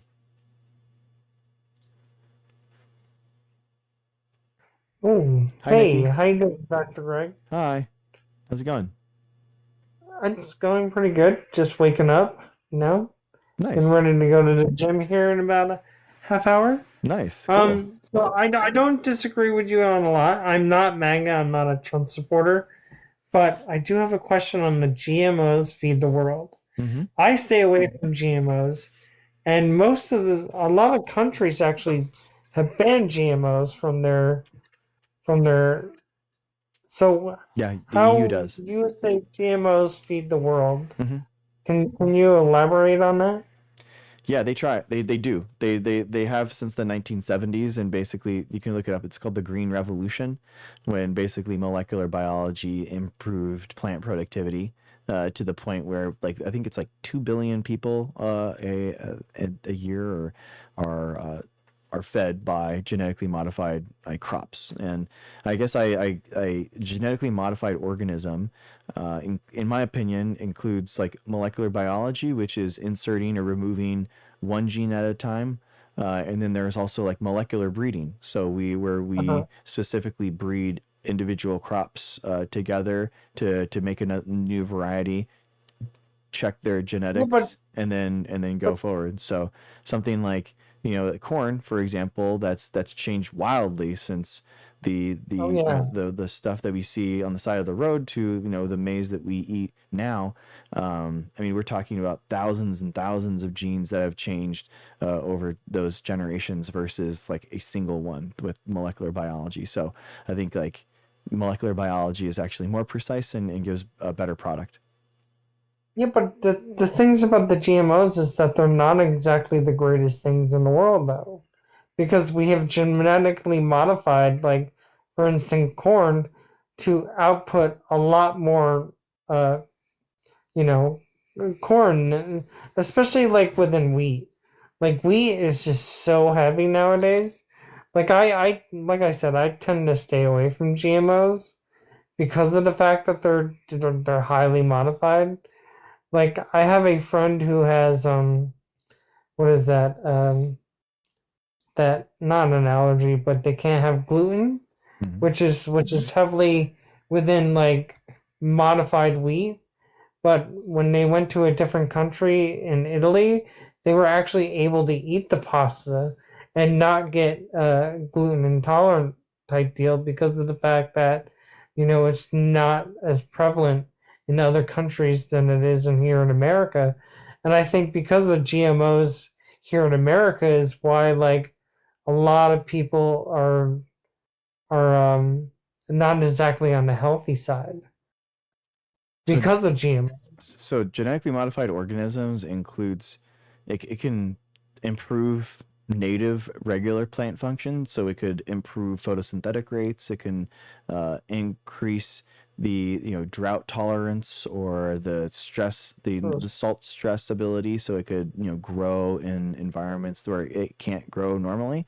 So that that's one ability, and then also genetically modified organisms includes like giving them new abilities, so giving them like herbicide resistance or pest resistance or something like that. So we could use less herbicides, or we could use less pesticides than organic farming. So and that's good for the environment. So basically, less herbicides, less pesticides means more.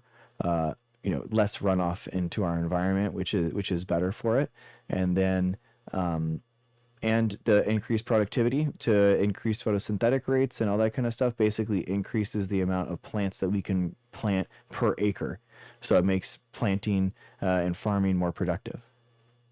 I understand that it makes it like all this productive, but do you think that like specifically like corn, like we've actually lost a lot of our native species because of GMOs, especially here in America. Um, because like there's people who like plant next to GMOs and um what is it like and then what the hell, there was a thing that happened like a couple decades ago where people were planting again like acres against other GMOs and they weren't allowed to do it Yeah. or So something. I mean, what happens is sometimes corn will have their restore gene like knocked out, so that they don't like produce they can't like reproduce the plant through like normal seeds and that kind of thing. So so but sometimes that you can have like some type of transfer from a Monsanto bready plant into Yeah, a non Monsanto, one. that's right. Yeah, Hmm. yeah. Yeah. Yeah, Monsanto. Dude, Hmm. but they're not exactly the greatest company in the world. Like, I mean, I'm not a Monsanto apologist, but yeah. Monsanto doesn't represent the entirety of plant biotechnology companies. But they represent a lot here in America. I mean, I can be critical of Monsanto as a company and also be a plant molecular biologist and try to like increase plant productivity and want to feed more people in the world. Okay. Well, thank you, Dr. Greg. I just wanted to Hmm. kind of like pick your brain Yeah. about that. Yeah, I mean, All like right. basically, like the molecular biology and genetic modified organisms has allowed, like for example, like I made algae that could have anti-cancer medicines made within the chloroplast of that algae, and there's just like not natural algae that are occurring in order to do that. So I think like the molecular methods that we use in order to change the genomes of the plant, that those aren't necessarily bad. I think that the even the herbicides and the pesticides that are produced within the plant aren't necessarily bad, but I do think that there is a problem with kind of like runoff and things that are related to that, obviously, but just in general and in totality, genetically modified organisms actually, they use less herbicides and pesticides than organic farming. So Yeah, so yeah. because they've been modified, so they're Hmm. not as natural as they can be. Well, they Correct? produce the herbicides and the pesticides within the plant at small, really really small amounts, so they don't have to have it sprayed on them. Like that's why Okay. organic farming requires like more stuff. But I All think right. we can make it better. We can make it better, and a lot of the things that and the side effects of farming can still be improved, and that's what genetically modified organisms are trying to do. Okay. Well, thank you again, Dr. Greg. Yeah, no problem. You Thanks have for a coming good up. day. Appreciate it.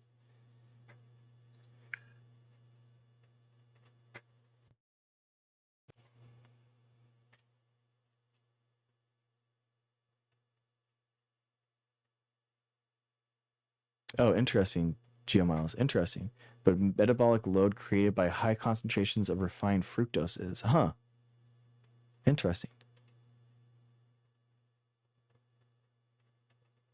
How many pharmaceutical lawsuits? I think RFK gets paid millions every year from them. So I don't know. I think there's one with Merck that he gets paid millions for.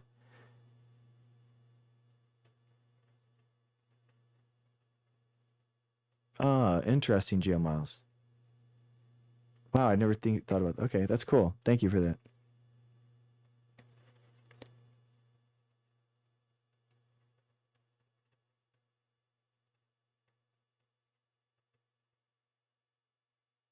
I know Gen X. It's he actually in his confirmation hearings in the Senate, he was asked specifically about his lawsuits on Merck. They were like, "Wait, so you're gonna still make money from your lawsuits against Merck every year, and your payout, you're gonna get payouts from that, while you are also regulating Merck as the HHS lead?" And he was like, "Yeah, of course. Why would I not? Why would I not get paid from? Why would I not get paid?" It's just like, wow, dude, wow. The corruption is just out in the open. They just don't even care. It's just, and then meanwhile, freaking Walls is retiring and not running for another term just because some guy made a bad YouTube video about him. It's just like unbelievable, dude. Sorry, GMOs make less pesticides than used in organic farming. Is that what you said? Yeah. So GMOs produce herbicides and pesticides within them, so they have less herbicides and pesticides sprayed on them. So in general, yes, like overall, yes, genetically modified organisms require less herbicides and pesticides to be sprayed on them, which means that there's less runoff, which means, less runoff is better for the environment. That's one of the most toxic things that we can do in modern farming is the runoff into the environment. I know, Souls. Honestly though, the fact that he doesn't even want to try and like doesn't even want to keep going against it. I mean, he's obviously like really beaten down because of this stuff, and yeah, it's wild. Oh, no way. I don't think Walsh runs for president. I think he's basically retiring because it's just the harassment is too much, for him and his family.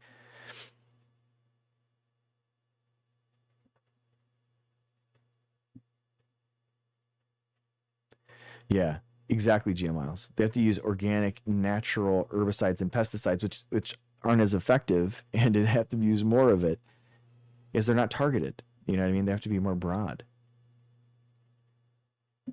I know, dude. Geomiles, I love Jon Stewart. The fact that he's a lab leaker and he started that stupid thing, isn't it a coincidence that, you're just like, bro, like I still cannot get over him. It's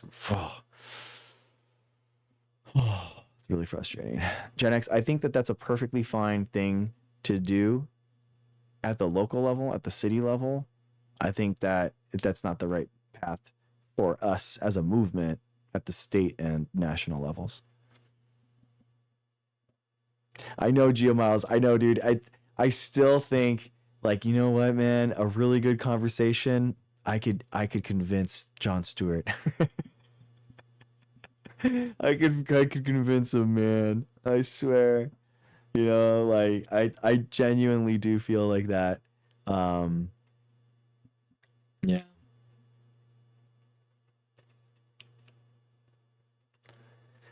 I mean, Gen X, I think that's fine. Again, I think that's fine for the primary. You could advocate for that. That's totally okay. And I'm aligning with you politically. I totally get it. But I'm just saying during the actual general election, everyone has to come together. There has to be a united front, and that we all come together to squash this fascist threat that is posed to us. So that's what we have to do.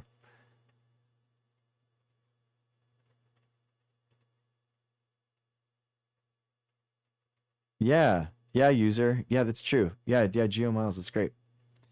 So are you saying that herbicides and pesticides are safer for the human body than sprayed on? Well, if you want less of it, yeah, they have a really small amount that's produced within their bodies as plants, but you're not a plant and you're not a insect. So the pesticides that are inside them work on like kitten synthesis of, you know, of pests and stuff, and you don't have any chitin in you, so there's nothing to worry about in that way. So it just doesn't work. There's no bad thing that happens. And herbicides, it's the same way. It's okay. Yeah, I don't know, Gen X. I don't know. I think again, my critical social media theory, I think what people want is a candidate that is going to be on social media and fight that fight on social media and be present and creating that reality on social media. I genuinely do think that you could pass thousands of laws to improve material conditions for people, but if that politician isn't on social media to push that narrative and to push that reality and to educate people and to say what and counter the narrative of the disinformation on the social media algorithms, nothing and nobody is going to care about the material conditions, because they're going to be misinformed that other people's material conditions are better. You might have been improved, your quality of life may have improved 20%, but guess what, those immigrants are coming over and they're improved even more, you know. So it's like it's very persuasive. It's very persuasive. People do not view reality now through their own lived experience. They view reality through algorithms and their social media feeds. It's where the majority of people get their news. It's where the majority of people understand where reality happens.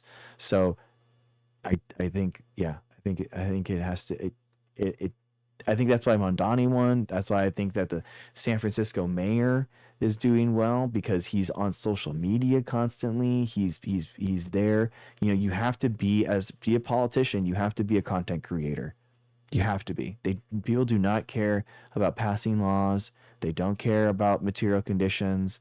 They want you on social media and they want you pushing a narrative. That's just the reality.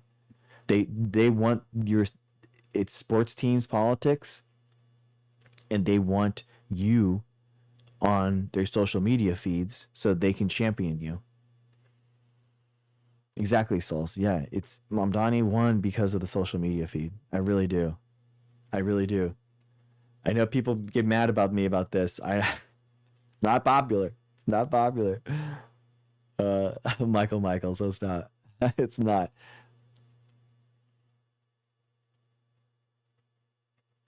Exactly, Ghostbusters. You can't allow the misinformation machine control of the news cycles. Exactly. Look at what happened to Walls.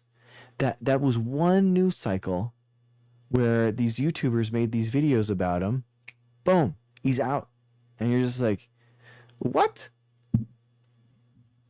People care about the economy and young voters want what the other countries have. I don't think that that's right, Gen X. I don't think that that's what Biden had the best economy in the developed world at the end of his term. The United States had the best economy in the world. They don't care about that. They don't care about it. They didn't care about the stats. They don't care about the data. They don't care about the material conditions. You could say they wanted to change more. They want more of a radical change, but I don't think that there's a consensus on what that is. And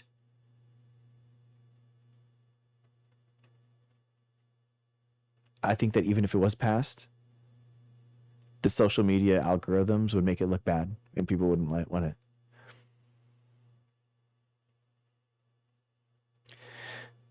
Yeah, I think, again, I'm for all that stuff too. Like Gen X, I think that we should have single payer provider.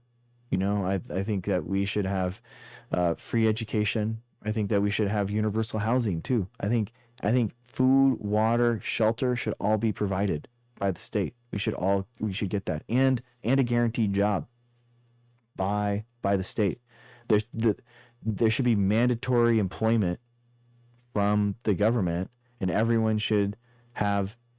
the government should be tasked with providing everyone a job, you know? And And people that are disabled and stuff, I genuinely do. I still think that they should have a way to contribute to society and have the government be like, okay, like what can you do? Like we will help you do that. You know what I mean? I think that everyone should be contributing to society in some way. Every single person.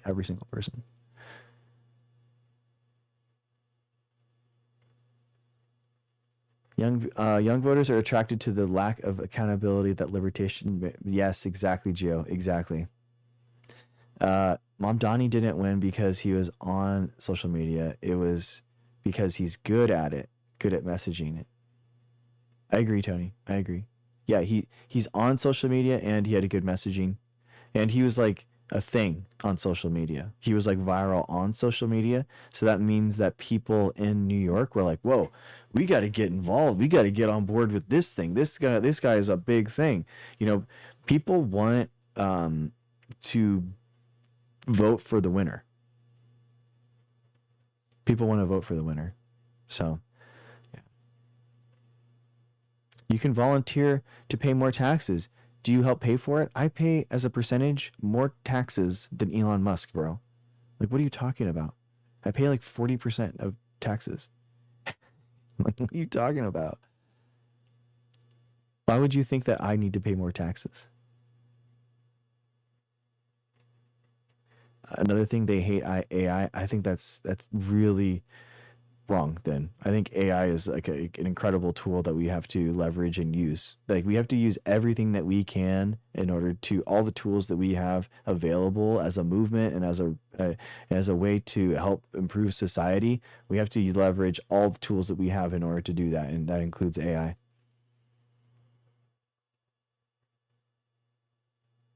I know, Heather, it's awful. Taking away medical coverage is disgusting. It really is just figuring out good marketing, particularly on social media. Souls, I would love to figure that out myself. I'm telling you what 20-year-olds are saying. Okay, I think that's fair, Gen X. I think that's fair. I'm not saying that's you hold that position. I guess I'm trying to say, well, I would respond to them for that. So I'm not saying that that's your position. Elderly people can't even retire now. We have elderly people working in oxygen tubes. Yeah, I know, right? Like, lower the retirement age, make mandatory, make employment universal, and I think you could do it. I think you totally could do it. What do you think about the effects of AI on the environment? I think that it would be a lot less if we had renewable and sustainable energy and grid and infrastructure developments. The $400 billion that Biden earmarked and set aside in order to do that, it would be a lot better and a lot cheaper energy if we continued that stuff and we continued the projects that he canceled, that Trump canceled, that were 90% complete. So I think that it does cost a lot of energy right now for the AI server farms, but I hope that they can basically be a technology that we can leverage in order to help solve some of these climate problems in the future. I mean, I feel the same way with like molecular biology. You know, like I'm sitting there doing experiments that with single-use plastic, and I am like throwing away so much plastic doing pipette tips or whatever, you know? So it's like I'm like morally frustrated with that myself, because I'm like, I'm in an algae biofuels lab and I'm trying to help save, renewable fuels and stuff like that, carbon and all that kind of carbon footprint and all that kind of stuff. And here I am, just plastic waste. But the idea in hopefully, in the future, the innovations that come from science can offset that. Trump cutting healthcare to pay for genocide and war. Yeah, I agree, Gil. It's awful. It's the water that is the problem with AI? Huh. Okay. Interesting. Greg, what molecule do you have on the wall right there? It's a caffeine. So this one is caffeine right here. This is caffeine, and then this is DNA. This is DNA right here. This is caffeine. Wouldn't bioplastics work? So you can create plastics that are from biological sources that aren't from like petroleum. The majority of the United States plastic is not from that, but you could in theory. But yeah, the reason why many hate AI is because the effects on the climate and water. Okay, yeah, I mean, I think that we could leverage it and have a better thing, a better outcome. Why caffeine? I don't know. I think this looks cool. I like coffee. Bird Rock Coffee Roasters. You know what I mean? We can't see DNA because you have vertical orientation and it's cut off. That's so weird. On my phone, I can see it. On my phone, I can see it. What? Where is it? I can see it. There. I can see it on the side. What? You see that? I can see it on the side. That's weird.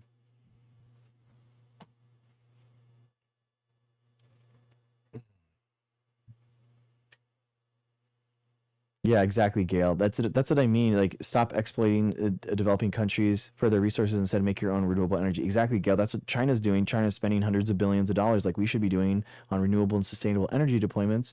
$400 billion. That would have been us keeping up to pace with China, and we could have been doing that. And that is like 21st century jobs. Like it's so frustrating because it's like we're talking about Biden not fully improving material conditions, and I'm like, we literally had $400 billion $400 billion that we could have done. That if we would have spent that in a year, that could have outpaced China this year. Like, what are we doing? But instead we gave that money to billionaires. We literally gave that money to Elon Musk, Bezos, and all these buffoons. And what have they done? What have they done to improve it? Instead of like being pissed off about AI, like what is AI to improve our lives? Like what has billionaires done to improve our lives? That is the thing that I can't get my mind around. It's so frustrating. Actually, the amount of energy used by the human brain times time versus AI brain versus time, it's much less for AI. Huh.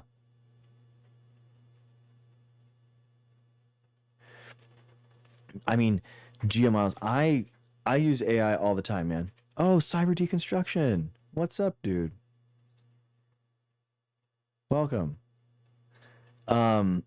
I use AI all the time to get things done. Like, it helps me with my analysis paralysis and like my executive function problems that I have. I'm kind of like just stir, and I kind of just like endlessly plan, and I'm like, okay, like what do I do here? What do I do here?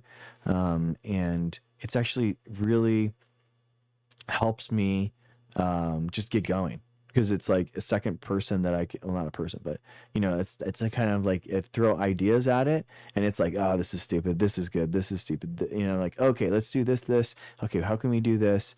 And I am, yeah, dude, Geo, did you see? Oh, thank you, man, thank you, that's so nice of you. Whoa, I've never seen this one before. That's cool, dude, that's way cool. Geo, did you see I canceled ChatGPT, and I'm on Gemini and Claude, and someone was talking about, like, some Gemini developer was like, bro, we spent a year developing something, and I just put it into Claude code, and it just like did it in minutes. And I was like, what? Like, that is absolutely wild. Like, it took Google a year to do something that they could do something with Claude. Like, and it was like amazing. I've loved Claude. Claude has been so good. I've been really, really liking it. I like that it integrates with like the computer and kind of like helps me in that way. So it's been awesome. Good night, Heather. Thank you for coming. Appreciate you.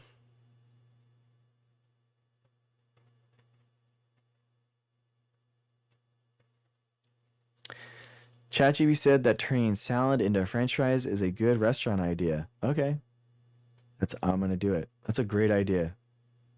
I'm gonna do it.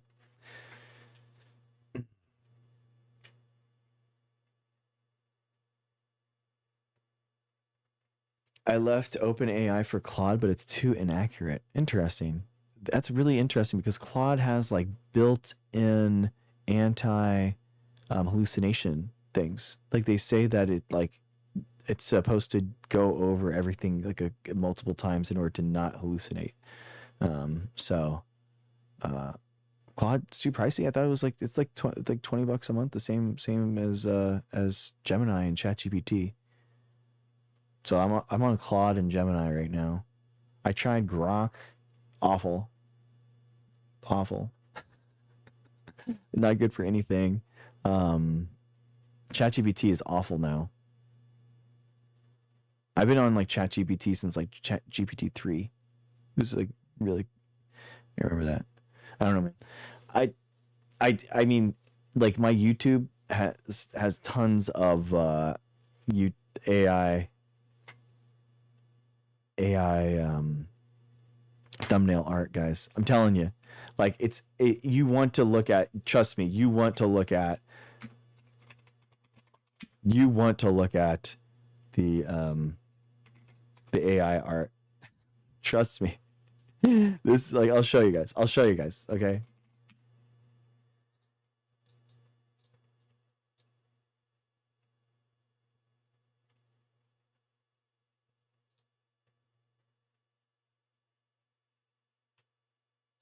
It's so embarrassing. Whatever. I don't care. Okay.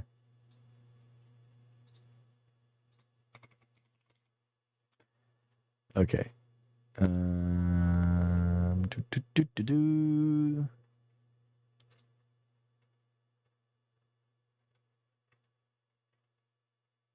Oh wow. Dang, Geo.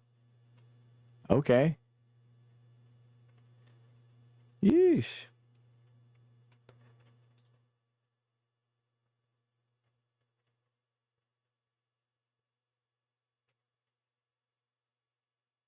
Okay. All right. So, would you rather look at this, okay, this or these, like this kind of these thumbnails? Okay. Would you rather look at these thumbnails? Okay. This is what I currently put out, or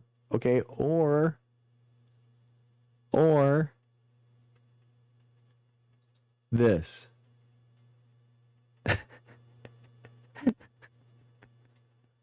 like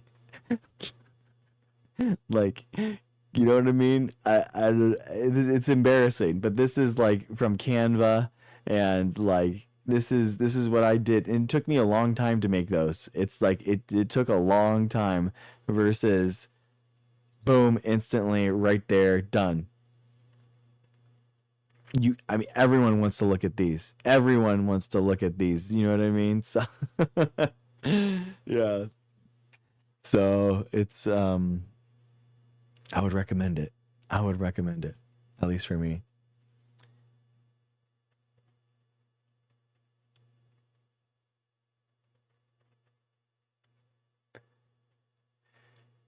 Yeah, I mean, yeah, it's better to just yeah, but everything has to be different, you know, a park.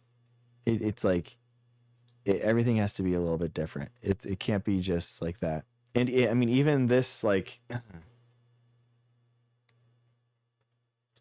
even this text, like this text I used with Gemini, and I created it with Gemini. You know, it has like that 3D, elegant, modern, you know, thing. So, you know, I don't know. I use it for everything. You prefer mine? Okay. Okay, interesting. It looks like a thumbnail is made with AI, so it puts me off a bit. Interesting. Wow, it's there you go. Back-to-back comments. Huh. Oh, okay. I mean, I'm getting more engagement with the AI ones, I'll be honest with you.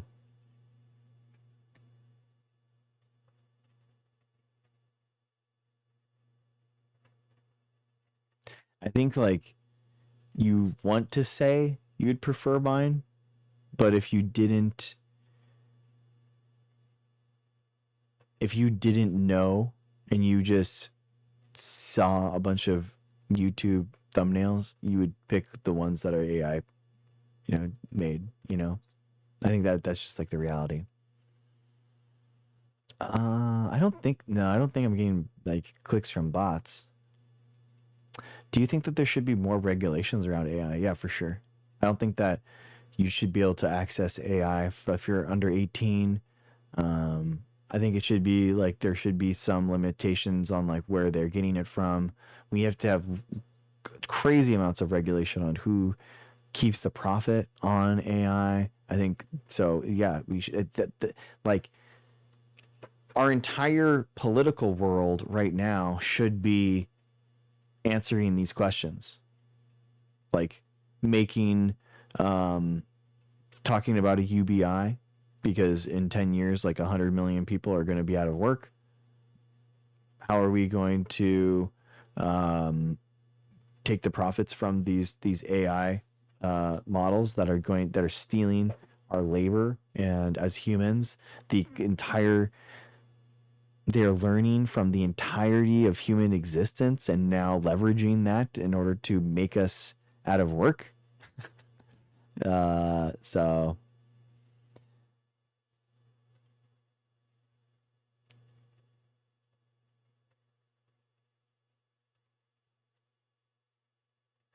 why do you think that they're doing what they're doing? They're not going to share their money. Well, that's why regulations exist, Quang. I mean, that is inherent to every regulation of a government on a private company that's ever existed. So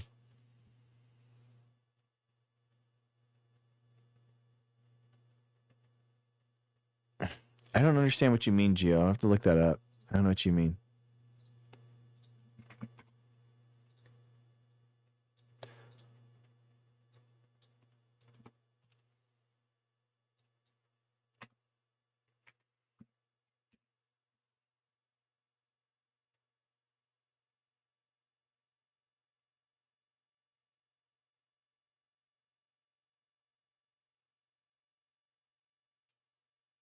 AI might solve the problem, just being optimistic. AI is logical.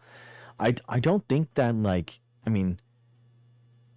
I don't think that this inherently is. I don't think that these are these are generative LLMs, right? And like neural networks and stuff like that, deep learning models and stuff have existed for a long time. So I don't think that like generative AI is the same as like a true artificial intelligence, but I think that is like not far off, and we should like definitely get on regulating this so we understand what's going on.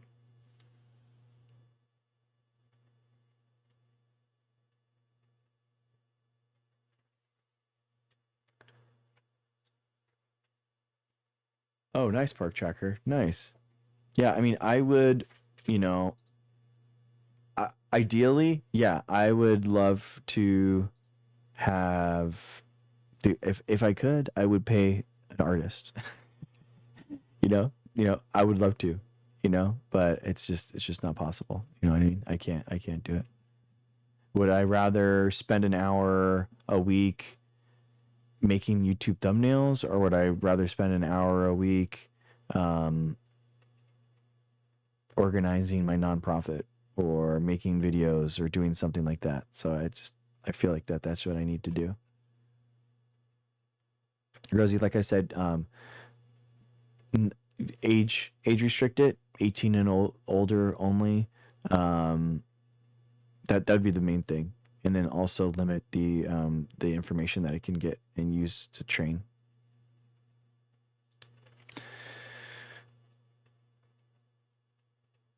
Yeah, Queen, it's crazy. I don't think that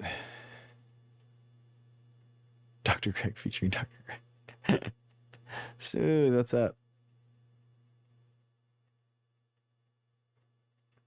Yeah, you're right, Park. I just honestly, man, I have not done well with my videos, like at all. My long form videos have just never taken off. I don't know,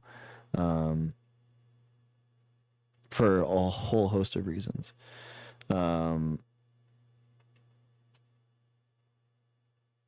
So I don't know. I just do shorts, honestly. I repurpose my TikTok shorts to YouTube shorts and Instagram and Facebook, and that's what I do.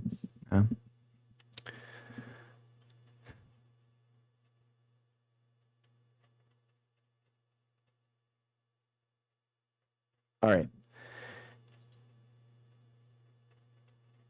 Yeah, dude. You know what's crazy, Park, is that I see people that are like 10 videos, 100,000 subscribers. I'm like, how did you do that?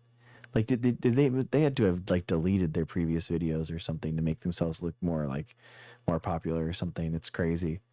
But hey, guys, we might actually pass 500,000 views this month from my videos that I put out. So I'm pretty pumped about that. It's going to be a crazy day if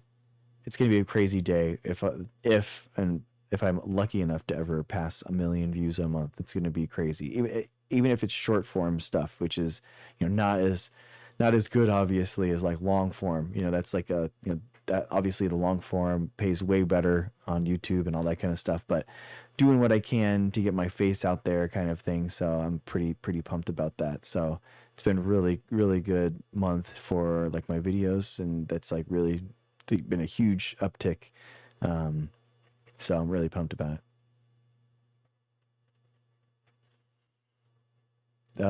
Park, this is a good point. They probably have other channels.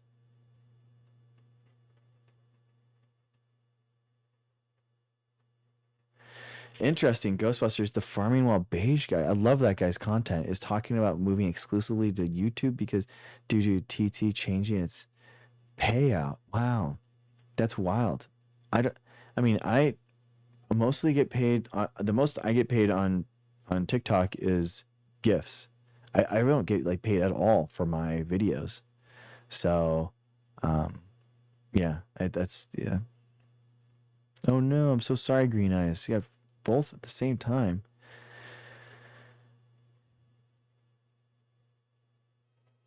Oh, nice, Gio. That's cool. Oh, interesting, Ghostbusters. Dang. I can't imagine a video making thousands. That'd be crazy. I mean, it's so jealous, dude. I'm so jealous. I don't know. I'm like, oh, Ray, how's it going, brother?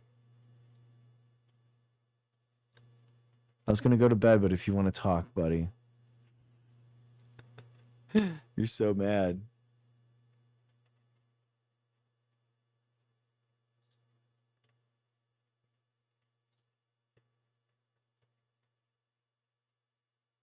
All right, guys, what do you want to do? Do you want to do a quick GeoGuessr? You want to do GeoGuessr? Who wants to play GeoGuessr? Should we do a GeoGuessr? Let's do it. I want to do a GeoGuessr. Nice, Green Eyes. Yeah, dude, for real. GeoGuessr. Okay, cool. Let's do it.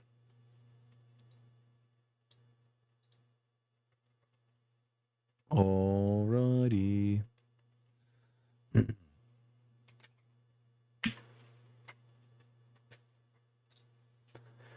All right. In a world.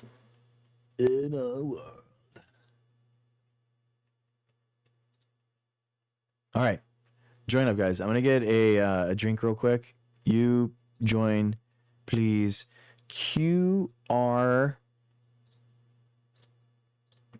What are we debating? Where in the world are we? That's what we're debating. Debate time is over. Lab and order. Oh my god, that's good. Oh, Geo Miles, I'm stealing that. Oh, I'm happy about that, Green Eyes. Okay, Join up GeoGuessr, guys. Be right back.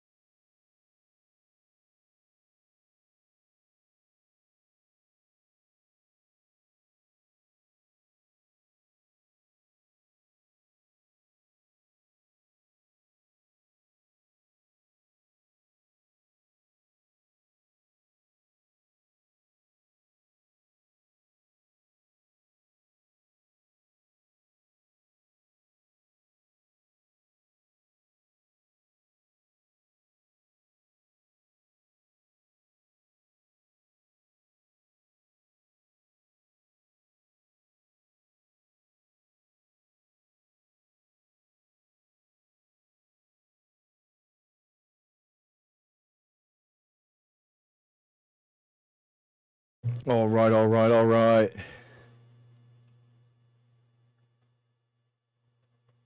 The Earth is boring. No, you are.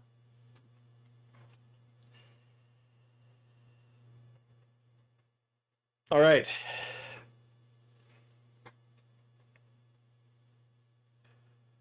What a world we live in. Guys, we got to learn more about the world, where things are, what's going on. You know what I mean? Where do we live? Have you ever just like looked at the globe, man? Have you ever just like looked, man? Who are we? What are we doing here? Oh, nice. Let's go with 3 people. Nice, Rosie. Are you in? Let me know. As soon as Rosie's in, we're going to go.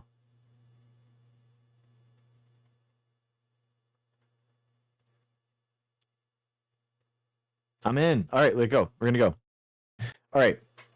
If you're playing the game, please mute the stream because I'm going to talk about it. But otherwise, have fun. Let's do it. Here we go.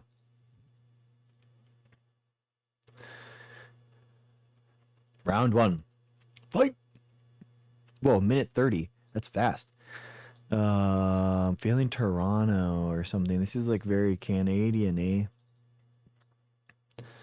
I don't know. There's just something about like Canadian suburbs that look exactly like the United States. I don't know why.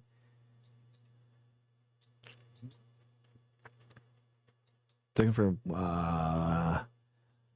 okay, right hand side of the road. This right here might be looking for a sign for websites. Remax is in the United States though. So where in the United States would this be? Carolina or something? Oh man, the sign went away. Oh no, it's like literally right there. Can't see it. Okay. The maximum 50. Okay, so it's Canadian. There's no way this is 50 miles per hour.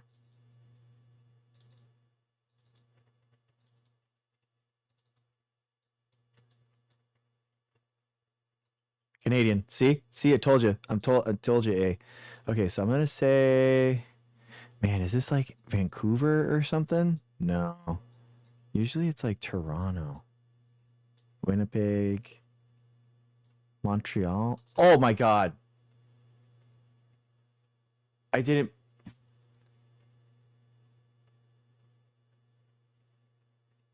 click the link. I didn't click it.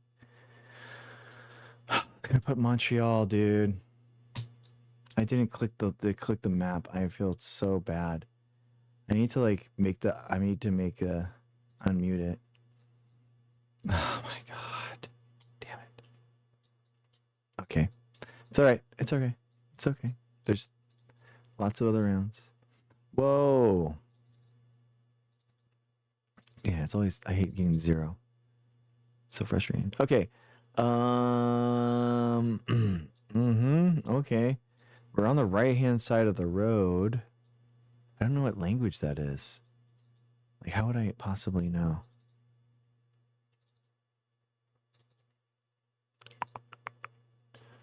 Is that German? It's very long. So, like, obviously, Northern Europe. Okay, then we go up to the sign.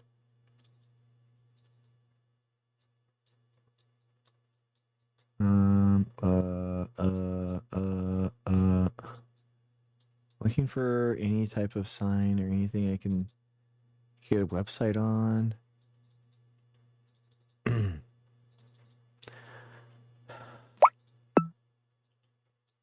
Norway. Let's say Norway.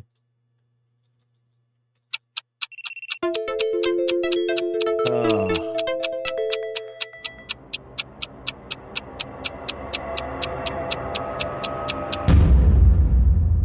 Oh. Okay. Okay. I'm in the lead. Woo. It's Luxembourg. Luxembourg. I just put in freaking Norway. I had no idea. Here we go. Next round. Here we go. Oh my gosh. Are you serious? On a dirt road in the middle. Okay. Dirt. I look at the trees. I'm looking at like they're not very equatorial. I want to say, oh, look at these palms. No, they're not that big. They're not that. I want to say, oh. What was that? What was that sign?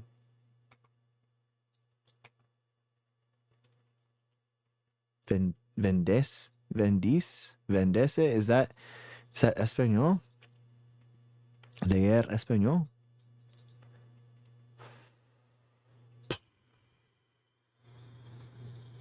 Dude, are you serious? Imagine Google Maps just like going down a random dirt road, bro. How do you know that this is like where you should be going? I want to say that this is like South America. I'm thinking like northern South America, Colombia, something like that. Colombia, man. Here we go. Internet Optica, SAC.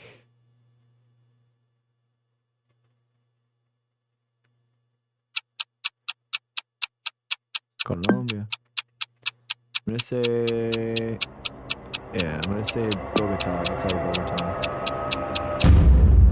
Oh, dang! In Brazil, nice, dude. Who got that?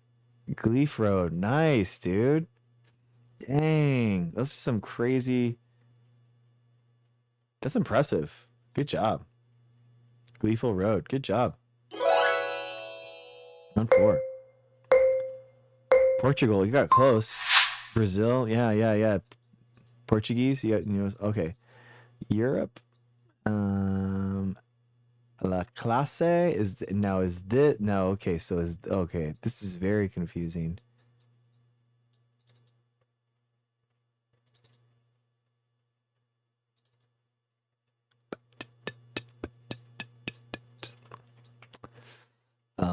The problem with like Europe is that there's so many languages. It's very hard. De Musen? Is that Berlin? Is this Germany? De Musen? De Mussen? Or is that just like the German consulate in the friggin'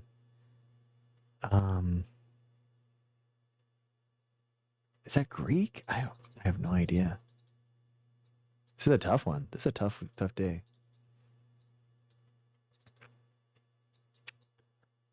Come on.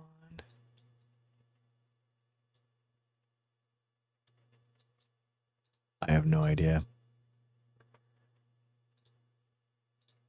I'm just gonna put a pin somewhere in Europe, just in case. Zipaken.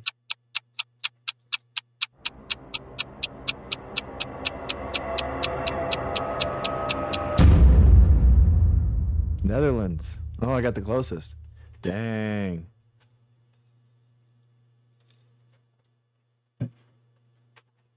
Damn, I really need to do a good round in order to win this.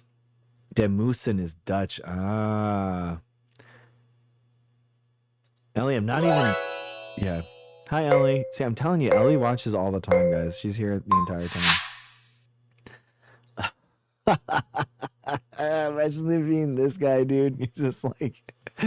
so funny, dude. You're like captured forever. Just like... Okay. Okay, where this has to be...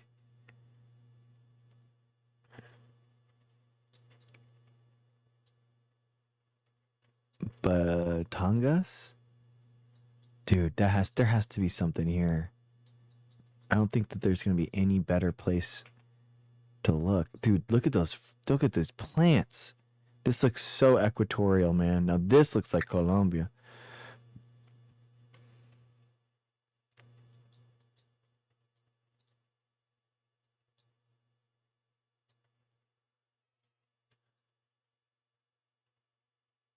Iban traffic? What? How can they not have the freaking the country? Like give me the sign. Give me like a... Is this like what? How is that possible? Oh. Is that what flag is that? Colombia. That looks like Colombia. I'm gonna say it's Colombia. I don't know. It's either that or Ecuador.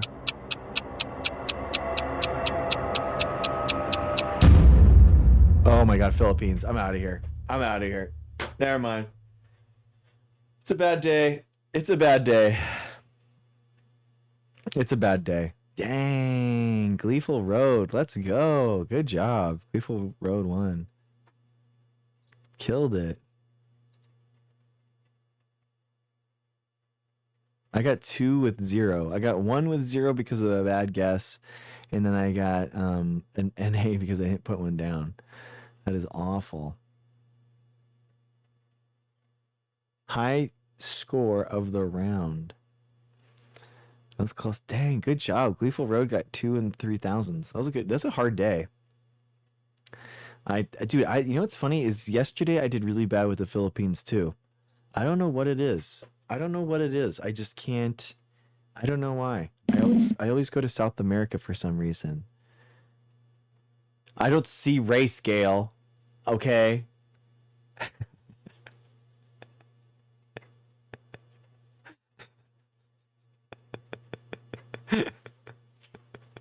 Okay, I'm colorblind. Jeez. Unbelievable, Gail.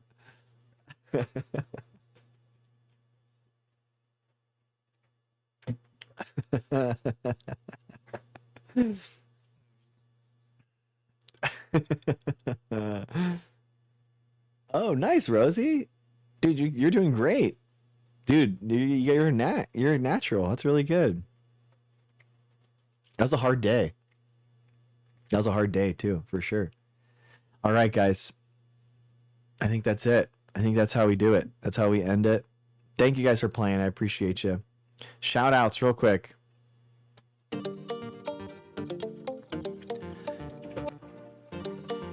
Thank you guys. Thank you guys to the top donators of the stream of all time: Aeronautical, Kathleen, Bobby, Kohler, F-On, Sheepadoodle, Regmai, Marliston, The Miller, Susie M. Vecchio. Thank you so much, Kathleen, Helen, Nightfire. Thank you for the top gifts of the day. Thank you guys so much. And the top likers of the stream for the day: Helen, user 800762337263115. F-On, Leslie. Thank you guys so much. Thank you so much to the top P-Rons. I don't know. I heard that Brian F., Helen Lou, Mrs. Dr. G, Russell Bowden, Ado, Communist, Rapture, MB Human, M, Meg, Dave M. Thank you guys so much. Thank you, thank you, thank you.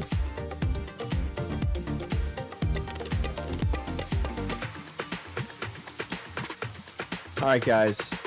That's it.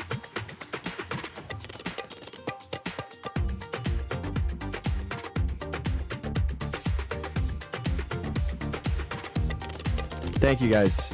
We'll see you tomorrow. I'll see you tomorrow, Azella. I'll see you tomorrow, Michael Michaels. I'll see you tomorrow, Rosie. I'll see you tomorrow, Gail. I'll see you tomorrow, Bubbly Vision, Gen Xer, Gail, Rosie, Universe, Geo Miles, Smooth, Call Me Bob. I'll see you guys. I'll see you tomorrow, Ellie. I know you'll be there. All right, guys. See ya. Peace. Bye. All right. See you guys. See ya, YouTube. Love ya.